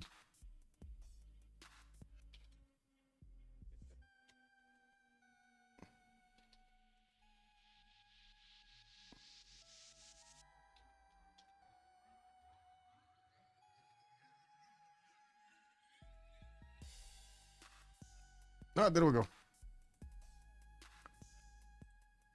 No? Ah, come on, man. Doesn't know the episode? Fire and Water is this one? Oh yeah, it's this one. This, the fish guy. The fish guy. Oh my god. Continuous suicide, man. The fish guy. Then Omoroka is not Morioka. It's Omoroka. Omoroka. Okay, Omoroka. We found it. We found it. Close. Not that close. Morioka, Omoroka. You know. Close, but not that close. Still was activated? No, just simple walls in the city of Veinuk. What do we have here? Maori is a few turns away from also getting his battleships in order, and I do see he's gonna follow settle his opponent over here. We do have some biplanes coming out from Japan getting deployed. He will try to actually close the choke with the biplanes. He just needs 2 of them, and from what I do see, the first one is gonna get deployed next turn. I do see also Japan did manage to get to Rock Band Civic. He already bought 4 of them, 5, 6. Oh my god. He's gonna try to get the culture victory. 435 science, 429 culture on Reform the Coinage Hojo Tokyo. He is on 261 tourism, not that much right now. Fascism coming up in 2 turns. Steel Wars also in 2 turns to protect himself, and we're going to need to see how quickly he can get to computers and of course environmentalism. We do have also Japan managing to spy on Zanzibar. Finally, the spy in Beijing did get moved. We do need to see when it's gonna arrive in one of the cities of Japan over here, so he can get that double intel damage against his opponent. We do have also Maori about to actually settle that city. No, he's not settling the city. He's not settling the city. And we do have the first Japanese ironclad over here getting the promotion and getting a lot of fields back. That is quite dangerous.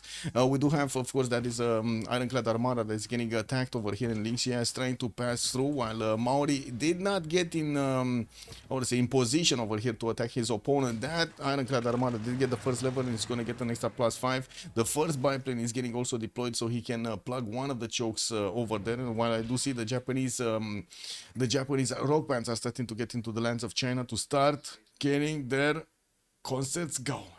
There are quite a few wonders here that he's gonna get to place down, or I should say play his songs over there. We'll see if he does manage to get enough tourism. He's also 1 turn away from radio, being able to actually get the broadcast centers in all of his cities while he's getting his research labs built right now. I'm very worried he's not actually getting his I would say more of these ironclads out. But I gotta say, if he does manage to get... So wait, there's another way. There is another way that Maori could get through. He needs to get a city in the north and canal out, right? And I think this is the only one. So get it here and the canal out here. Because it's not gonna help that much. If he gets the city there, it's not gonna help that much. We do have the battleship still needing at least 1 more turn to start attacking, and of course Persia is going to need to make space for them. These battleships can do quite a bit of damage against the how to say, the boats of Persia, especially against these frigates. They just take out all of those how to say, how do you call it in English? Veils? How do you call it in English these I don't even know how to call them in Romanian. Didn't really get around boats that much. How do you call these? Like the things that catch the wind catchers. How do you call these? Veils? Is it veils? I don't know.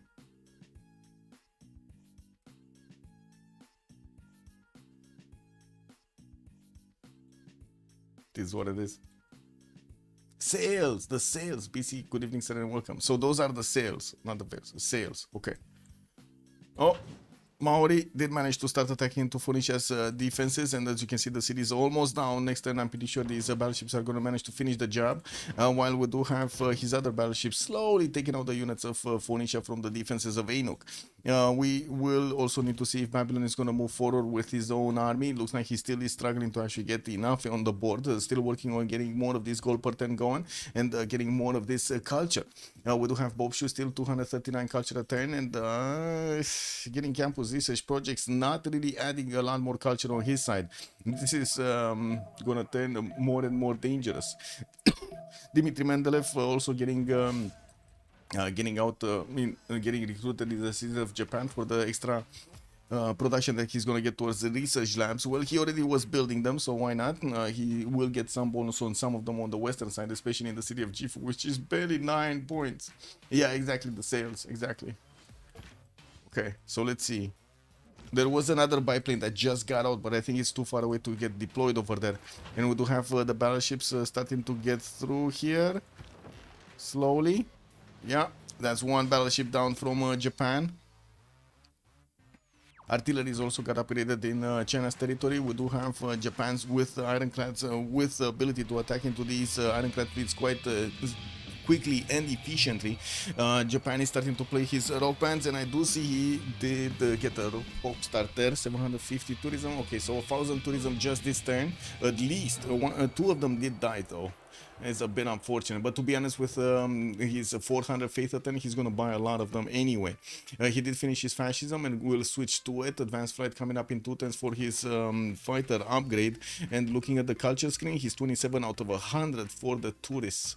He did manage to get how much tourism? 289 passive. That is a bit too weak of a passive, and I'm pretty sure he's gonna require a lot more of these great musicians. And I do see he's not getting that many points right now. He's on. Wait a second. I don't think we had musicians, no? Yeah, no points towards musicians. That's the problem. He got slowed down quite a bit because of this.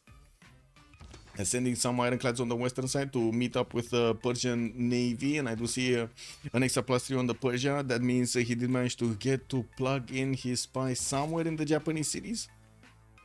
No? Oh no. He still didn't do it. What? Did I see it? Oh, never mind. It's still +3 from Japan against Persia, not the other way around. We still have the spy actually moving. Okay. Political slang is gonna be a glam rock for the theater squares and another glam rock. So the 2 glam rocks actually survive over here. The magic emergencies. Okay, so now Maori's battleships are actually in range of those ironclads, and this is starting to eat at the ironclads defense. That will get a promotion, and that's just that. I don't know what to that's just that. Yeah, and we're gonna have the next plane showing up soon, no? Oh, I think he actually needs to put airstrip or something to the east side, so he's gonna be a lot closer. He can only deploy 1 in the city of Morioka. And I'm not sure if, I don't think actually Nagoya is that close to be deployed. No, it's 2, 4, 6, 8, 10 tiles away. No, it's definitely not close enough. They only have like 7, right? They only have like 7 range. Okay, now the question is, will Maori actually successfully get through this? Because it looks like he's eyeballing that 2-2 base over there. The Maritime Wings, yeah. Maritime Wings. He's getting his wings. Oh my god, that makes me think of Top Gun. Kick. I saw pretty good movies coming out. I'm not sure if it's good, but the first version was good. The Accountant. Did you guys see The Accountant, the first version? I'm thinking the second one was actually coming up on the 25th of April, if not. Let me see. Accountant 2. When is this coming out? Super, like the first one was very, well, good-ish actually. I wouldn't really say very good. When is it coming out? 25th, yeah, on the 25th of April. The Wind Harvesters, yes. Okay, more rock bands playing here. 250 tourism. Another one died? Another one died. That's unfortunate. That is unfortunate. We do have new ones getting bought over here, and of course he's gonna need to spend some time to promote them. New biplanes also coming out from Nagano, while I do see on the eastern side, Maori will need to actually get that city somewhere. China is taking away tiles from Maori settlement. What? What? Oh, like he got the reef, you mean? Yeah, but to be honest, I don't know why I find it kind of unlikely that Maori is going to succeed this. Like, he needs a builder, right? He's going to need money for a builder, and to be they do have a lot of money. He personally has 1,578 points of gold, not to be Link on Cyrus does have 1,700. So pretty good to get a builder here and start chopping that canal. Now, is this gonna be enough? Because it's not like Maori actually has ironclads of his own. He's basically relying on Ling Xia to get his ironclads out, and it's not gonna work if he gets a canal through a city center. Ooh, another one of those rock bands played. This 120 album sales, okay. Okay, getting to Armada up. The Battleship Armada is still not doing enough damage against the ironclads, and the thing is, Japan did manage to get some fascism, add another +5 on his attack and on his defense on these ironclads, and you can see that they are 112 on the defense. That is a bit too much. Took away the reef. That's in. Oh yeah, he did.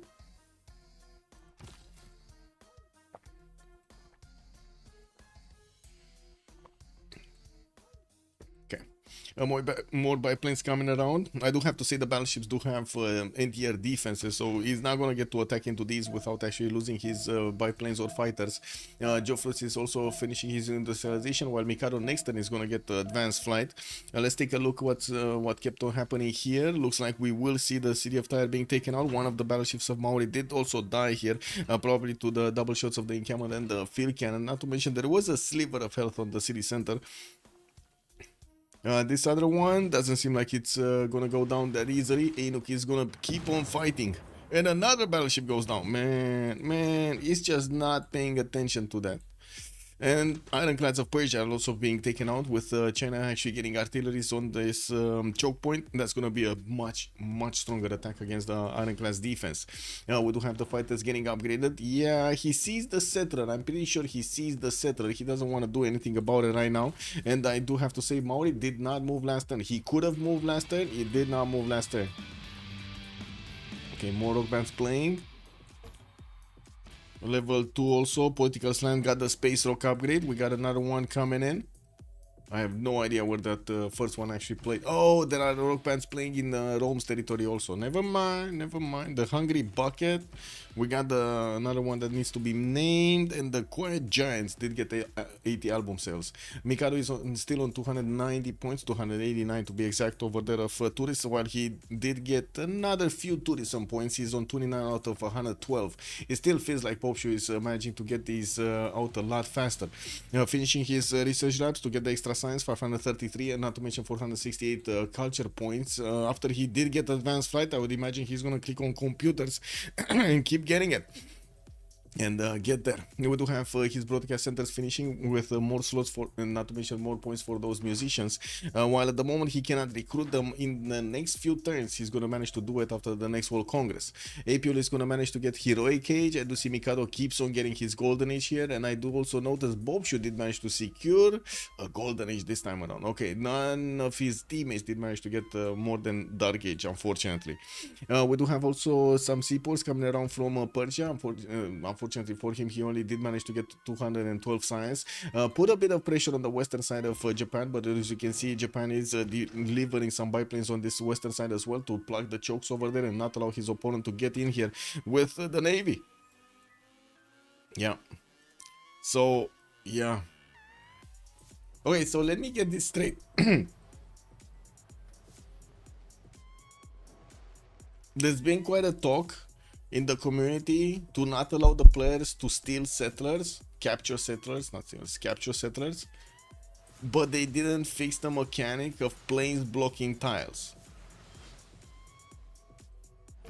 That's amazing. Not gonna lie, that is amazing. That is wow. I'm going to call it. They will lose tiles to floods, all those low-lying areas for the court cities. Are they? Are they gonna lose? Like all of these on the coast? I don't see that many with the flood problem. Actually, wait a second. 1, 2, 3. So like in the core cities, he doesn't have that many flood problems, but here he has in Gifu. Oh, you're talking about these? Yeah, I guess at least one of them is gonna go down.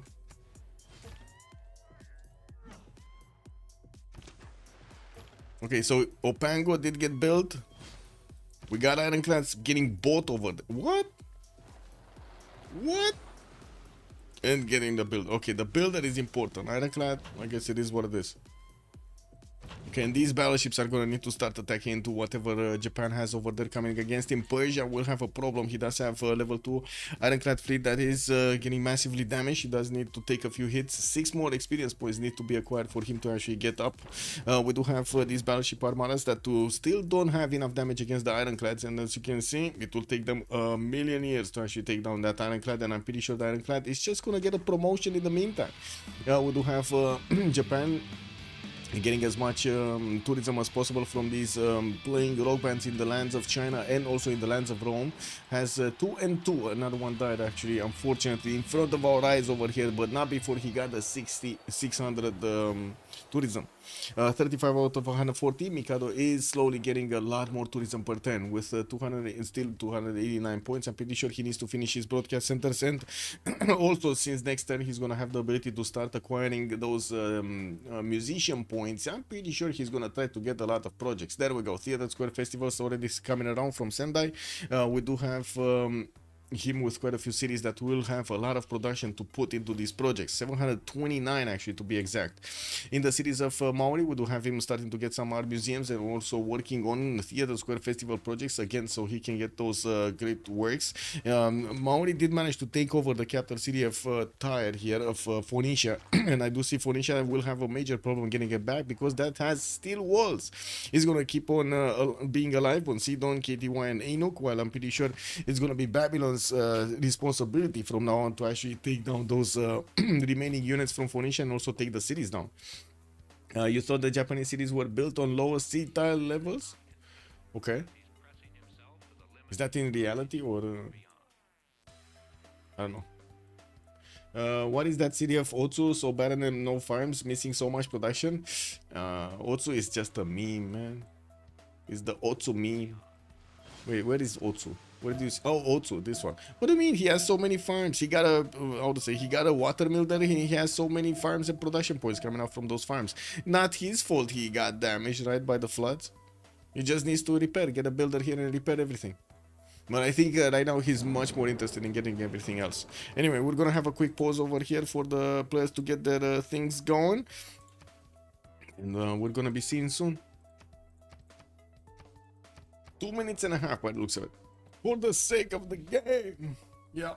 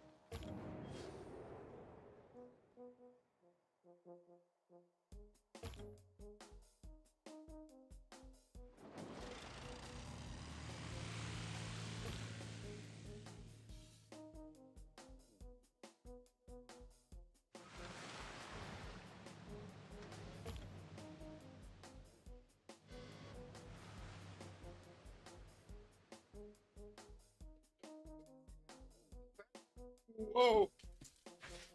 Was just listening to a song I actually released, by the way. I cannot show it on stream, but if you want to take a look, it's in the Discord, by the way. On Spot TV, over here. Yeah, you might like this one. I cannot, it's with way too many F words. But if you want it, take it over here.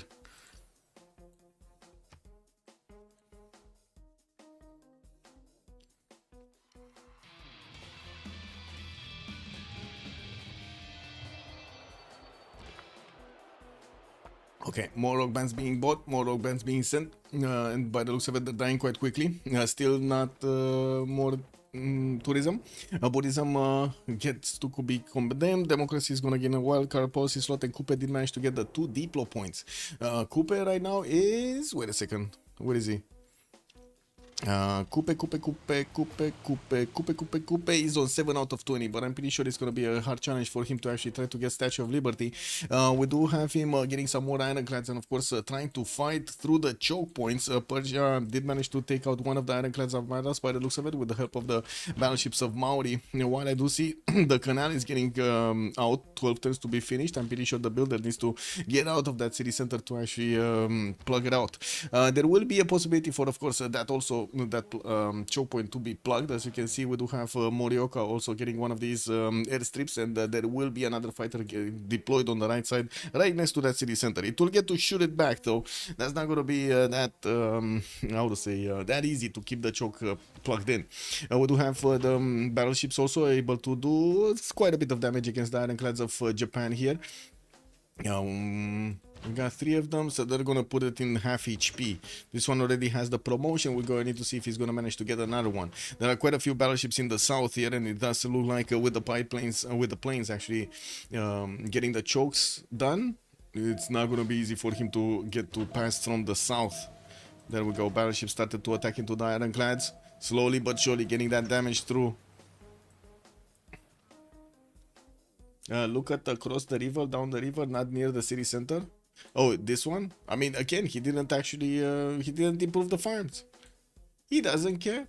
He has too much anyway. Okay. Well, just got a bit more tourism.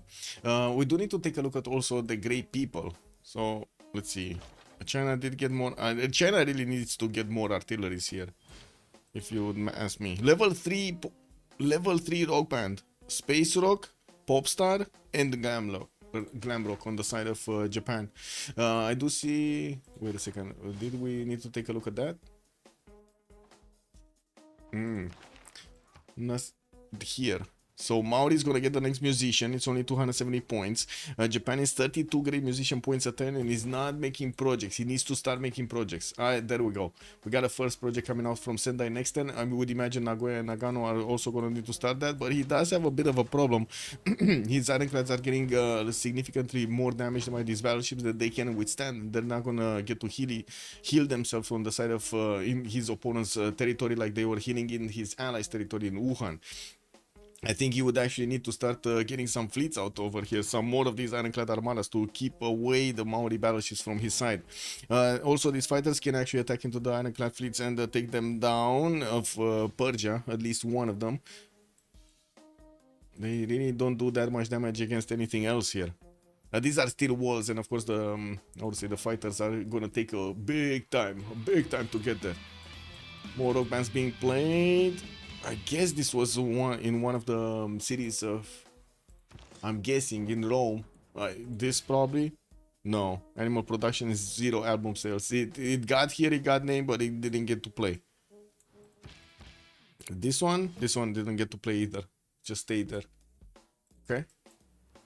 I do see Mikado is 954 faith in the bank, and I'm pretty sure he has the ability to get another one.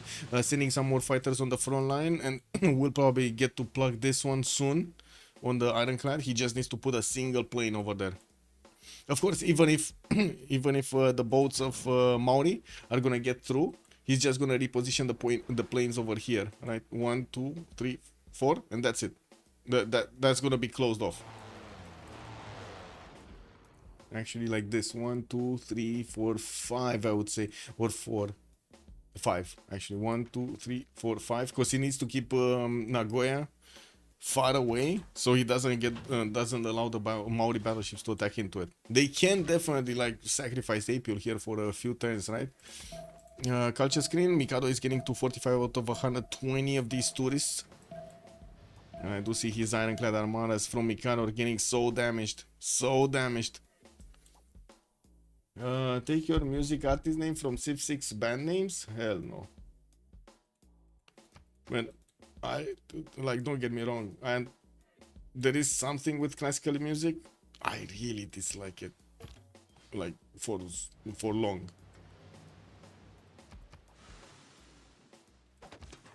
Because most of it comes from copy out of copy out of copy out of copy. It doesn't actually come with you know, any interesting stuff. Anyway, Japan could not manage to plug the choke in good enough time, and by the looks of it, Maori is getting through with some of his battleships. This is becoming very dangerous, and from what I do see, China's ironclad did get taken out immediately after he got out of the city of Wuhan. We do need to see Japan repositioning here so he can actually get the defense down. He did get to place the airstrips actually next to Morioka, already started to actually deploy some biplanes from his other cities. Definitely need to actually move these out.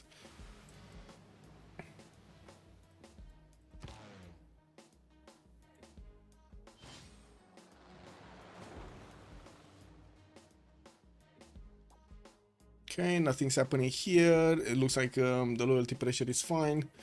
We do have Maori actually trying to attack into the city of Ainuk with a single battleship. Couldn't manage to get through, and of course the wall's damage is getting to damage the battleship quite a bit. We do need to see it getting a promotion and getting its health back. We do have this one single battleship in the city of Tyre doing some magic there, and I do just see the Japanese rock band did get another 80 album sales. He's on 360 right now. He had another one here, so I would imagine he's just gonna need to click the button so he can play it. Let's see if he's gonna stay alive. Did he bought another one? No, but he has like what, 1400? Yeah, he's on 1300 faith in the bank, 1276.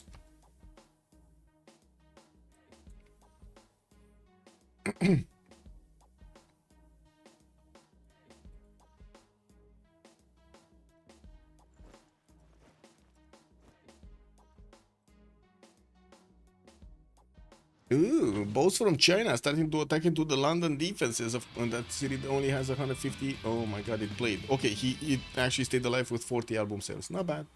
Let's see here, 48 out of 124. It does seem like Maori is managing to get a lot more defense going. 341 culture, especially after he finishes archaeological museum, his art museums and so on. Working on his seaports right now and keeps on pumping out ironclads from his coastal cities to send on the front line. He is on a massive attack going against both China's defenses and at the same time the defenses of Japan. Japan is trying to thread the needle over here with not putting too much production into his navy and trying to get as many planes blocking the tiles here, and this is probably going to be the successful tactic. He has enough, and he did manage to move them out from the airstrips of Morioka so they can actually get deployed successfully. We do see him moving all of them, right? He repositioned all of them. He just gave up on Wuhan, basically. It is what it is. It is what it is.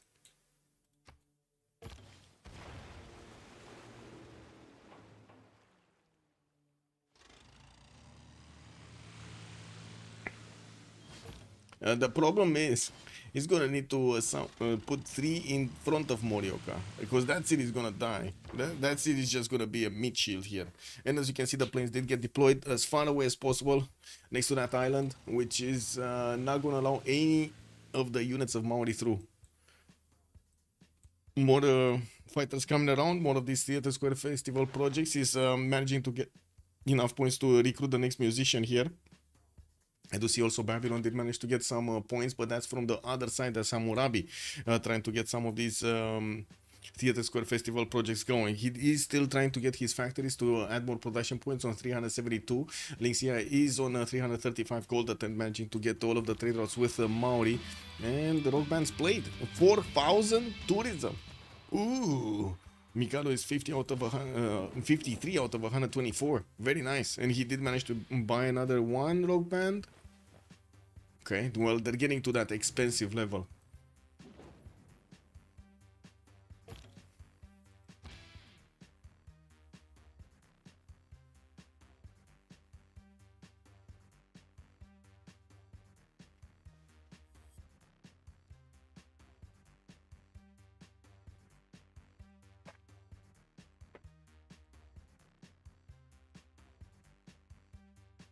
Yep. Yes, Amish. Sales, indeed. Are you guys ready to see the biggest stocks? The biggest how do you call it? Philosophical talks on Firax's live stream? Are you guys ready to talk about hours about auto explore on the Scout?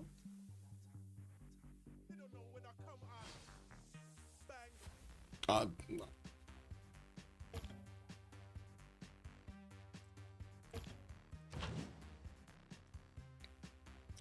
Nobody's ready? Are you guys ready? No?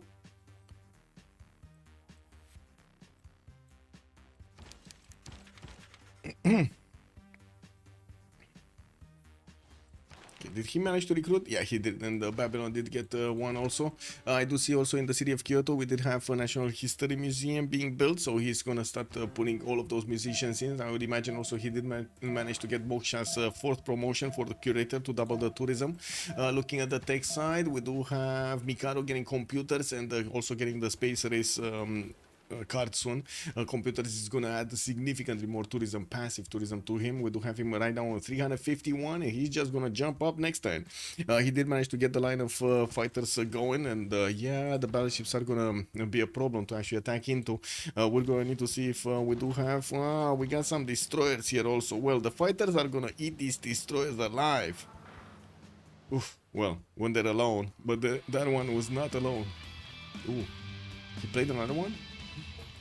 Wait, did he lose the... No, the level 3 is still alive. 440 album sales. Okay.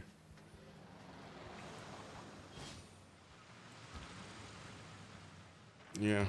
Well, Bobshu trying to get in. Mikado jumped up to 525 points of passive, and I do see passive tourism, and I do see the ancient robots are moving towards the south here. Looks like he did lose that rock band that played on the Temple of Artemis. Temple of Zeus, actually. Statue of Zeus. Where did he move this? 750? And I think he lost one that we didn't see. Probably played on one of these campuses and lost it. That's unfortunate. Anyway, in the culture screen, he's 54 out of 131. He's probably gonna roll another wave of tourists soon. He does have a lot more of these Theater Square museums, Theater Square festival projects coming in, and I'm pretty sure he's probably gonna recruit another one of the musicians. Dimitri Academy being the next one is extremely valuable. Mikado also needs to put in the card over here. So let's see. He just discovered this one, satellite broadcast. He needs the 200% tourism coming out from his great works of music, and I would imagine it's much more valuable than the frescoes, for example, at this point in time.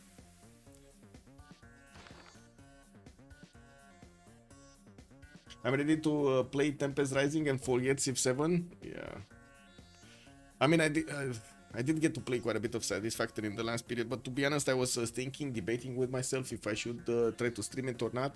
I was thinking it's a bit like, you know, like I want to take my time, like take a look, jump around, just get some, sometimes doing some automated work, sometimes just running around over there and trying to do some beautifying things. I don't know if that's actually good content for ongoing stream, but I guess I could.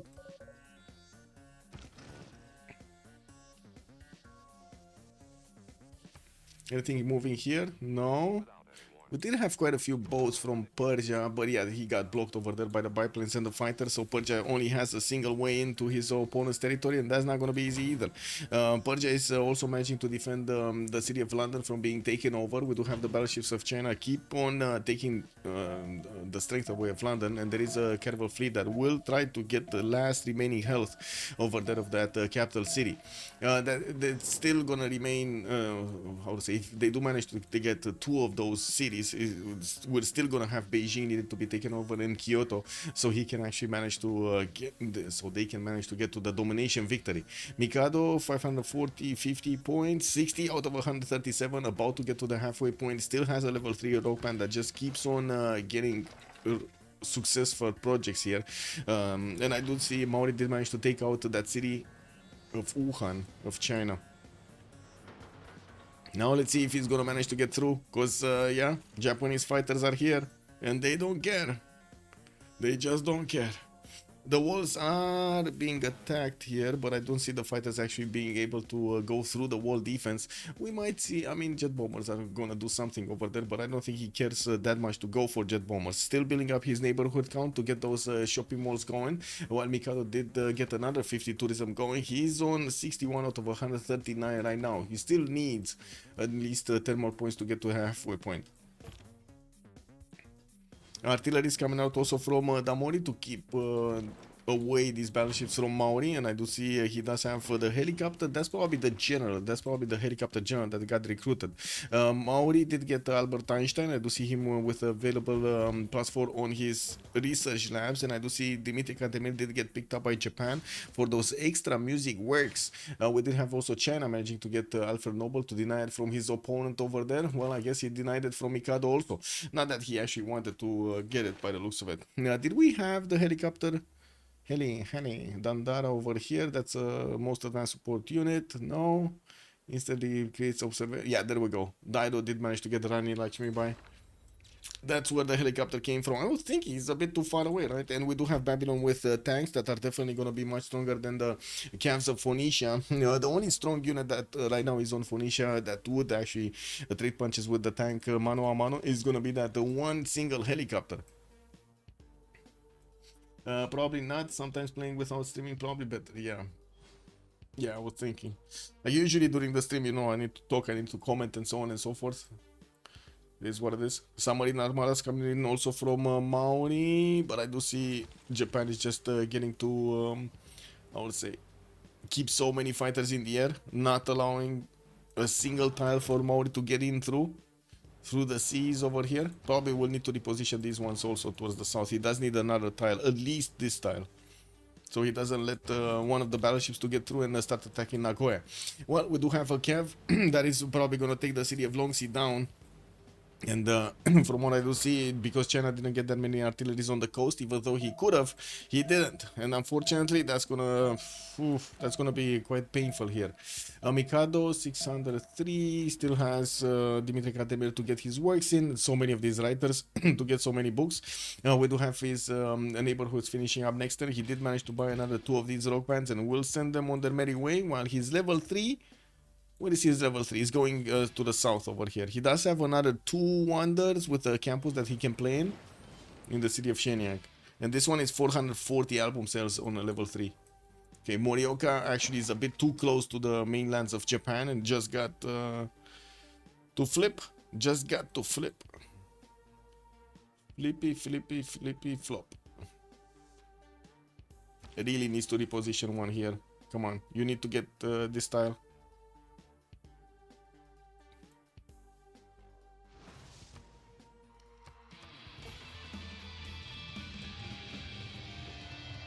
Okay, 1150. Wait, the level 3 died? The level 3 died! No more level 3 for him. 67 out of 147. Didn't even manage to get to the halfway point. Ooh, Mikado is getting his democracy. He's on 843 tourism a turn. Synthetic materials also coming up in 2 turns. And yeah, he's still adding all of those musician points. I don't want to see if he changed the cards yet. Yes, it did. Satellite broadcast heritage tourism also. Rationalism a 5-year plan on the middle time with fascism being his choice here. We're probably gonna see him switch towards democracy to add more cards. We'll see. Rapid deployment coming up in 2 turns. So that means if he's getting rapid deployment, he didn't manage to get environmentalism, because environmentalism is right next to it, right afterwards. I'm pretty sure he did get cultural heritage, because he did get heritage tourism. So yeah, he just needs a few more turns, and he's gonna get another 25. And yeah, there we go. Battleship Armada getting through to that one tile choke to actually attack into Nagoya. Long Sea got taken down. It's probably gonna be raised. There we go. Another city from April got taken.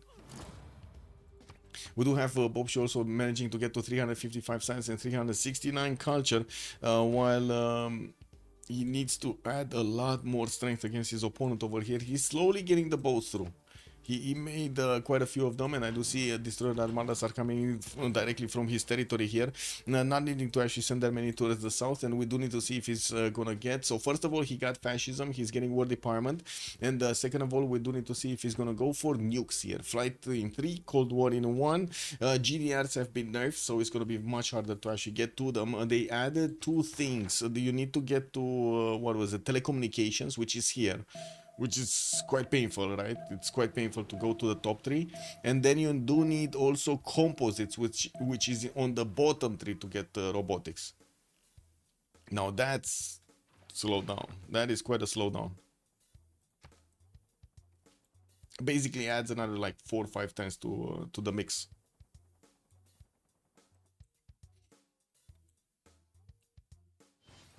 Okay, thanks from Japan to increase the strength of his cities here.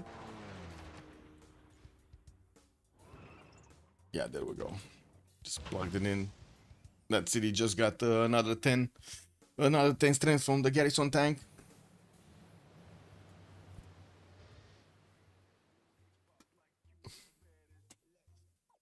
Wait, did the other game finish?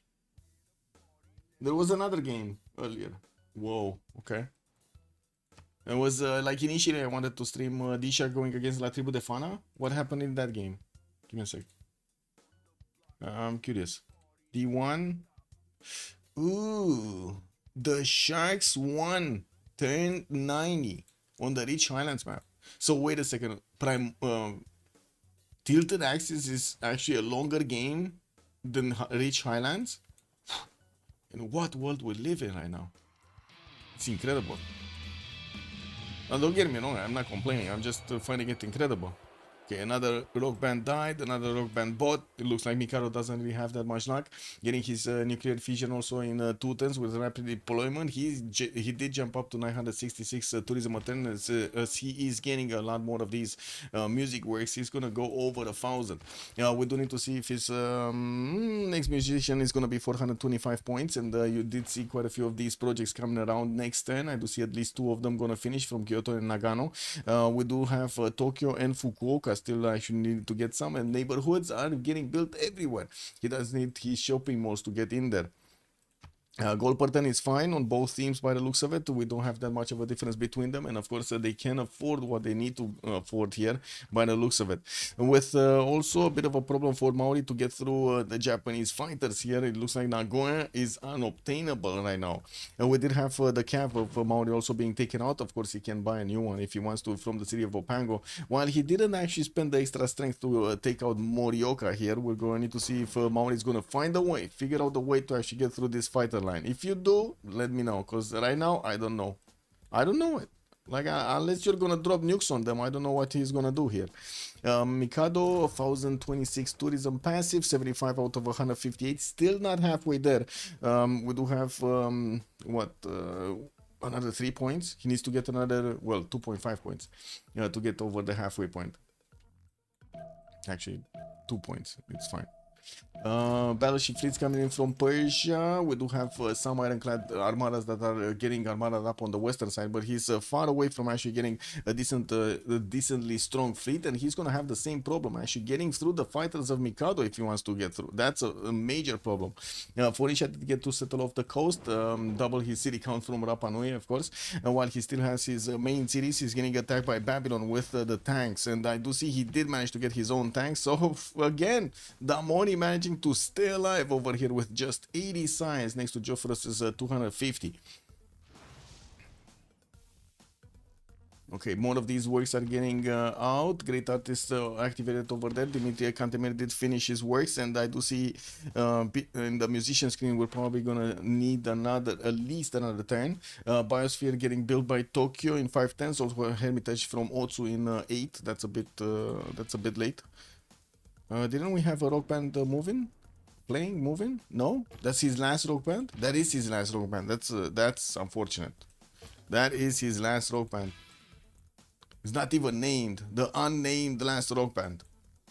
Nukes in 6? Oh, more than 6. More than 6. Mikado, nuclear fission, environmentalism finally coming up in 2. 1100 tourism. That's very good. Look how fast he's increasing his tourism per turn here. April getting combined arms, also fascism.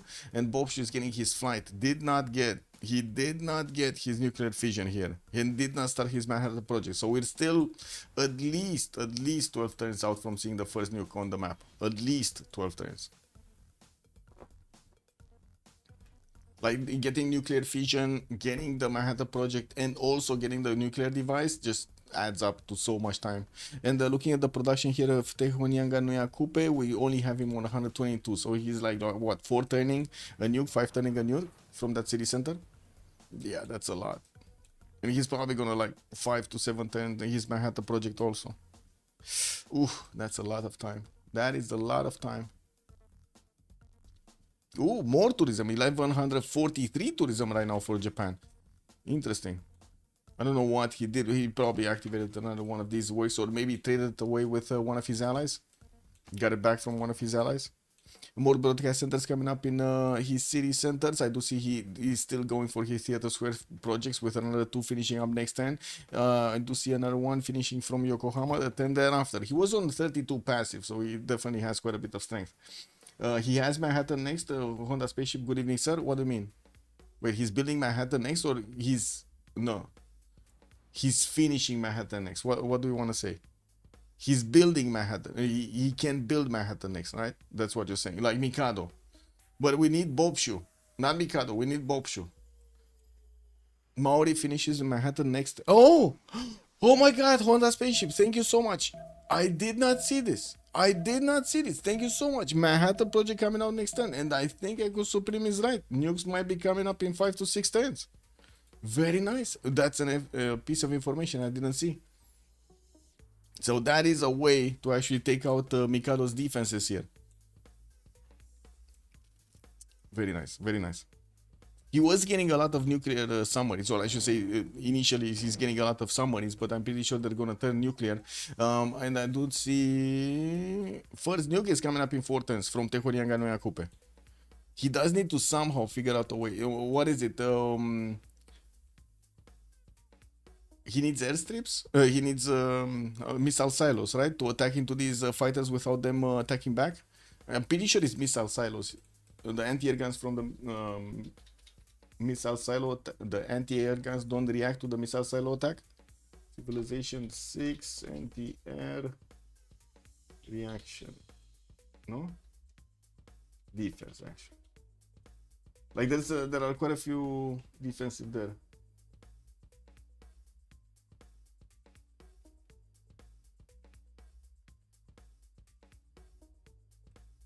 Okay. Not the anti-air gun. When was it? Anyway, this is what it is.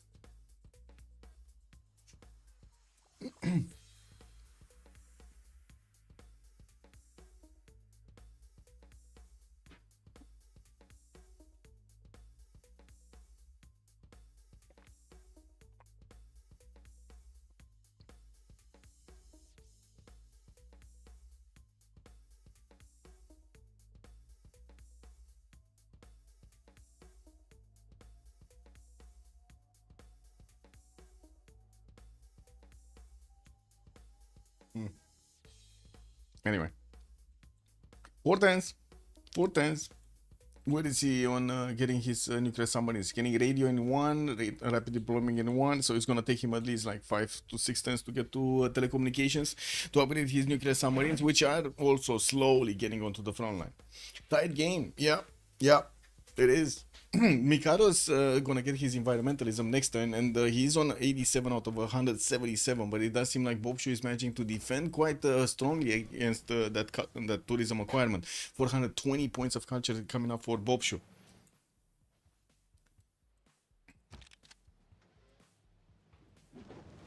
Okay, Morioka got taken and released from the game. Got to raise that city. Didn't wanna, well, take the risk with it.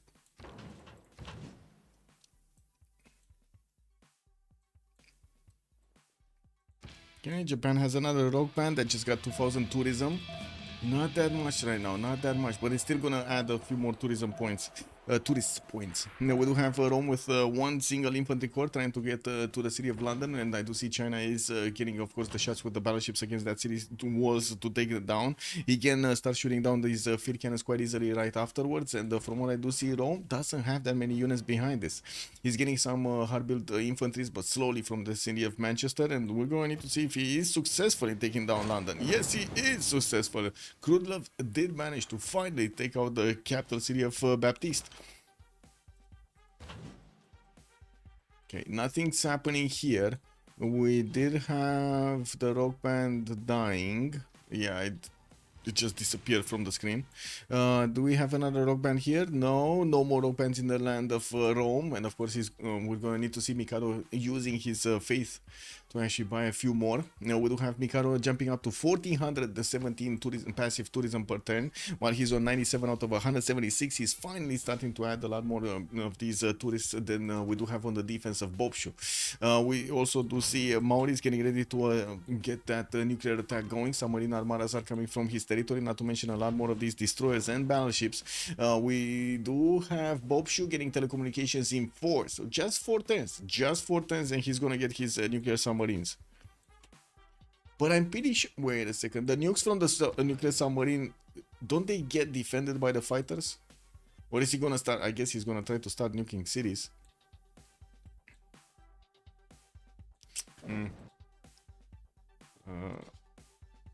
Civ6 nuke defense.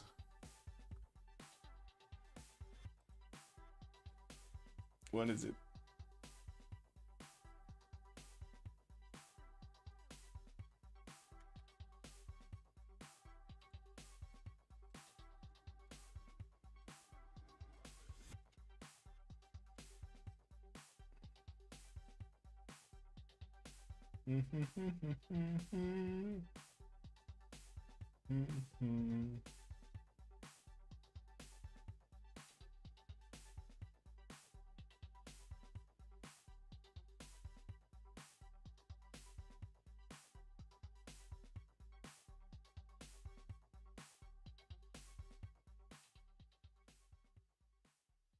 Okay.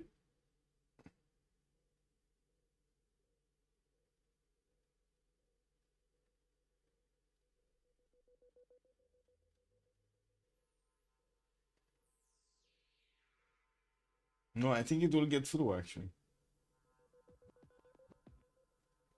Anyway, fighters. Yeah, that's what I was. Kumadai Young. Yeah, that's what I was reading. They just die. Yeah, they just die. It is what it is. They react only to bombers. Okay, so he doesn't need the missile silo. He just needs the nuke. Okay, got it. I mean, he's 3 turns out with also the telecommunication coming up 1 turn after. Okay, so we're like 5 turns away from actually seeing this line of fighters getting demolished. We do have some battleships coming out, and that will actually help of some defense, but unfortunately Maori has a significant amount of fleet over here, and so he can shoot back, and we're going to need to see if we're going to have enough of these from Mikado to come out. Okay, they just turn into missile cruisers. Definitely a much stronger technology than the battleships, but they do need the numbers, and right now I don't see the numbers. Okay, another one of these musicians did get picked up. I do see Mikado on 1459, and he's on 103 out of 188. 103 of these domestics out of 188. Still getting attacked by the boats of Maori here, slowly but surely getting his city of Nagoya getting taken down, even with the steel walls. And he's getting anti-air guns. Okay. Well, that's not gonna help. Nuclear submarine armadas are just gonna go through any kind of defense he has right now. Maybe missile cruiser armadas have a chance of defending that, but very rarely.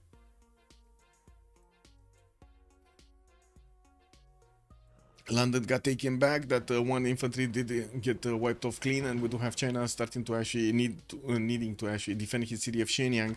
We do have April trying to get another city to the western side, and got a few of these anti-air guns to help him defend. Fighters are also plugging these choke points on the right side, not allowing the Persian ironclads to actually get to couple with Maori. And the Persian ironclads cannot get through the city center of Opango, even if there is a canal over there. They just cannot do it. Kind of surprising, but it is what it is. They're allies, no? We do have also Mikado getting his rocketry in 210s, with Bobshu coming up with telecommunications in 3, professional sports from Hojo, and Hermitage coming out in 510s. With anti-air guns also starting to be finished here in his cities, he's going to need to deploy them towards the city of Nagoya, and I'm pretty sure he's going to also need to figure out a solution to keep his borders alive, because this is a massive fleet, and he definitely doesn't have a massive fleet on his own side. This is I would say this is quite a problem. How did they call it? A conundrum. Which is kind of funny. In Romanian, you could say that is conindrum, which basically means there's a cone in the road. Is that actually accurate? Cone in the road? Anyway. Conundrum. I just realized today, by the way, when I heard somebody say it, I was like, wow, that actually sounds like a, you know, a mix of Romanian words into one.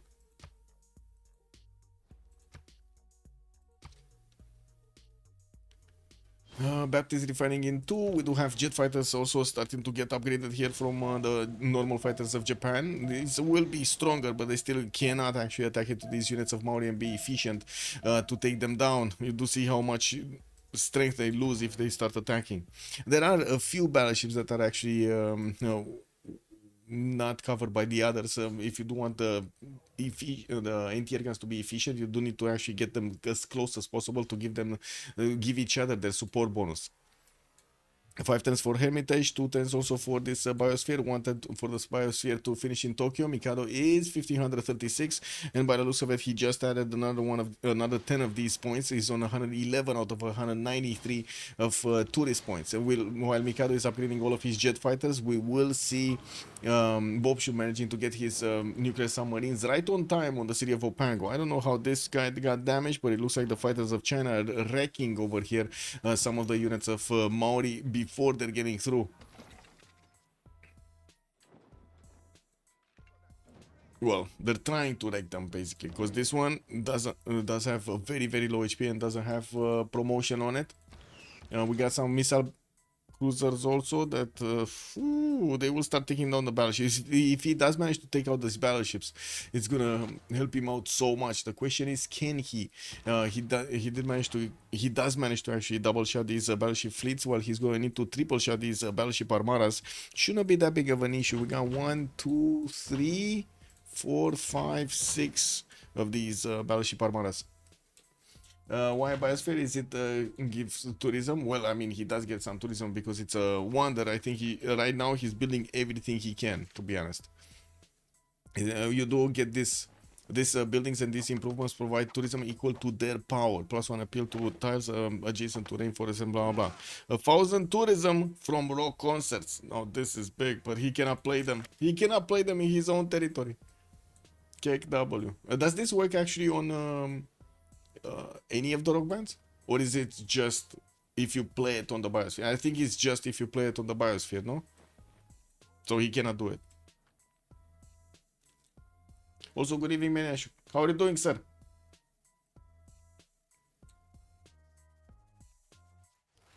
We have 1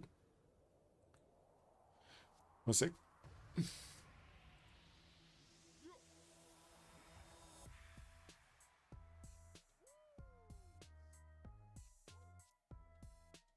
Okay, got it. Was double checking on the CWC server to see if there is a message that I need to actually get out, but no, it's fine.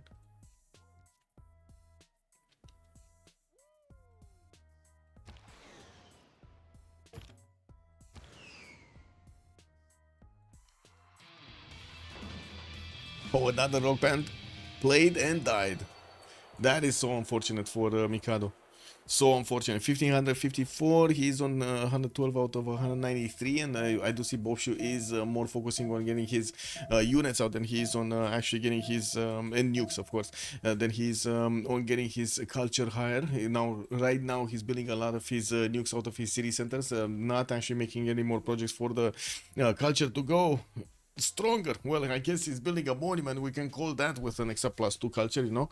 It is what it is. Now, we do also need to see if Joffrey is managing to take out the units of Phoenicia. Yeah, he is. He did manage to get more of these tanks. And I do see artillery armies are starting to attack into the city of KTY, taking down those walls very, very quickly. The first nuke did get finished in the cities of Bobshu, but he doesn't have his nuclear submarines. He's going to need to get the telecommunication finished next turn, so he can actually upgrade these normal submarines into nuclear submarine armada. So while we do have quite a few fighters in the water over here in between the city of Opango and of course the main cities of Japan, we start to see the missile cruisers starting to appear over here from the side of Japan, which are gonna have the damage to attack into the Maori units and also withstand quite a bit of damage, right? Even the battleship fleets, yeah, they're getting 2-shot here. We do need to see also I would say these missile cruisers getting armored up if they want to be a bit more successful. Okay, more tourism. What is it? 120 out of 197. Well, our computer says 16 turns. That's gonna take a long time, and I would imagine Maori is gonna manage to breach through the choke point. Okay, let's see. Do we have any attack? Yeah, we do. Now these missile cruisers do have the added advantage of actually attacking from 4 tiles out. This is massive. This is a massive advantage. Where does it say? Because it says the moment, but then it doesn't say how far away. Kick. Anyway. Oh, there we go. This one it says 4 attack range. Never mind, never mind.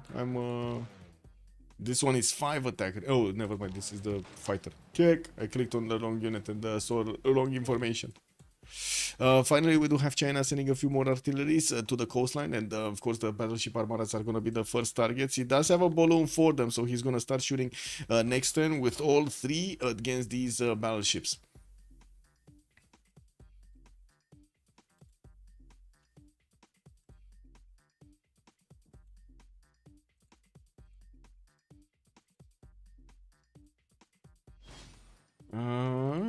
Oh my god.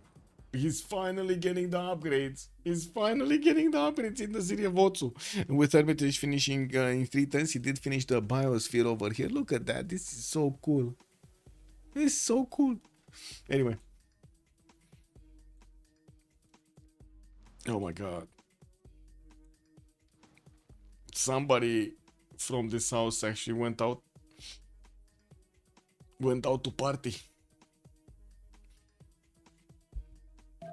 Yeah, because I smell a lot of perfume coming out, so you know, it is what it is.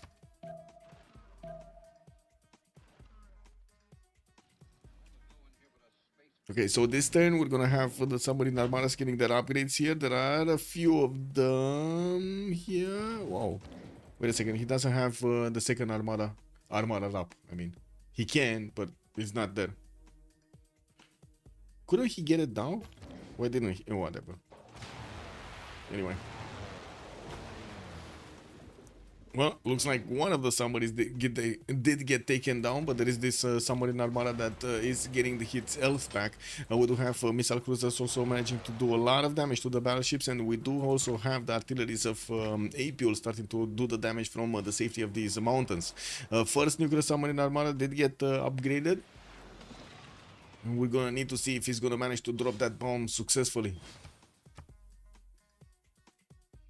That's the issue, right? Can he drop the bomb successfully? The thing is, he's kind of starting to run out of navy here. He's gonna need to get a reinforcement line going, and I do see new battleships are coming around with new destroyer armadas also being sent to the front line, getting more nukes out. I think he was on one. Let's see, did he manage to get another one? No, just on one. He's gonna get another one in 2 turns, and that's it. Yeah, in 2 turns. I was thinking if maybe he does have like 2 in the build queues, but it looks like the other ones are gonna be 4 turns, 5 turns, 4 turns. Yeah, it's gonna take a while. We do have another one of these Real Bears rock bands that has a total of 0 album sales. They need to actually get onto one of those tiles to get his rock bands, his concert going. And I do see Mikado 1582 just bought one of the musicians. He's 126 out of 206 to get this culture victory, and his enemies are knocking on his doorstep. We don't know if he's gonna get out successfully or not.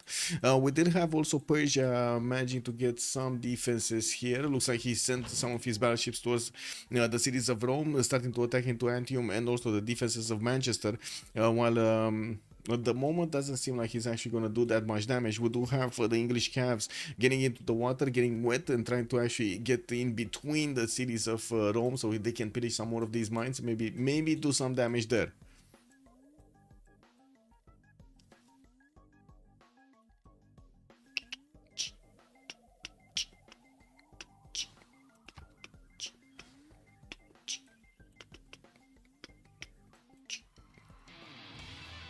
Ooh, rock band? It's alive! 80 album sales, and it's alive! Okay.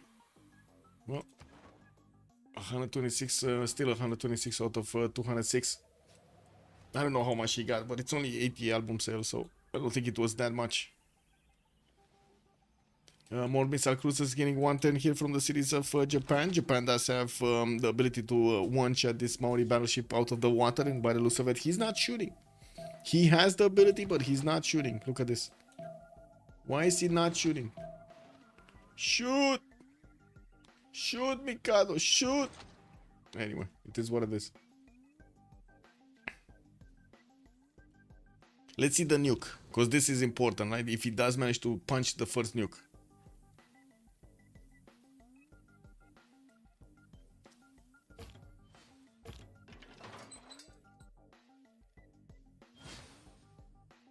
Okay. We got mobile SAMs also from Japan, defending his fighter base over here in the south, while the Chinese artillery corps could not manage to take out those, those battleships. Right now, we do have the missile cruisers managing to do the damage against these ironclads and destroyers, or I should say the destroyer armadas and this normal destroyer. Yeah, there we go. He finished it. He finished it. That's another destroyer armada got taken down.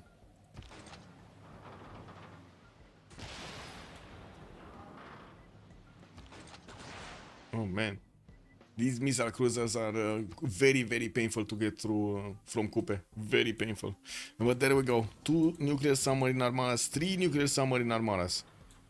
So ideally he could shoot 3 nukes if he has enough in the chamber, but he doesn't have enough in the chamber. And the big question is, where is he gonna drop the nuke? Where is he gonna drop the first nuke?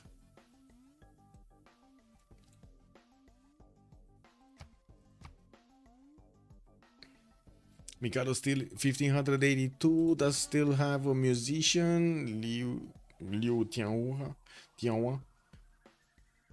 Getting Hermitage here, but I think he kind of ran out of slots, right? Getting spaceport also from the city of Tokyo. Looks like he's not actually putting all of his eggs into this cultured victory, even though he is getting a lot of these defensive tourists. He's on offensive tourists. I mean, he's on 136 out of 211 right now. Okay, getting closer to the victory. Wow, he got Tolstoy also. I'm sending him on the front line over here to write the story of the Maori versus Japan fight. Makes total sense. Total sense.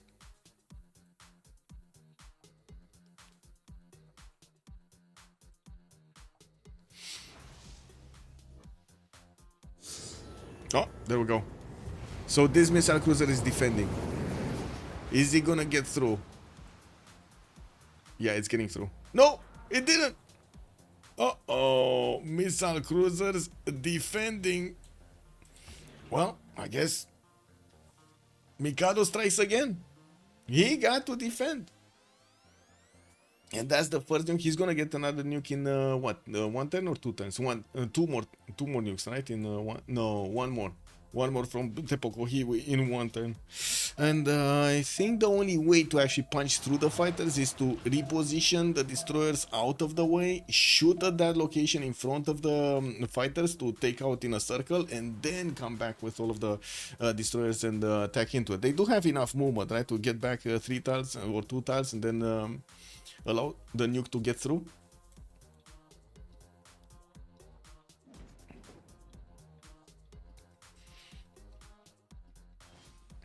And the more of these missile cruisers that are getting out, and of course getting the promotions becoming stronger, they will be able to take out more of these units of Maori while they're just looking at the jet fighters. That's it. That's the only thing that they can do right now. Look at the jet fighters.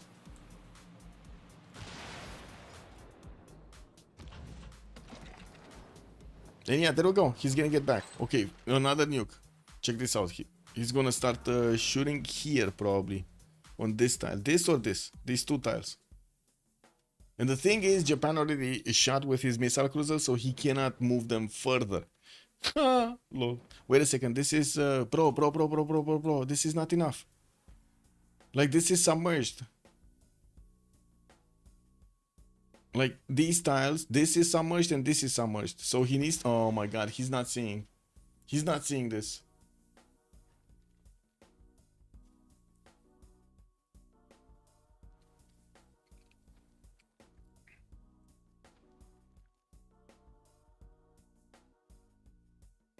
Now the question is Bobshu gonna shoot or not?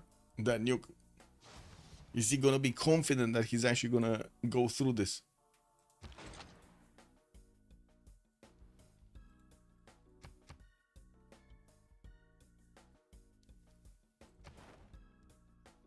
Mikado still adding a lot more points, 142 out of 219 here, with him on 1673. So he did manage to get 120 more tourism points passive, getting more of these Theatre Square Festival projects. He's gonna want another one of these musicians if he can get it. It's 600 points to get the next one. I'd also notice, yeah, slowly building up the spaceport in Tokyo, but by the looks of it, by the time he's actually gonna get that out, it's probably gonna be a cultured victory, or he's gonna get nuked by his opponent, and well, that's it. We do have also the cities of Daido dying to Babylon. We do have Sidon and KTY being taken out. Tyre has been taken out a long time by Maori. And I do see the city of Ainuk is the only one remaining on this eastern continent. He does have these 2 cities that are on the backline of Mikado. But I think that Maori right now did his job to slow down Kupe and slow down Babylon as much as possible. We did have some Maori Europeans also starting to move towards his ally here, towards Babylon. He's on 608 tourism points, but that's not really helping him defend here. He does need more culture if he wants to slow down Mikado's strength, or I should say win. We do have another 3 nukes coming up in 2 turns from what I do notice, with more in the build queues. And we're going to need to see if we're going to have Bobshu trying to get to his GDRs, even though that's going to be quite late. And just a few more moments and we're going to need to see if the WMD strike will be activated by Bobshu. He's not activating it. He's not activating it.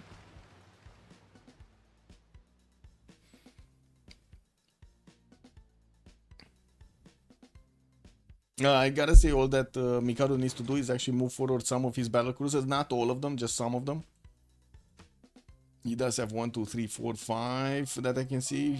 6, 7.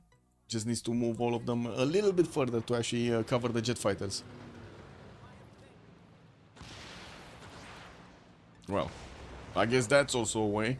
Taking out more of Maori's destroyer armadas. There are only 2 of them available. 3, 4. Never mind, there are enough available. There's 4. And you can see he can actually move here through that tile.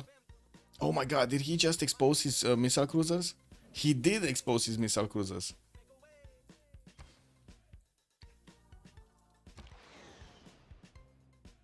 And I think another 2 tiles submerged. Like all of this is actually submerged right now. All of this island.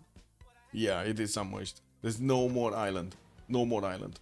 Even those ivory tiles. Unfortunately, the elephants went down, man. They went down. with the land. That feels bad. Can you imagine that actually? Ugh, that feels really bad. You're on a tiny island, water comes in, you have nowhere to go. You need to build the Noah's Ark, no? Noah's Ark, actually, not Ark. That would be funny. Anyway, now we do have England also managing to get that defense on the city of London. Doesn't seem like at the moment China is interested in pushing forward, even though he can take out more of these units with his battleships. He did manage to get also one destroyer, which is going to be much stronger to attack into the London defenses, not to mention put a lot more defense on it. And we do have the units of Persia also starting to attack into Antium with the battleships from the coast, giving England a chance to actually try to take that city center, even though with infantry core inside of it, these battleships are going to take, I don't know, 10 turns to actually get through that defense properly. We do have a few more infantries coming out from Rome, and I'm pretty sure they're going to appear on the front line in the south to keep up that defense. Now, artilleries from China are getting armied up, and I would expect them to actually move a little bit further because these guys can do a lot of damage to the destroyers and, of course, the battleships. We don't have that many battleships from Bobchu anymore. Most of them did die. He's going to need to get his own missile cruisers. I do see his own lasers next turn, and from what I do notice, he still has nukes in the chamber. The question is he going to start shooting, and when is he going to start shooting? A few more spaceports coming around also from Japan. Didn't get one from his capital city, nor do I think he can get one from his capital city. I don't see a single flat tile for him to actually place that one down. He's going to get them from Tokyo. He's going to get them from Nagoya. Probably Nagano and Otsu are also going to work on this. And I thought he's going to repair this, but it looks like no. Another flood came and everything got destroyed again. He's going to need to put more charges there. He's also on 152 out of 227. Basically, he's kind of 2/3 of the way there. A bit further. Actually, between 2/3 and 75% of the way there.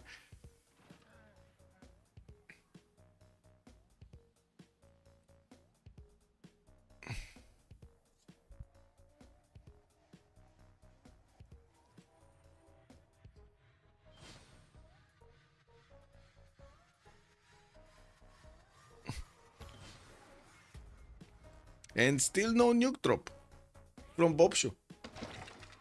Mikado did jump up to 1800. And I do hear more rock bands. That was a successful rock band that played somewhere. Oh, this one. The Real Bears got 120 album sales. Okay. The Real Bears. Where is he? 162 out of 231. Okay. Okay. Not far from the win. And he just keeps on adding more tourism on his side while he is managing to defend properly against Bobshu. Now he has all of his missile cruiser shots to take out his destroyer armadas. He just needs to attack with 2 times one of the destroyers, and I do have to say he still did not actually get to fleet or armada up these missile cruisers to make them stronger. I don't know what this guy is doing here. I think he forgot about him on the western side. That's a bit too far away to be successful. Maori did manage to get his own missile cruiser armadas upgraded from those battleships. I do see at least 2 of them did get out with more on the way, because he's gonna have battleship armadas pre-builds over here that will get into the city of Opango. Mikado getting satellites next turn, and still far away from that culture victory. Not that far away, but he's far away. He's still at least 10 turns. That's what I mean.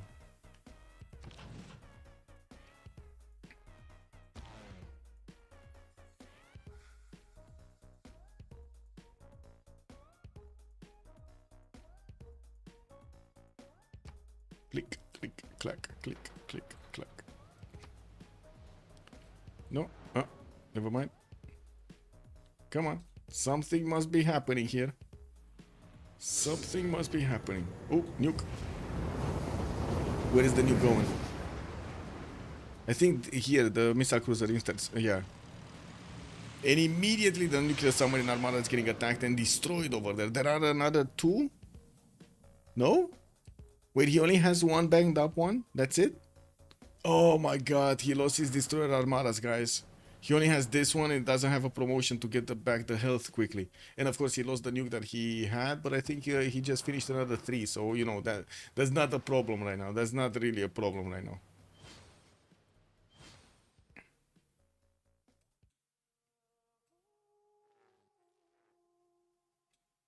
Sydney Opera House from Kyoto. We are just a few turns away, like just one turn away from switching the era. And looking at the era score, I do see Lingxia Normal Age, Hammurabi Golden Age. Or actually, Heroic Age. Bob Shoot Dark Age. We do have Baptist Dark Age. Apiol is gonna secure his Golden Age. Krulov Normal Age. We do have Mikado securing also his next Golden Age. And Damori did get his Heroic. But we're gonna have quite a bit of gold being generated with Reform the Coinage between them. And from what I do see, Mikado is successful of keeping away his opponent from his borders. I do see him on 1852 points of tourism per turn. And from what I do see, he just rolled another wave. 173 out of 234. Okay, well, only 61 points to go.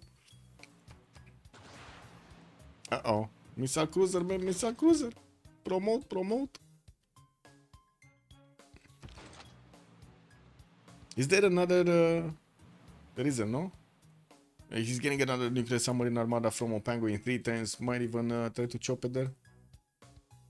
He didn't chop anything, by the way. Did he? Or no, he chopped and replenished the forest, I think.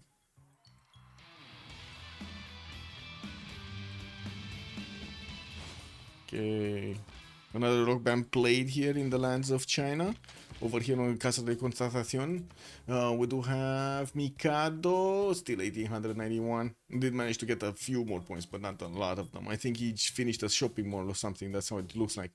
He's also trying to build the Admission Scott Research Station with the help of Shaja. No, that is not going to help. I mean, it does give him the ability to purchase that, but you know. This is what it is. Hammurabi did manage to successfully take over the third city over here, remaining from Dido. Ainuk is a Babylonian city, and we will need to see if he's gonna do anything on the coast. It doesn't seem like he's gonna have that much time to actually get all of his units towards the front line. But yeah, he does manage to get the gold for his teammates. 900 gold a turn here for Jofrus.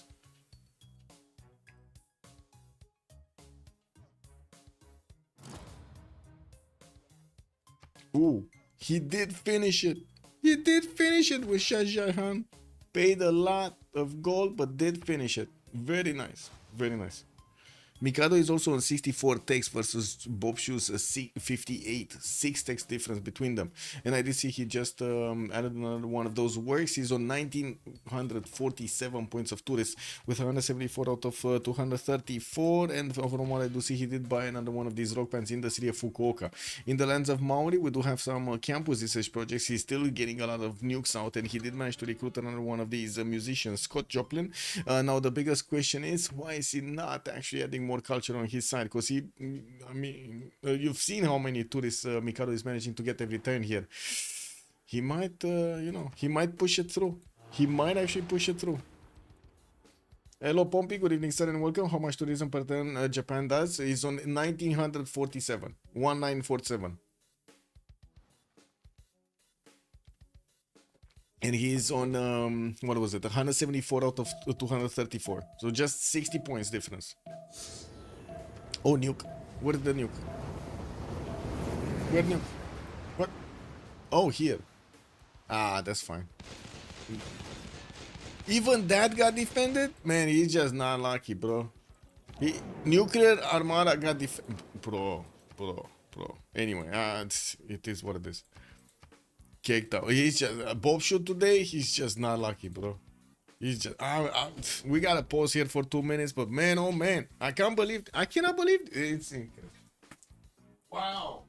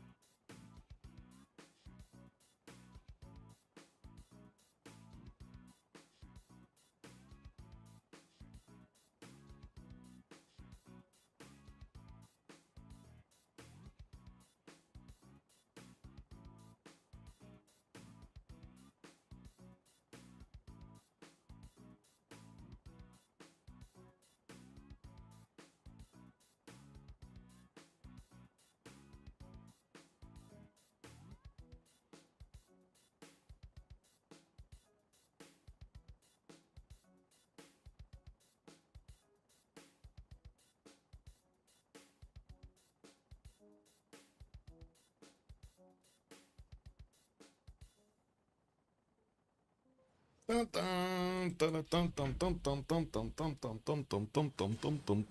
on, come on. Let's see. Nukes? No? I mean, he still has 3 in the bank. And this one was so nuclear submarine armada, but it's a little bit damaged. I guess that's the one that was repairing health. No, there's another one repairing health. We do have a bit of a problem now for Mikado. There are a few too many of these Maori boats over here, and it looks like he lost a lot of his missile cruisers fighting them. He still has his fighter screen, but unfortunately the fighter screen is without nuclear defense right now. So we're going to need to see if we're going to have Bobshu managing to get to punch that nuke through. How much does he see? He knows. He knows. He knows there is no defense.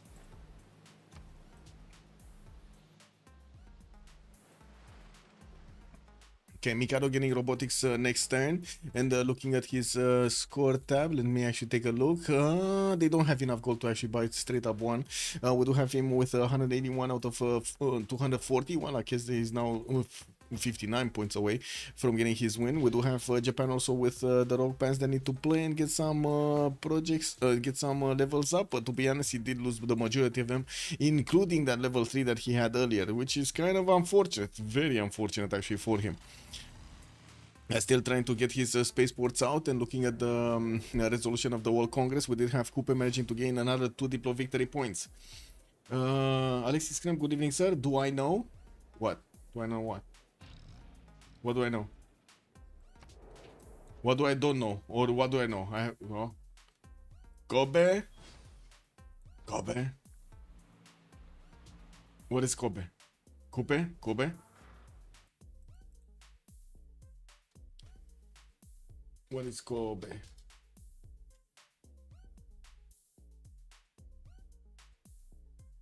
I don't know. What? Oh, I see. Quoi? Kobe? Quoi? Okay, got it. Got it. I didn't know. I found out. Let's see. Artillery's moved by April next to the coast over here. Still no anti-air defense for those nukes. We do have the first missile cruiser actually making its way towards the front line. Mikado is trying to make some sort of safe space in between, and of course we do have one single missile cruiser here from Bobshu that could try to attack into it, but the next ones are coming through really quickly. We do have another 3 that are gonna get out from the side of Maori, from the city of Opango. We do need to see also if Mikado did get over. No, he's down to... Oh, never mind. He actually lost the cards or something. He switched around the cards. Because he's down to 1,457 tourism. What happened here? He didn't lose a city. Hello? Anyway, maybe the numbers didn't update. I think the numbers didn't update. He was at least 2,000. Yeah, no problem. I saw it on... I googled it quickly and I saw what it is. It's fine. And now I know.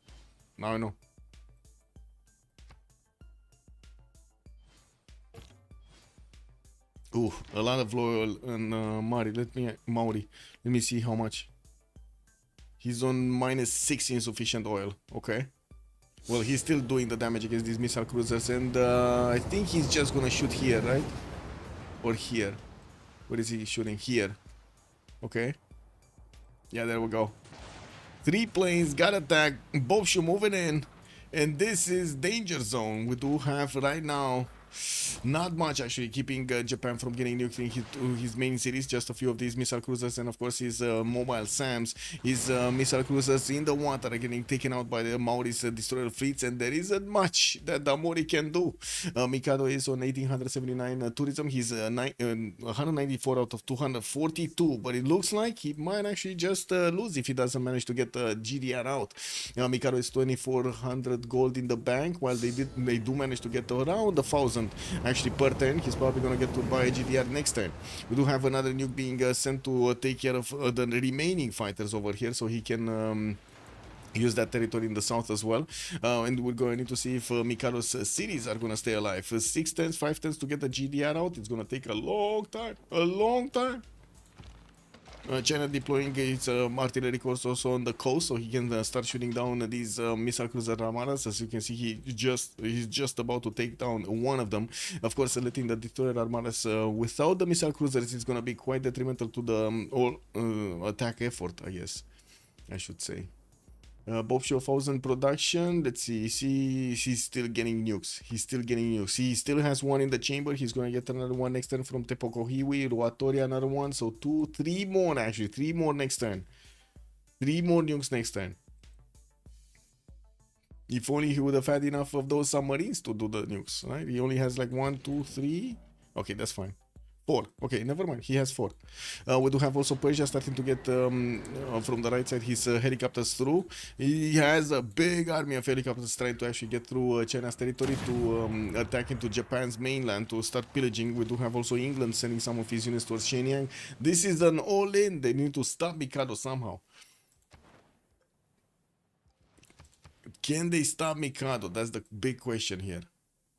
And I'm pretty sure the next time Mikado is going to try to buy immediately. Oh my god, he spent some gold.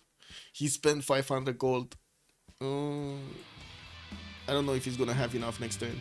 He's going to need to get the gold from his teammates. All of it. And I guess he did manage to get from the pop star. This is a pop star. Yeah, he got some gold from the pop star. 250. This one got 40 album sales. Where is he? Didn't move an inch. Well, computer says 4 turns. It's probably not going to happen in 4 turns, but just saying.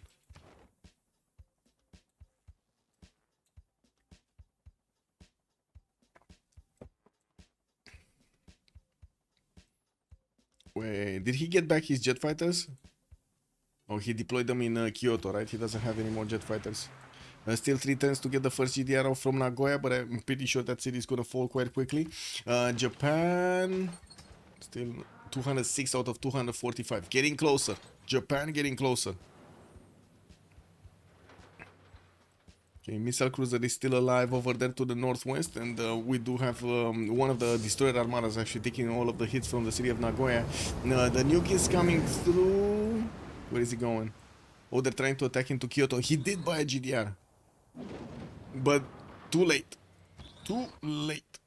Well, actually, to save the fighters, as you can see, the GDR and the missile cruiser is still alive over there with a mobile SAM inside of the city center. Nagoya is probably going to be taken down. That's a lot of tourism that he's going to lose if he loses that city. 1942 at the moment per turn, and that city is gone.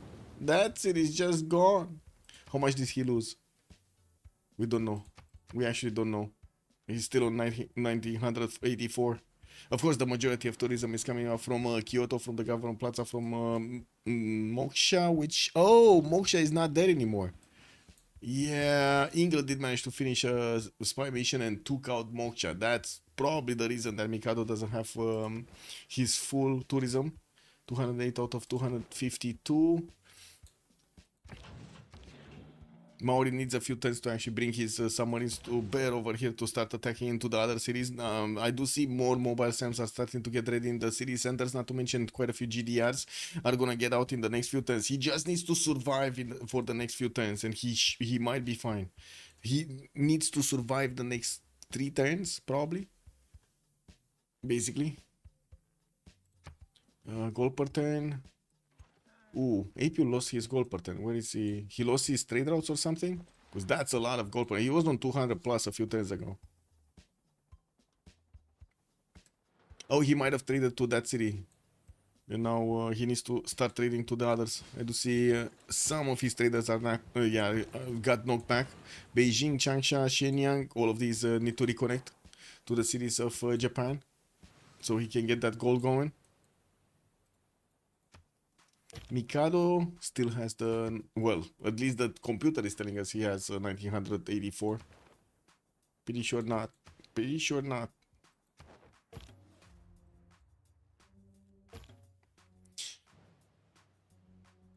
Okay, more safety settlers coming up from Phoenicia to get onto every one of the one-tile islands that he can actually get to, so he can keep staying alive. Rapa Nui can actually be flipped over here by the destroyers quite easily. That city does have steel walls, but it shouldn't be a challenge for these destroyers. Of course, they do want to get into Kyoto, they do want to get into Sendai, but right now we do have the GDRs protecting the city of Kyoto, and that nuke is just not gonna get through the GDR defense. Oh my god,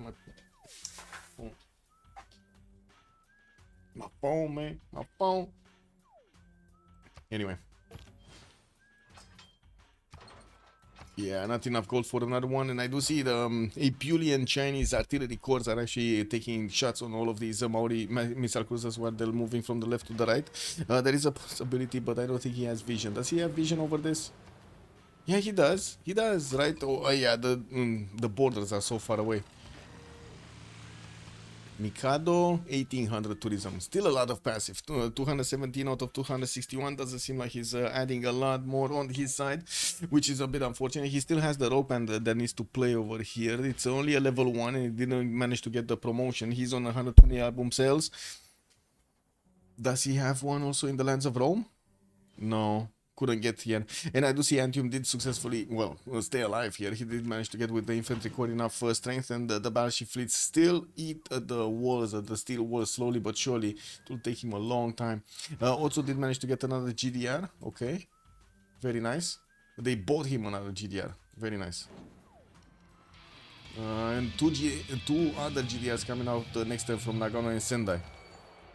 Well, I guess if he does manage to get these in the main cities, there isn't much that Maori can do unless he gets his own GDRs and a lot of them.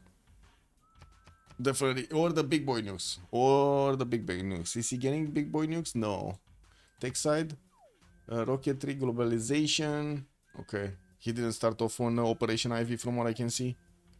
But maybe Chad did see more than I can see. Because last time they did actually smell out Wanganui making a Manhattan project and I didn't see it. Okay, another new coming in. Probably is going to be against Nagano. No, not even. Chengdu. Going Chengdu. And that nuke did go through the anti-air defense. Oof. There is a helicopter here from Persia that will try to actually get that city center, but it only has 2 movement right now. Also, Japan is sending one of his tanks on the right side. The city of Chengdu at the moment is still alive. We don't have units that could take it right now. Helicopters are also disembarking from the side of Persia. He built a lot of them from the other side of the planet over here from the south, starting to move towards China slowly, and of course we'll need to face off the GDRs, which is not going to be an easy thing. We do need to see also if Mikado is going to keep up the pressure over here on the tourism screen with only, what, 42 points separating him from the win. Whew. It's getting close. It's getting close. What is the... What? Golden Age Wing? Oh, Golden Age Wingcon. You mean the team Golden Age? I was thinking, wow, era Golden Age? I don't think they have one other than Domination. Domination. I think Domination. Right? They took a tire. They can... I'll say they can take Beijing. I guess they can nuke also Rome here. But yeah, it's not gonna be easy. That's the only thing that I can see. Domination. Or forcing their opponents to get a concede vote. Because culture, they're not that strong on the culture. Right? They did try. Bobshu did manage to get 48 out of 352. Science is not happening. They do have a lot of production on Bobshu, but Bobshu is also the one that is massively attacking his opponent here. That's not happening. So it kind of seems like we're waiting for the culture. 841 passive, 231 out of 264. So it looks like he's adding. He did manage to add another 7-8 points. He's 33 points away. He was like what, 42 last time? Ooh, he added 9 points. Nice. It might be just a matter of a few turns. And of course, Bobshu here is on 647 cultural turn. He didn't manage to put more projects, but he's starting to get some broadcast centers and for more extra culture. And I'm pretty sure he really needs to actually get projects right now.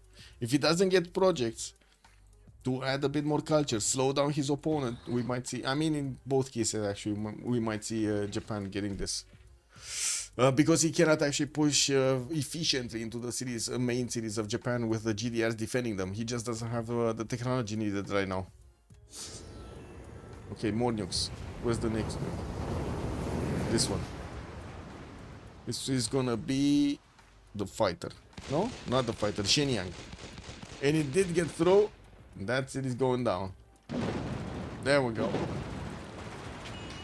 Persia raised it to the ground with one of his helicopters, and he's gonna slowly go through Beijing and Changsha in the next turn. So the two nuclear submarines that did shoot their nukes over there did already expend their ammunition. We do have another two nukes available for Coupe, and he does have a single submarine in the north that does have enough movement to do the shots. Could actually attack the city of Changsha quite easily. From what I do notice, Apul is well gonna stay alive with the city of Shanghai. Is this Shanghai? Yeah, that is Shanghai. Well, a while longer, right? A while longer. But can they take him out in the next turn or so? Because that's what is needed, right? They need to kill off some of these tourist points. They were trying to also attack into the cities of Phoenicia. I do see Rapa Nui is about to be taken over and probably liberated. LPQI is going to be another one. Byblos is also over here. I do see Phoenicia is not going to get into anywhere. Ooh, that's very nice. He can actually get his settler very quickly onto that silver tile. And that's probably going to be much faster than we're going to see LPQI being taken out. Okay, so two more nukes available for Bobshu. Finishing another one next turn. Two next turn. Yeah, two next turn. So he's gonna have 4 in the bank.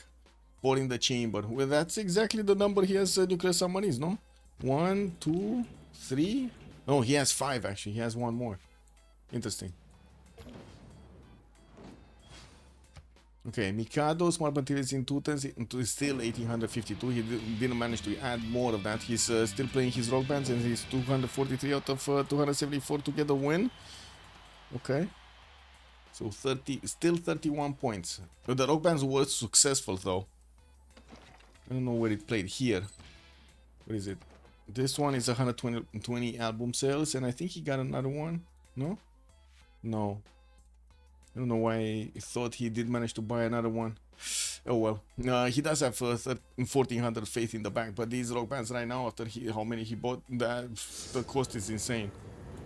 Okay, let's see. Nuke. That's probably gonna be Changsha or Beijing. Changsha or Beijing. That's Changsha. Okay. Got through. No defense. And of course, the helicopter is just gonna need another turn to take that city down. We do have GDS also moving out of the cities. Interesting. Yeah, Beijing is also gonna die this turn by the hands of a helicopter.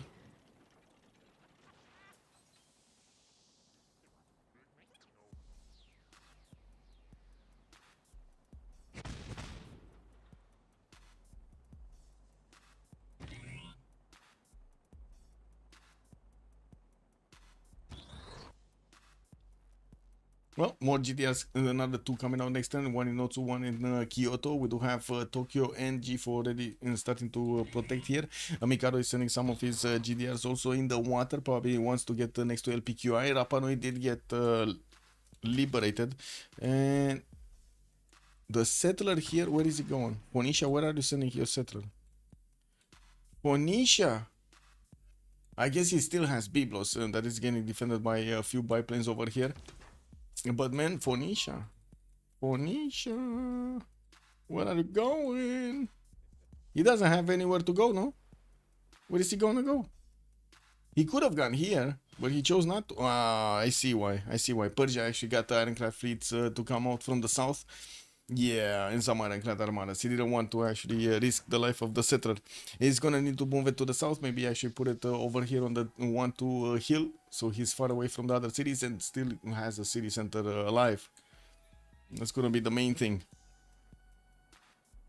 Nagano is not protected by a GDR anymore, but I do see he's getting spied on by Maori. So Maori is aware that Nagano is not getting protected. No, I don't see a GDR. I only see the mobile SAM.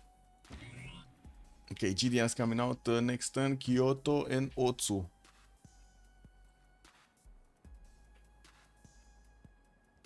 Okay, 245 out of 291. Uh-oh. Uh-oh. That's a lot more defense over there on Bobshu. 255 out of 298. He's adding more defense. He's adding more defense. This is problematic, right? Mikado is not pushing through. Not enough. Not fast enough, I would say. Where's the nuke? Oh, here. Shanghai. Okay, so they're trying to take out all of the cities of China here.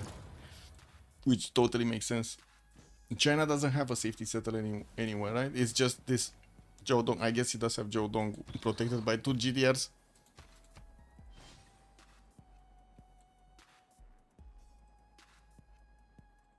Okay.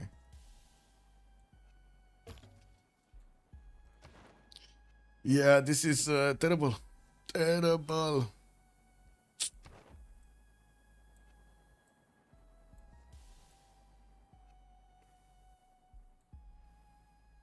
Okay, quite a few of these.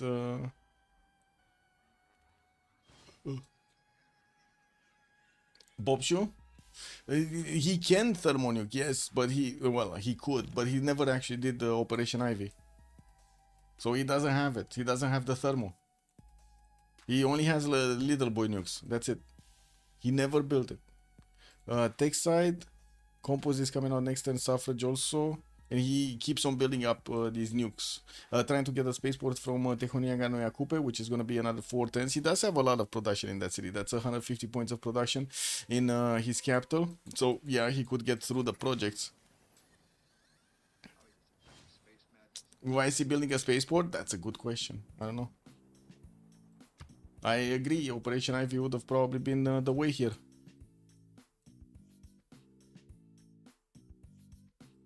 Surely he doesn't get to space before domination or culture victory. I do see Mikado is managing to add a bit more tourism, 2040 points on his side from this turn. Great people. He's far away from actually adding another musician, and you saw that he's only building GDRs right now. Yeah, 50 points away. Man, he was 31. That's the smallest difference that we've seen from him getting the win. And now it's 50 points away. Looks like Bob should just keeps on adding that tourism. Those defensive tourists.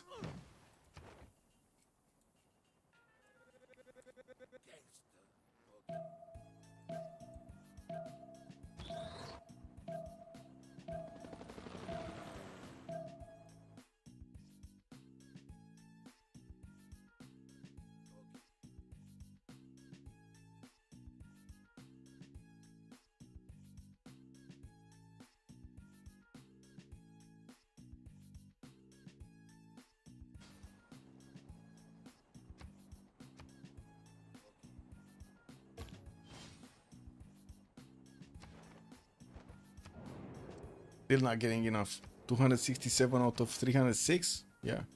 267 out of 306. Not enough. Not quick enough. Well, he did manage to get more GDRs and, of course, protecting his cities here. And we do see Maori is starting to get a little bit closer to Byblos, which is protected by multiple, well, I guess an Air Force here from Mikado, and also 2 of these GDRs. Another city has been taken out, and this one, where's the other setter going? This one is going... Oh, he's getting onto that one hill tile. Okay. Well, that is kind of exposed, but I guess he doesn't have a choice. I don't remember if he had steel wall cities, but I would imagine he did. No, I don't know, because he's going swear digging right now on the top 3. I have no idea if he had steel walls. I saw he had walls. I don't know if they were steel.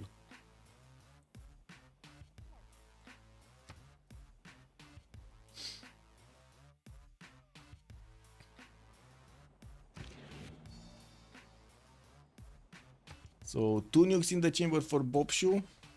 3 turns for a spaceport. More nukes coming out next turn. I do see at least 1 that's going to come out from Wakera Warawa.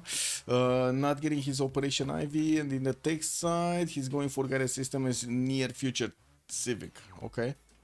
Government. I think that's a near future government, actually.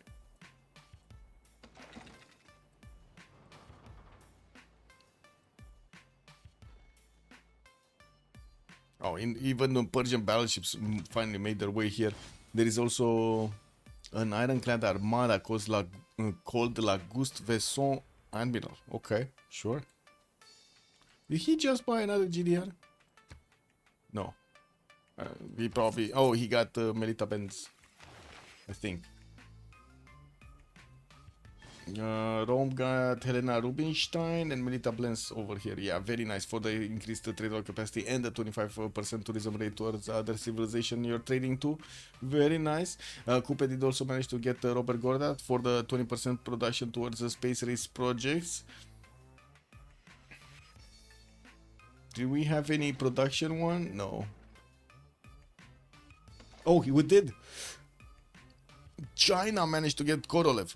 That is a big deny. Stephanie Kowalek is also the next one in the scientist screen. They need to get 1700 points here. It's gonna take a while to actually get there. I'm pretty sure a lot of projects are gonna need to get out. And we'll see. We'll see if that actually makes a difference.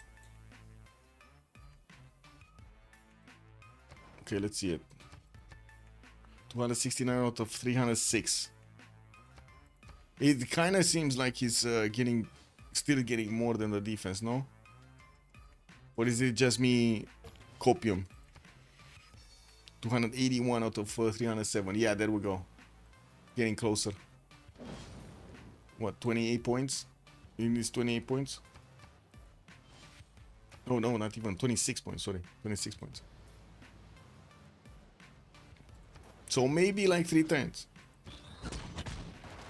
Okay, GDRs are taking on the battleship armadas over there. I do see some Persian helicopters. They also get onto the front line with Maori jet fighters trying to help them out. We do have quite a few of these mobile SAMs also in the main core cities of Japan, fending that fending off the attacks. While I do see the GDRs next to Byblos are successful in keeping away these Maori battleships or destroyer fleets and or missile cruisers from getting through. Just a turn to actually see the next settler from the Maori being placed down, and I do see Rome is still defending in the south, but we don't see any more attacks coming out from Persia. Persia just went around and is trying to get into the Byblos side. Maybe he can actually do some more damage over there, even though the GDRs are actually defending that, and I'm pretty sure there's going to be a lot of attacking back. Maori is trying to get to one of his nuclear submarine armadas inside of the core cities of Japan. Let's actually see him melt down one of the cities. Can he attack him? He's trying to attack Sendai? No, next to Sendai. This, okay. Now that's a bit of an issue over there because Mikado was getting that extra card going, right? Forbidden City and Biosphere got taken out. He's going to need to do something here. Okay. Well, it is what it is. Okay. Ooh, wait a second. 281 out of 370. Ooh. 36 points. This just keeps bouncing around everywhere. I'm very surprised you don't have an update at the beginning of the turn. This is quite weird. It's not like we've seen Maori actually, you know, get projects chopped in the middle of the turn or something.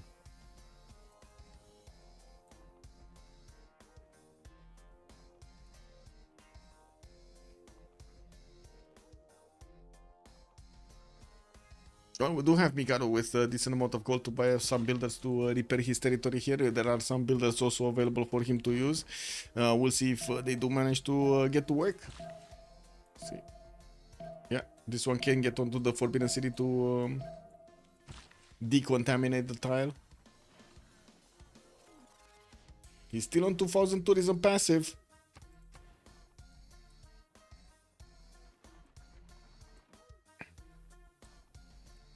Byblos is alive. This city is gonna get settled next turn from Phoenicia. He's gonna get that safety. On the other side, I do see Babylon is working on commercial hub investments. Okay, quite a few of them. And culture tree, 290 out of 333. Now that's a problem. 43 points.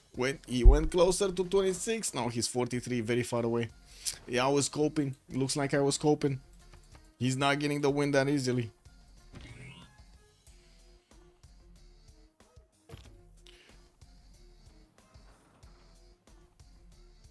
Is Bobshu going for Thermoniox? No. He's going for his spaceport. No Thermos. Robotics in 2 turns. I guess he's gonna get the ability to buy them on the front line here in the city of Opango, but there are a lot of GDRs that he actually needs to go through. Then Japan does have level 3s. It doesn't seem like he can get domination, right? He cannot actually get to the city of Kyoto, but neither does Japan manage to actually get the win for himself. So I guess space it is the only way. He might be right. Space might be the only way here.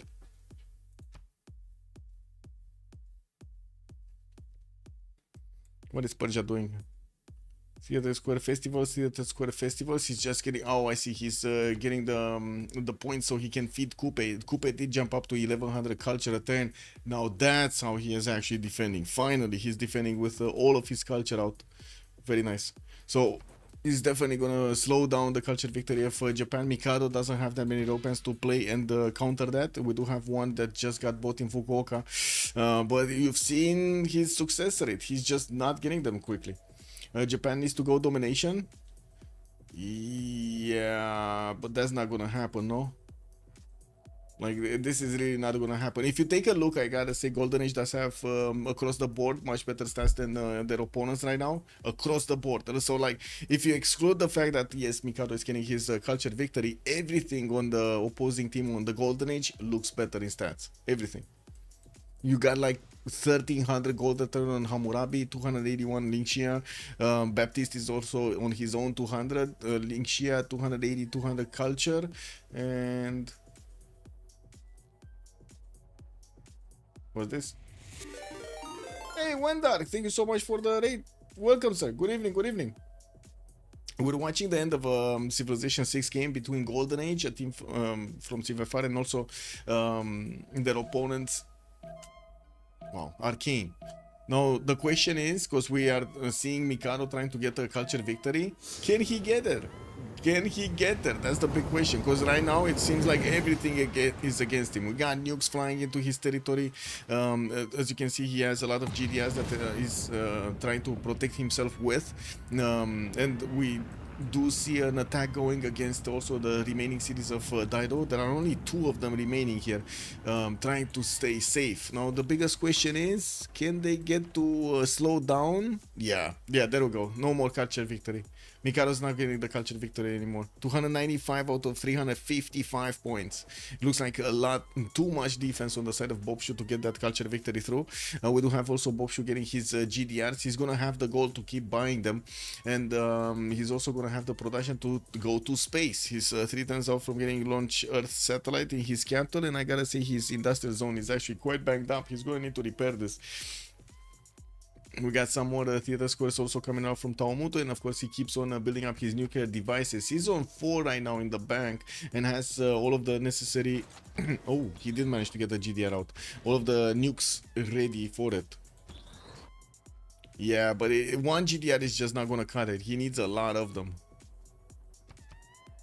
What do we have here? Jet fighters. Quite a few nuclear submarines in the side of Opango, and are building more of those GDRs slowly but surely.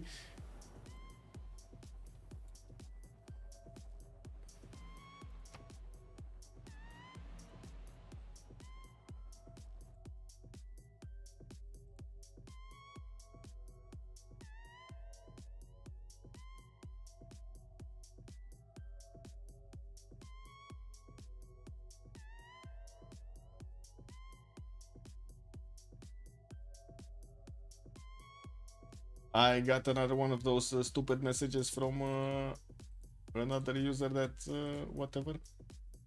One sec.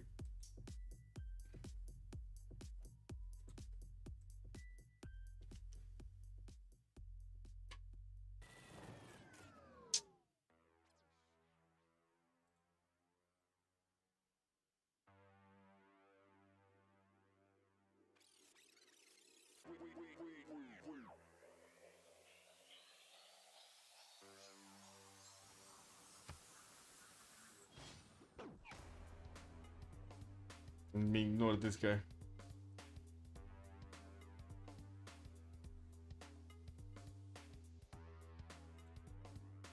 GR Hull, good evening, sir, and welcome. Yeah, he's definitely mad. I mean, he was so close to getting his culture victory, no? And now he's not getting it. He's down to 1,000 tourism a turn. Plus his 2 extra cards here. One from Big Ben, one from Forbidden City.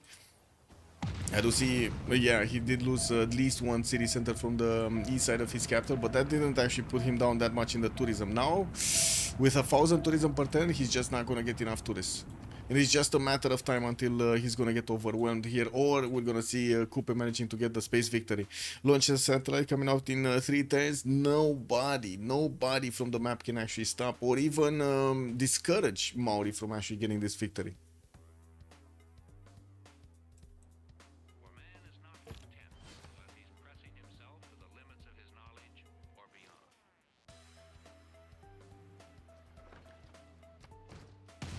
Oh my god.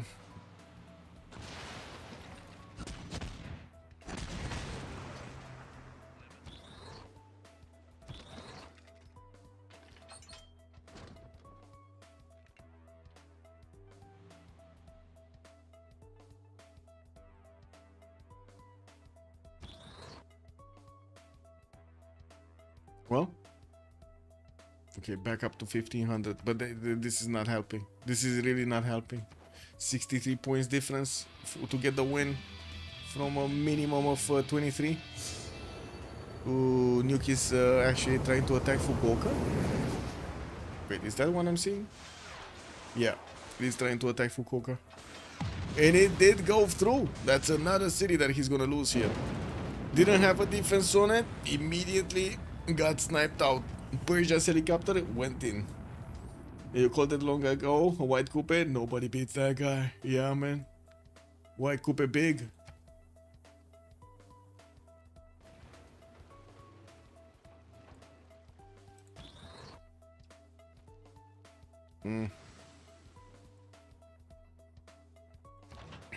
I'm actually very curious why they're not considering right now. Yeah, anyway, I guess we'll see. Maybe they find a way. What do you think, chat? Do they have a way of coming back? They might have a way.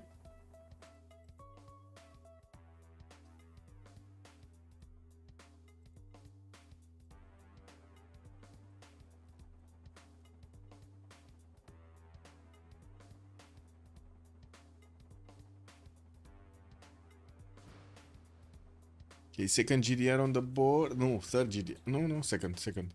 We have any coming from his mainlands? No, it's too far away. Wait, did he just go down in production? Because that I'm pretty sure the launch satellite should have finished in like 2 turns and now it's 4. Kick double. Maybe he lost a card or something. Let me take a look. No, he has his government. He switched to digital democracy. He has his government. Interesting. Amenities maybe? Throwing nukes at your opponent is definitely gonna eat at your amenities. And another one. Yeah, that's the government plots are being taken out. Oops.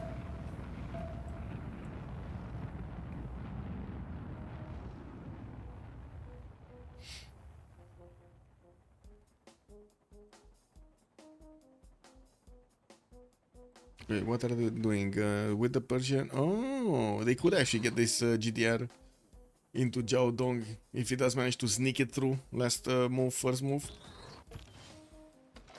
Not that it's gonna matter that much. They need to take out Chen also. The Chen is kind of easy actually. They can nuke it down. And I think that's what's gonna happen right now. No? Yeah, this city of Chen is probably gonna get nuked. The helicopters are gonna take it out.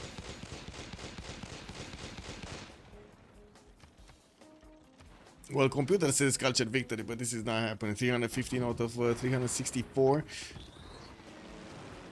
And that's another city being taken out from China. His only cities remaining is Jiaodong and it's very, very low HP. But I do have to say Japan did manage to put 5 of these GDRs around it. Another one got actually placed in the same space the other one took. One tile to the left. Anyway, now more of these nukes flying. This time at the city of Otsu, which did manage to actually defend with a mobile SAM. Interesting. No attacks on Byblos, no attacks on Utica right now. Yeah, we do have China with a few caravels fleets, also Rome with a destroyer. The city of Antium will need to repair its walls, and I do see him getting some commercial hub investments. Well, it is what it is. Masaru Ibuka is going to be one of the next merchants, but it definitely doesn't feel like Japan is going to have the ability to get this very, very far away. We do have also that scientist that will need to be recruited by Maori if he actually wants to get to the space victory a lot faster. While I do see in the capital, he's gonna be next turn gonna get that launch Earth satellite finished. Another nuke. Where's the other nuke? What? Oh, here. So he's just gonna nuke every one of these tiles? No, he tried to actually nuke into Kyoto, which does have a missile cruiser fleet defending it. That city's down to 96. He moved out the GDR to try to fend off the attacks on Jiaodong and expose the city of Kyoto to the attacks of his opponent here. The destroyer armada smelled weakness, and now they're getting through. We're gonna need to see if that city is gonna go down quickly with quite a few nuclear submarine armadas that can shoot it against it. I do see also some missile cruisers coming in, not to mention the GDR.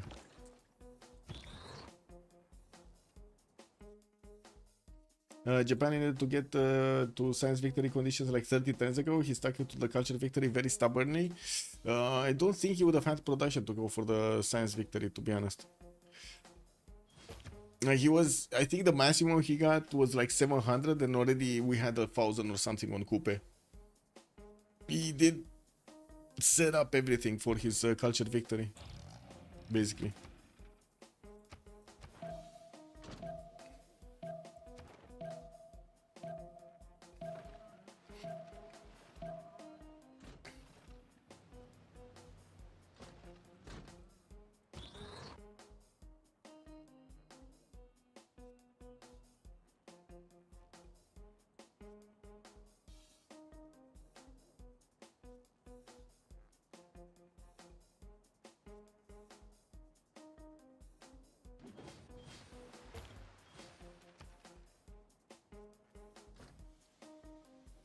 Okay, so one GDR is gonna go down from Maori.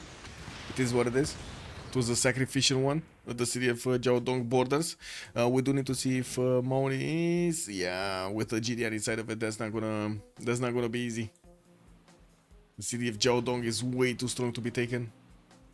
Mikado is also 1600 tourism a turn, but he's losing the distance for the victory condition on the culture. 324 out of 386. It looks like Bob Shoot is just getting more, and he's gonna keep on getting more if he does manage to finish the projects for space. That's gonna add a lot more tourism on his side, a lot more defensive tourism.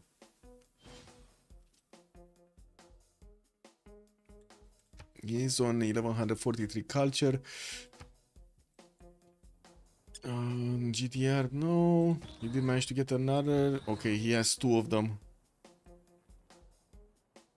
Oh, Nagano is exposed right now. He only has a mobile SAM. Well, I guess we did see it last time that he did try to attack into the city of Nagano with a nuclear submarine armada, and the mobile SAMs actually defended. Surprisingly. But they did. Does he have more nukes? One more nuke in the chamber. Still, I didn't see him actually discovering Operation Ivy, so I find it doubtful that he did manage to get the big boy nukes. Those would have been extremely helpful for him to actually get through the GDR's defense.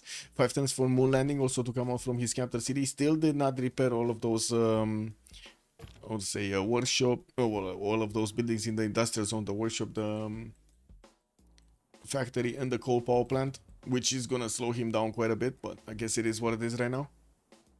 Getting smart materials will also unlock the 4th project going, and we're gonna need to see what is he gonna do. Is he gonna manage to get it or not? Let's see, science. Yeah, there we go. Smart materials. And he didn't, of course, he did manage to get nanotechnology. Okay, so these nuclear submarines are starting to slowly eat the defenses of Japan, and even though there is a GDR inside of it, and that city is 154 defense strength, it does get an extra 60 strength from the garrison GDR inside of it. It's kind of weird. How does it get so much? But I guess it is what it is.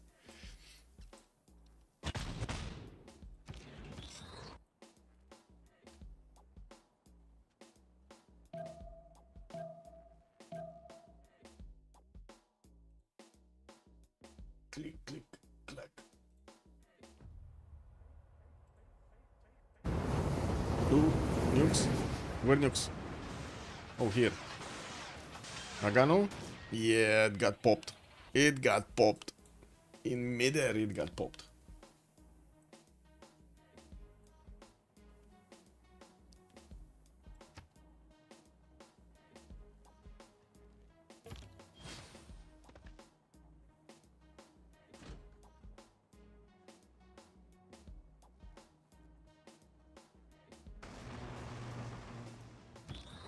Well, GDR is making space to not allow these Maori units to get too close to the city of Kyoto. And as you can see, they're getting into the water over there in the front of the city center. We do need to see if Mikado is going to manage to get out of this. I don't think so. I mean, maybe he's going to defend, right?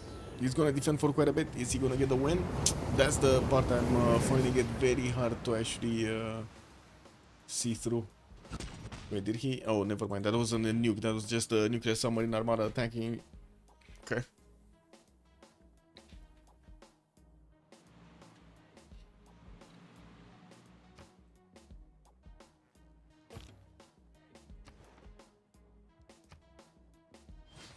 Okay. Bobshu still getting that. Forten's moon landing. Slowly getting there. Slowly. We're 128, by the way, guys. This is, I think, the longest game I've seen in like 6 months or something. Whoa. Whoa. Just whoa.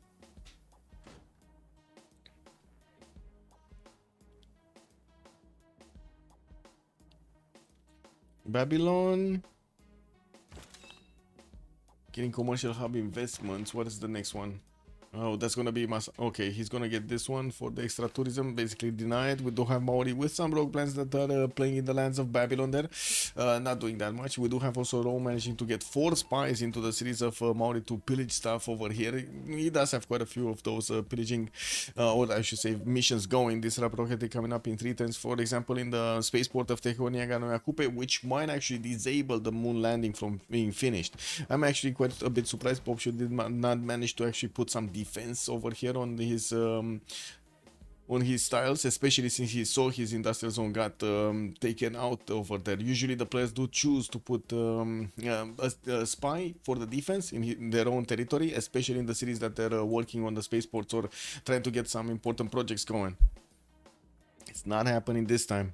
We do have also GDRs showing up on the borders of Kyoto. They're gonna need to take quite a few shots on the city defense of Kyoto to actually take it down. Another GDR has been bought from Opango and is gonna also appear over here. While we do have Japan being forced basically to defend the cities of China from not allow his ally to just be taken out from the game.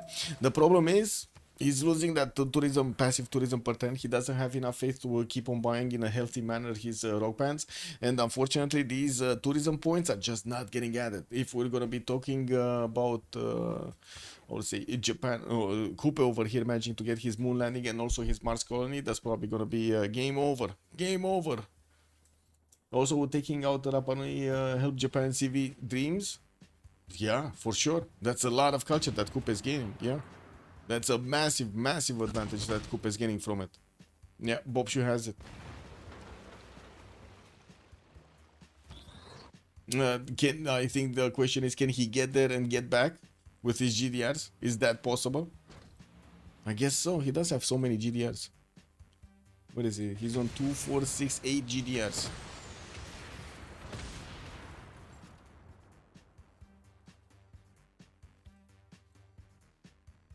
Can you imagine if Japan actually comes back into this?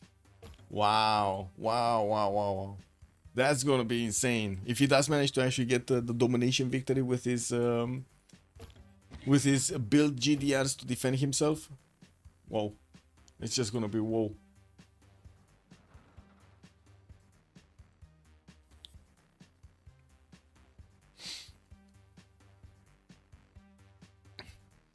Okay, still more commercial hub projects. Rogue Band just sitting over there, not doing much. And I do see, of course, Babylon is trying to get to improve, repair all of those tiles from the series that he got from Dido. While Persia is starting to get some bombers out, he's also getting his research labs finally up. We're turning 130 and he's getting his research labs. It is what it is. A few of these English troops are also trying to get around. I do see the Persian military is going against Aquilea and will try to take that city down. With the Cavs coming in from the south, it's gonna need to take a while to actually get it done. We do also see Japan also reposition one of his GDRs over here from defense of Byblos. We only have one biplane, one fighter, and one GDR with a mobile SAM defending that city center. Of course, there is another one in the choke, or I should say in the lake, in the wash, Utica. Did these tiles actually flood? No. No, this is still a horse, right? Yeah, it's still a horse. I think this one flooded.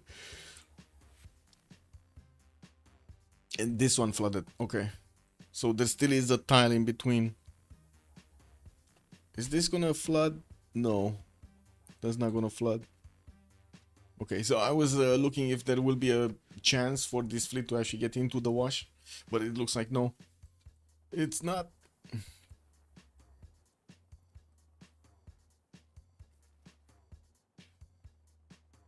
Ooh, back to 1900 tourism. But still, so many points away. What, 58 points away? 59 points away, actually. 59 points away.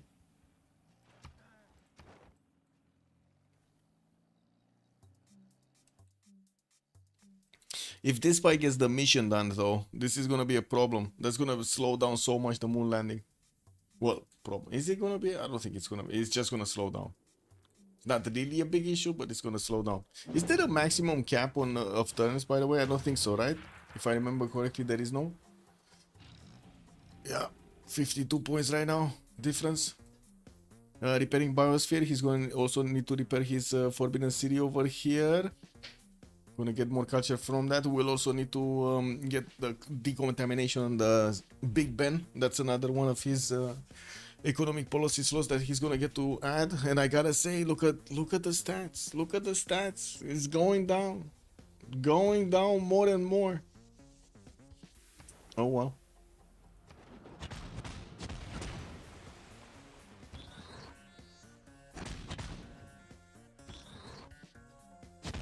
Well, now Mikado is starting to one-shot these boats from the water and pushing out and taking out these destroyer armadas with his GDRs, not to mention the nuclear submarine armadas. Another one did make it out, and okay, he's getting out of there. I thought he's gonna throw a nuke, but no, he didn't. He does have one more nuke in the chamber here, and I gotta say, he cannot actually drop it on Byblos. Okay, he cannot do it. Biosphere repairing. East side, no more million helicopters coming out from Persia. Looks like he lost most of them. He has some just running around, and that's about it. And while Japan did manage to get the rival laser to get 80 album sales from playing into the lands of Rome here, ooh, he has so few tiles to play in right now. So few tiles. Getting shopping mall in the city of Otsu, and well, we'll see. Yeah, still 51 points.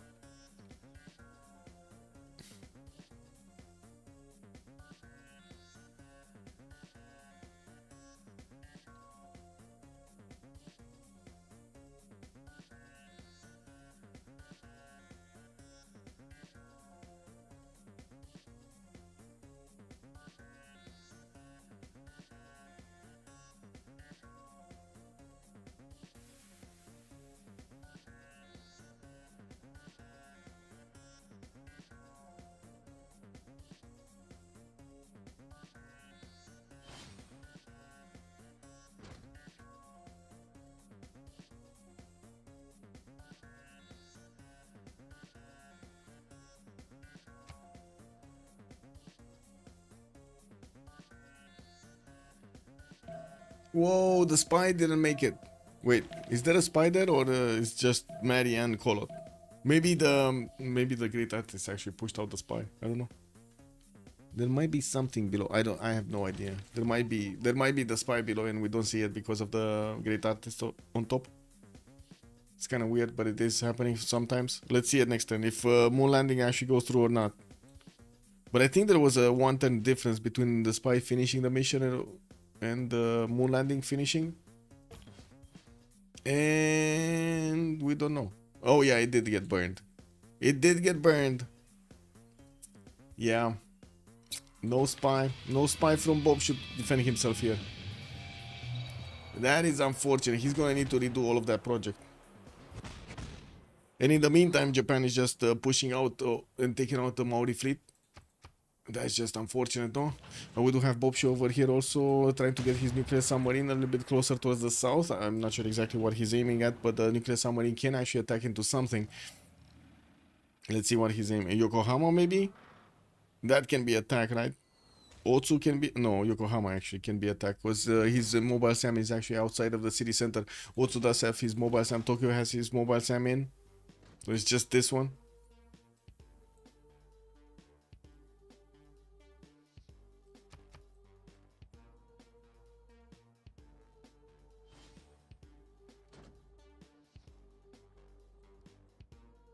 That is unfortunate. 1 turn away from finishing it. 1 turn away. I think this is the spaceport from the capital. Yeah, this is the spaceport from the capital. 1 turn away from finishing. He's not gonna get it. Or he shouldn't get it. No, it's burned. What is this? Yeah, it's still going, man. Leticia, good evening, sir, and welcome. Also, what WDF? What are all of the Maori spies? That's a good question. Let's actually find them. So we got a spy here. We got a spy here. That's 2. And 2. That's it. He has 2 spies. I don't see any other spy. This is China. Yeah, he has 2 spies. None of them are working defensively. It's a problem. Especially in his capital, that is a major problem, actually. Losing the spaceport over here every few times, and also the industrial zone is just slowing him down massively. Massively. Yeah, this definitely feels bad for him. We're also gonna have the next session of the World Congress, and that's another question. Can they get the Diplo? Bobshu is 11 out of 20. Nobody built the Statue of Liberty, so he could get 14. And nobody built Potala. He could get 15. He's not doing them. Or did somebody get Potala? I'm pretty sure nobody did get Potala, but let me double check. I would have seen it somewhere. Heard about it. Smelled it. I don't see it. Nope. I don't see any Potala. Oh well. And on this side, I'm pretty sure Japan didn't build it. I did mention it a few times, and we've watched so much of his territory. I'm pretty sure he didn't build it. Ooh, this looks very good. Look at this. Look at these resorts over here. Amazing, no? The city side resorts look so cool.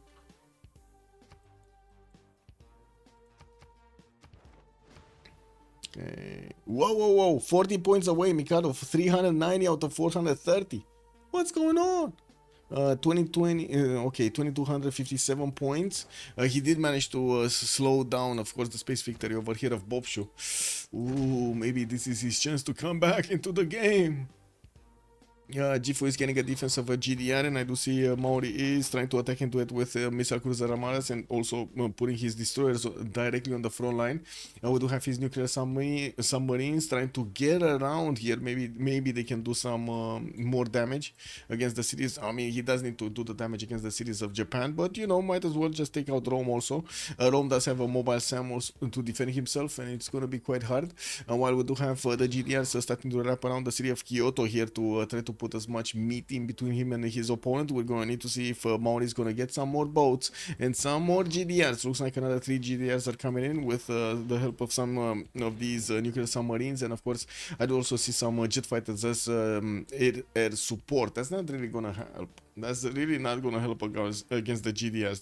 These jet fighters, yeah, they do help against other units, not GDRs. And since Japan is only getting GDRs, well, that's a bit of an issue. We got Hammurabi getting also his nuclear fission next turn. Maybe we will see him actually trying to get that Operation Ivy going. Whoa, finally Bobshu is actually repairing the... Wait, is he repairing the workshop? He's not repairing the spaceport? Okay. Sure. Yeah. That works. No? Yeah. Yeah. This is what it is, man. Where are we? Still 390 out of 430. That's 40 points difference for Mikado to get the culture victory. Good thing is he did manage to get a lot more tourism going, right? He was down to 1500 and now he's back up to 2257. He probably would have been over 3000 if he would have had that extra city over there on the right side. And of course, everything upgraded. Wait, he's doing Holy Side Prayer projects? Interesting. As in, he's not repairing his Forbidden City. Check. Or his Big Ben. Bigus Benus. Okay, GDRs starting to slowly eat at the GDRs defending the city of Yang. There are 5 or 6 of these Japanese GDRs that are defending the last remaining cities of China.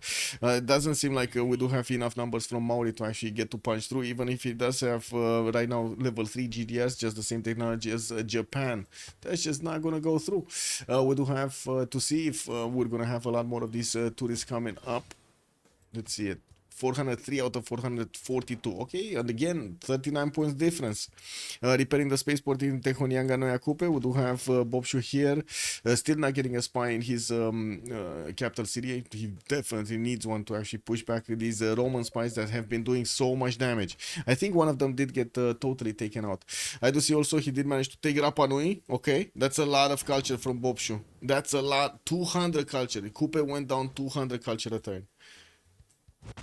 Another chance. There is another chance. We're also gonna have a bit of a pause over here for the next World Congress session in 2 minutes. So we're gonna see what happened. Wait, how did Baptist die? Baptist meaning Age of Steam. He's still alive. He's still alive here. Baptist is still alive. He has 4 cities, and he kept on like. Well, first of all, Rome attacked into him and got the city of Manchester very early on, and then kept on fighting to get to London and Liverpool. He never actually. Rome did not ever manage to get to London or Liverpool properly. I do. Yeah, I do see right now we do have Persia starting to eat through the Roman cities from the south with jet bombers and helicopters, and I do see Antium is about to go down. Lugdunum, Ostia, Puteoli are all gonna be taken out quite soon. Not to mention he's gonna have the ability to attack into Utica, which is one of the last remaining settles over here of Damori. Byblos is defended by GDR, so that's definitely another thing. We're gonna need to see if these jet bombers are gonna do anything against it. They kind of need to spend their life to actually take out the wall defenses of Byblos. So, yeah, probably not going to happen. It's going to need to throw a lot of shit at the wall to actually make it stick. Well, I guess he's making a lot of shit, so, you know, it is what it is. 1, 2, 3 of these jet bombers coming around soon. He has, from what I do see, at least 2 built, 3 built. Yeah. 4. Actually, he has 4 built already.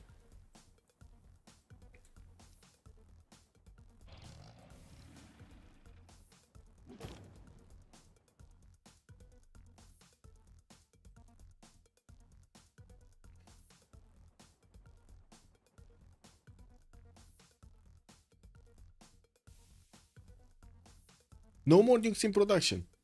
I gotta say, no more nukes in production from Maori. Well, they're kind of useless right now with all of the GDS coming in. Oh, never mind. I stand corrected. There is 1 more nuke being built in Engarawahia. And since sending a new wave of GDRs towards the front line, they will take a while to actually get through Opango. Already 4 of them are starting to fight off the GDRs of Japan on the mainland. They're not getting through right now. They're just not getting through right now. And we're gonna have the Congress. Give me a second so I can fix this. I don't know. Dictator and this. Okay. Be right back. 2 minutes.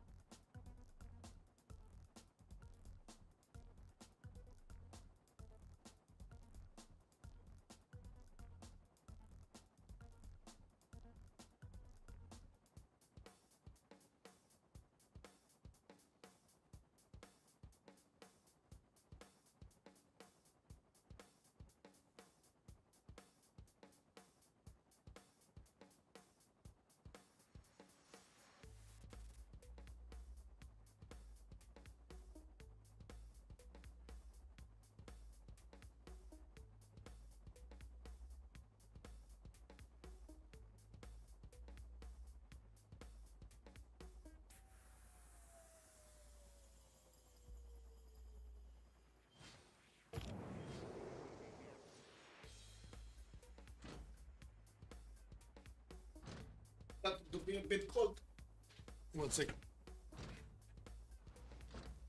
And another city of China is being taken down by the GDRs of Coupe over here. Let me get my Hanorak. How to call this? I have no idea how to call this in English. It is what it is. Hanorak. I'm gonna just call it Hanorak. Also, if the music with BW doubled, there will be around 2700 tourism. Well, he does have 2538 right now, 422. Oh my god, he's getting closer. He's getting closer.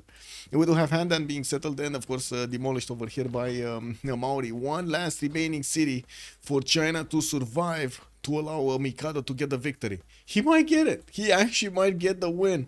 And it's all about that spy. Well, we do have moon landing actually coming out from Tehonia Ganoia Coupe next turn. We're gonna need to see how many of these defensive tourists is he gonna add. 422 out of 446 would mean 24 points difference between them. And the computer says the win is gonna come out in 2 turns. I don't know. Antium has been taken out by the armies of Persia, and I do see Manchester has been wiped off clean the map here. We do not have the jet bombers actually repositioning. Oh, there we go. They're starting to reposition on the airstrips in between the territory of Rome and, of course, Persia from the south. There is quite a navy on the western side of Rome, which did manage to take out one of the cities here of Rome. There's quite a navy of Persia that did manage to take out one of the cities of Rome. Byblos is still untouched. We do have G4 also killing a bit damage, but with the GDR inside of it, he's fine. He's also killing off these destroyer armadas that are attacking or being next to that city center. China is still trying to keep on settling cities. Every other turn, he keeps on settling cities, and of course giving these Maori units target to attack into. I'm using doubled. He got the double list here. He got a Leticia actually. He got a double. Gold is also 50% increase. 2 Diplo points for Hojo for Tok Immune, but that's not gonna work, right? He did manage to deny his opponent, but he's not gonna get enough to actually get a win. He's on 13 out of 20 points. Beautiful. Well, now that's gonna be a problem. With the music double, that is gonna be a problem. That might give him the win over here. 4 turns for Operation Ivy. Oh my god. Wait. He's not finishing? No. Finish the space project, my man. Oh my god. Did he just give up on it? Yokohama also gonna be nuked. That's the last nuke. Terion, that's a good question. That is a good question. I was thinking about this myself also, but I wanted to take a look at the nuke. They didn't focus on it. They tried to be on it, but it looks like, how to say, Arcane just went all in. That's how they did it. Terion also, good evening, sir. And let's see it. 2500 still. 438 out of 467. Getting closer. What is it? Getting closer.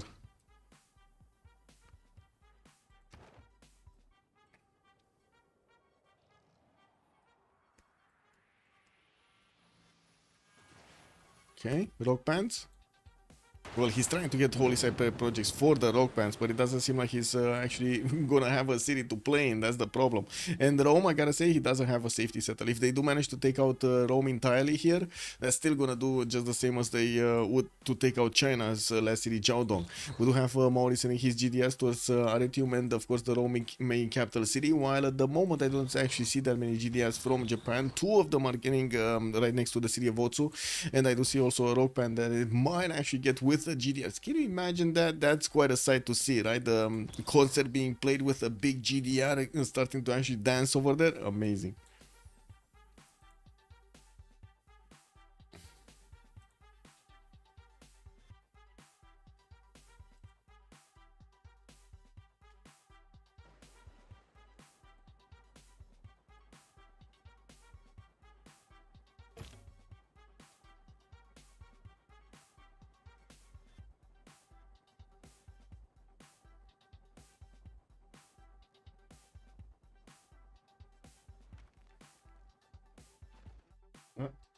More spam accounts messaging me on Discord over there.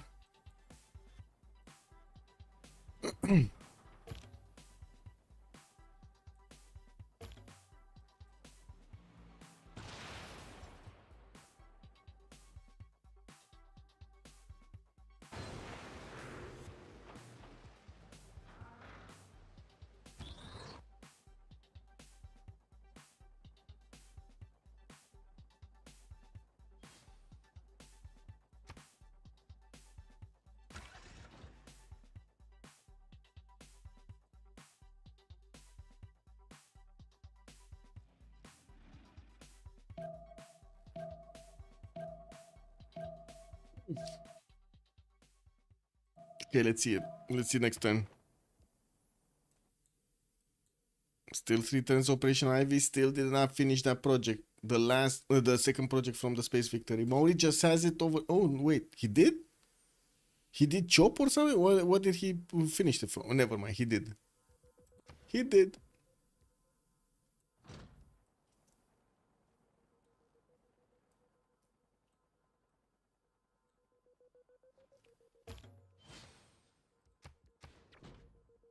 Uh, 33 points. I don't know about this. I don't know about this. You have Japan getting the shots on these GDRs, but it doesn't seem like he has the numbers over here. 3 of the Maori GDRs are going towards the capital city of Rome. A third also Japanese GDR is making its appearance first to start attacking into these. Of course, the jet bombers from the south of Persia will also take out the city centers as quickly as possible, even through the anti-air gun defense. They don't care, they just do the damage. And they also do need to take out Ostia on the western side. They have these 5 cities, 4 cities actually from Rome to take out, and that's gonna be the Roman Empire being taken out from the game. That's actually gonna lose Mikado. So many of these tourists, so many of them are gonna die. Well, I guess they're gonna die. They're just gonna be taken off the board basically. Okay, new fleet, new navy going next to Japan city of Kyoto. That's not gonna actually help out anything. We do need to see Maori actually first move to take the city of Rome back, or to take it out.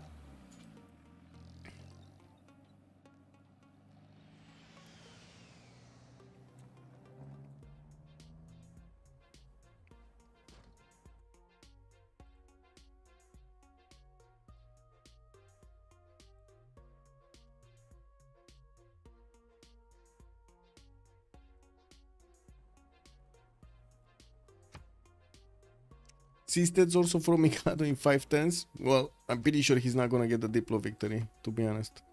Yeah, he's 13 out of 20, so it is what it is with Seastead.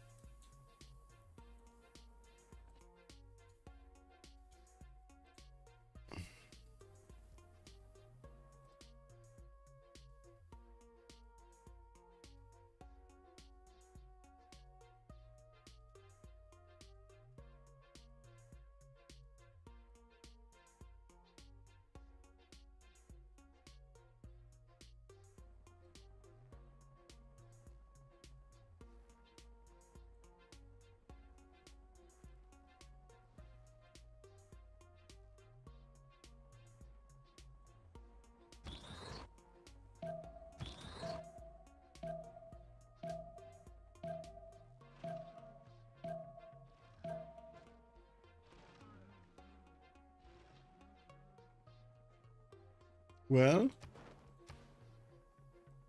is he rolling those points or not? He's still on. Well, he dropped down quite a bit in his tourism. He's not 2500 anymore. He's on 2100. That's a problem.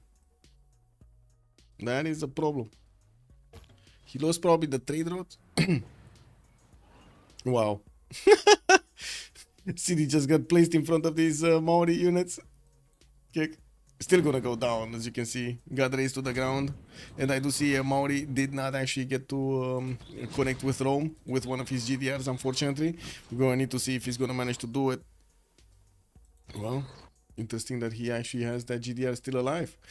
Sendai also getting attacked by multiple missile cruiser armada, slowly but surely. It looks like the city is slowly going down. There is a GDR inside of it, and of course, even these armadas going into 0 HP, they're still gonna.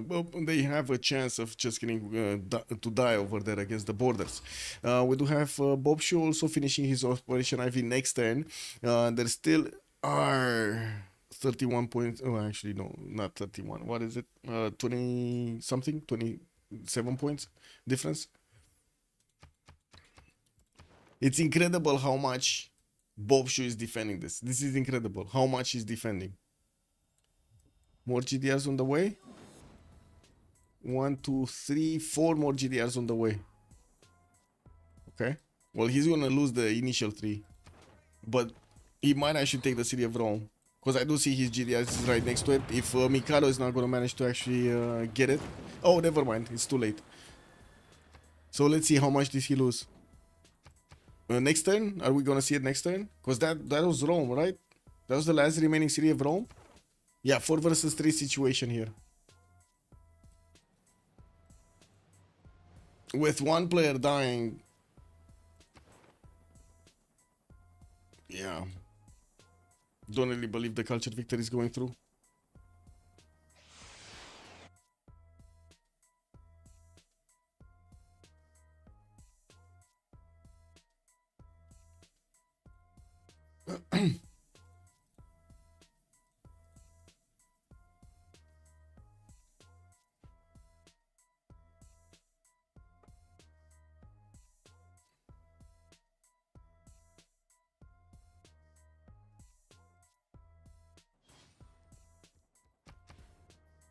Doesn't tell us right now. Probably will update next turn.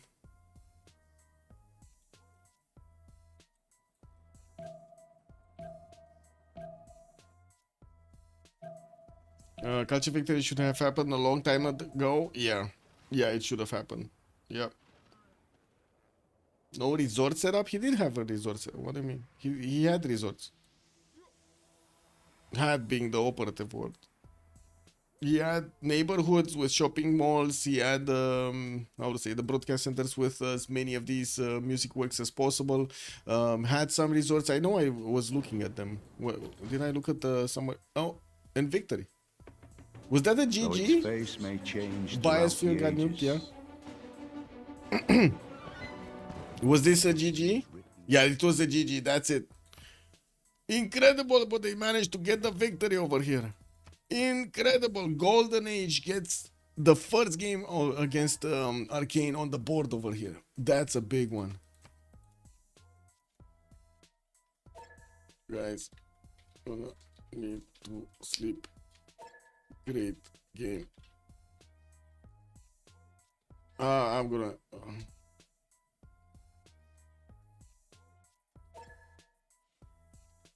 yeah, I'm gonna need to go to sleep, guys. And tomorrow there's quite a big day, a lot of stuff that I need to do, and also how to say the I hope I'm gonna get the game tonight. Tomorrow and so on. Anyway, I barely can talk, so I would like to close the cast and send you maybe to raid some other channel. Thank you so much for the follows, much appreciated. Also for the subs. Thank you also for the invite to get to cast this game, much appreciated, sirs. And we'll see each other at 1700 tomorrow GMT, so we can take a look at the group draws from the CWC. We're also gonna have hopefully until the end of the weekend, we're gonna have every one of the profiles updated, so at least we do have them ready for the next season. And we're gonna get to display them to everybody. Have a great evening, everybody. Thank you so much for everything. Let's see each other next time. Don't forget to sub and follow, and have some fun with some Civ6 gaming. Bye bye.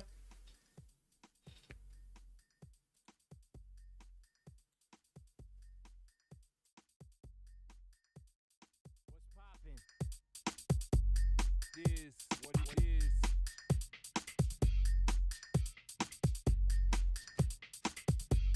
This what it is.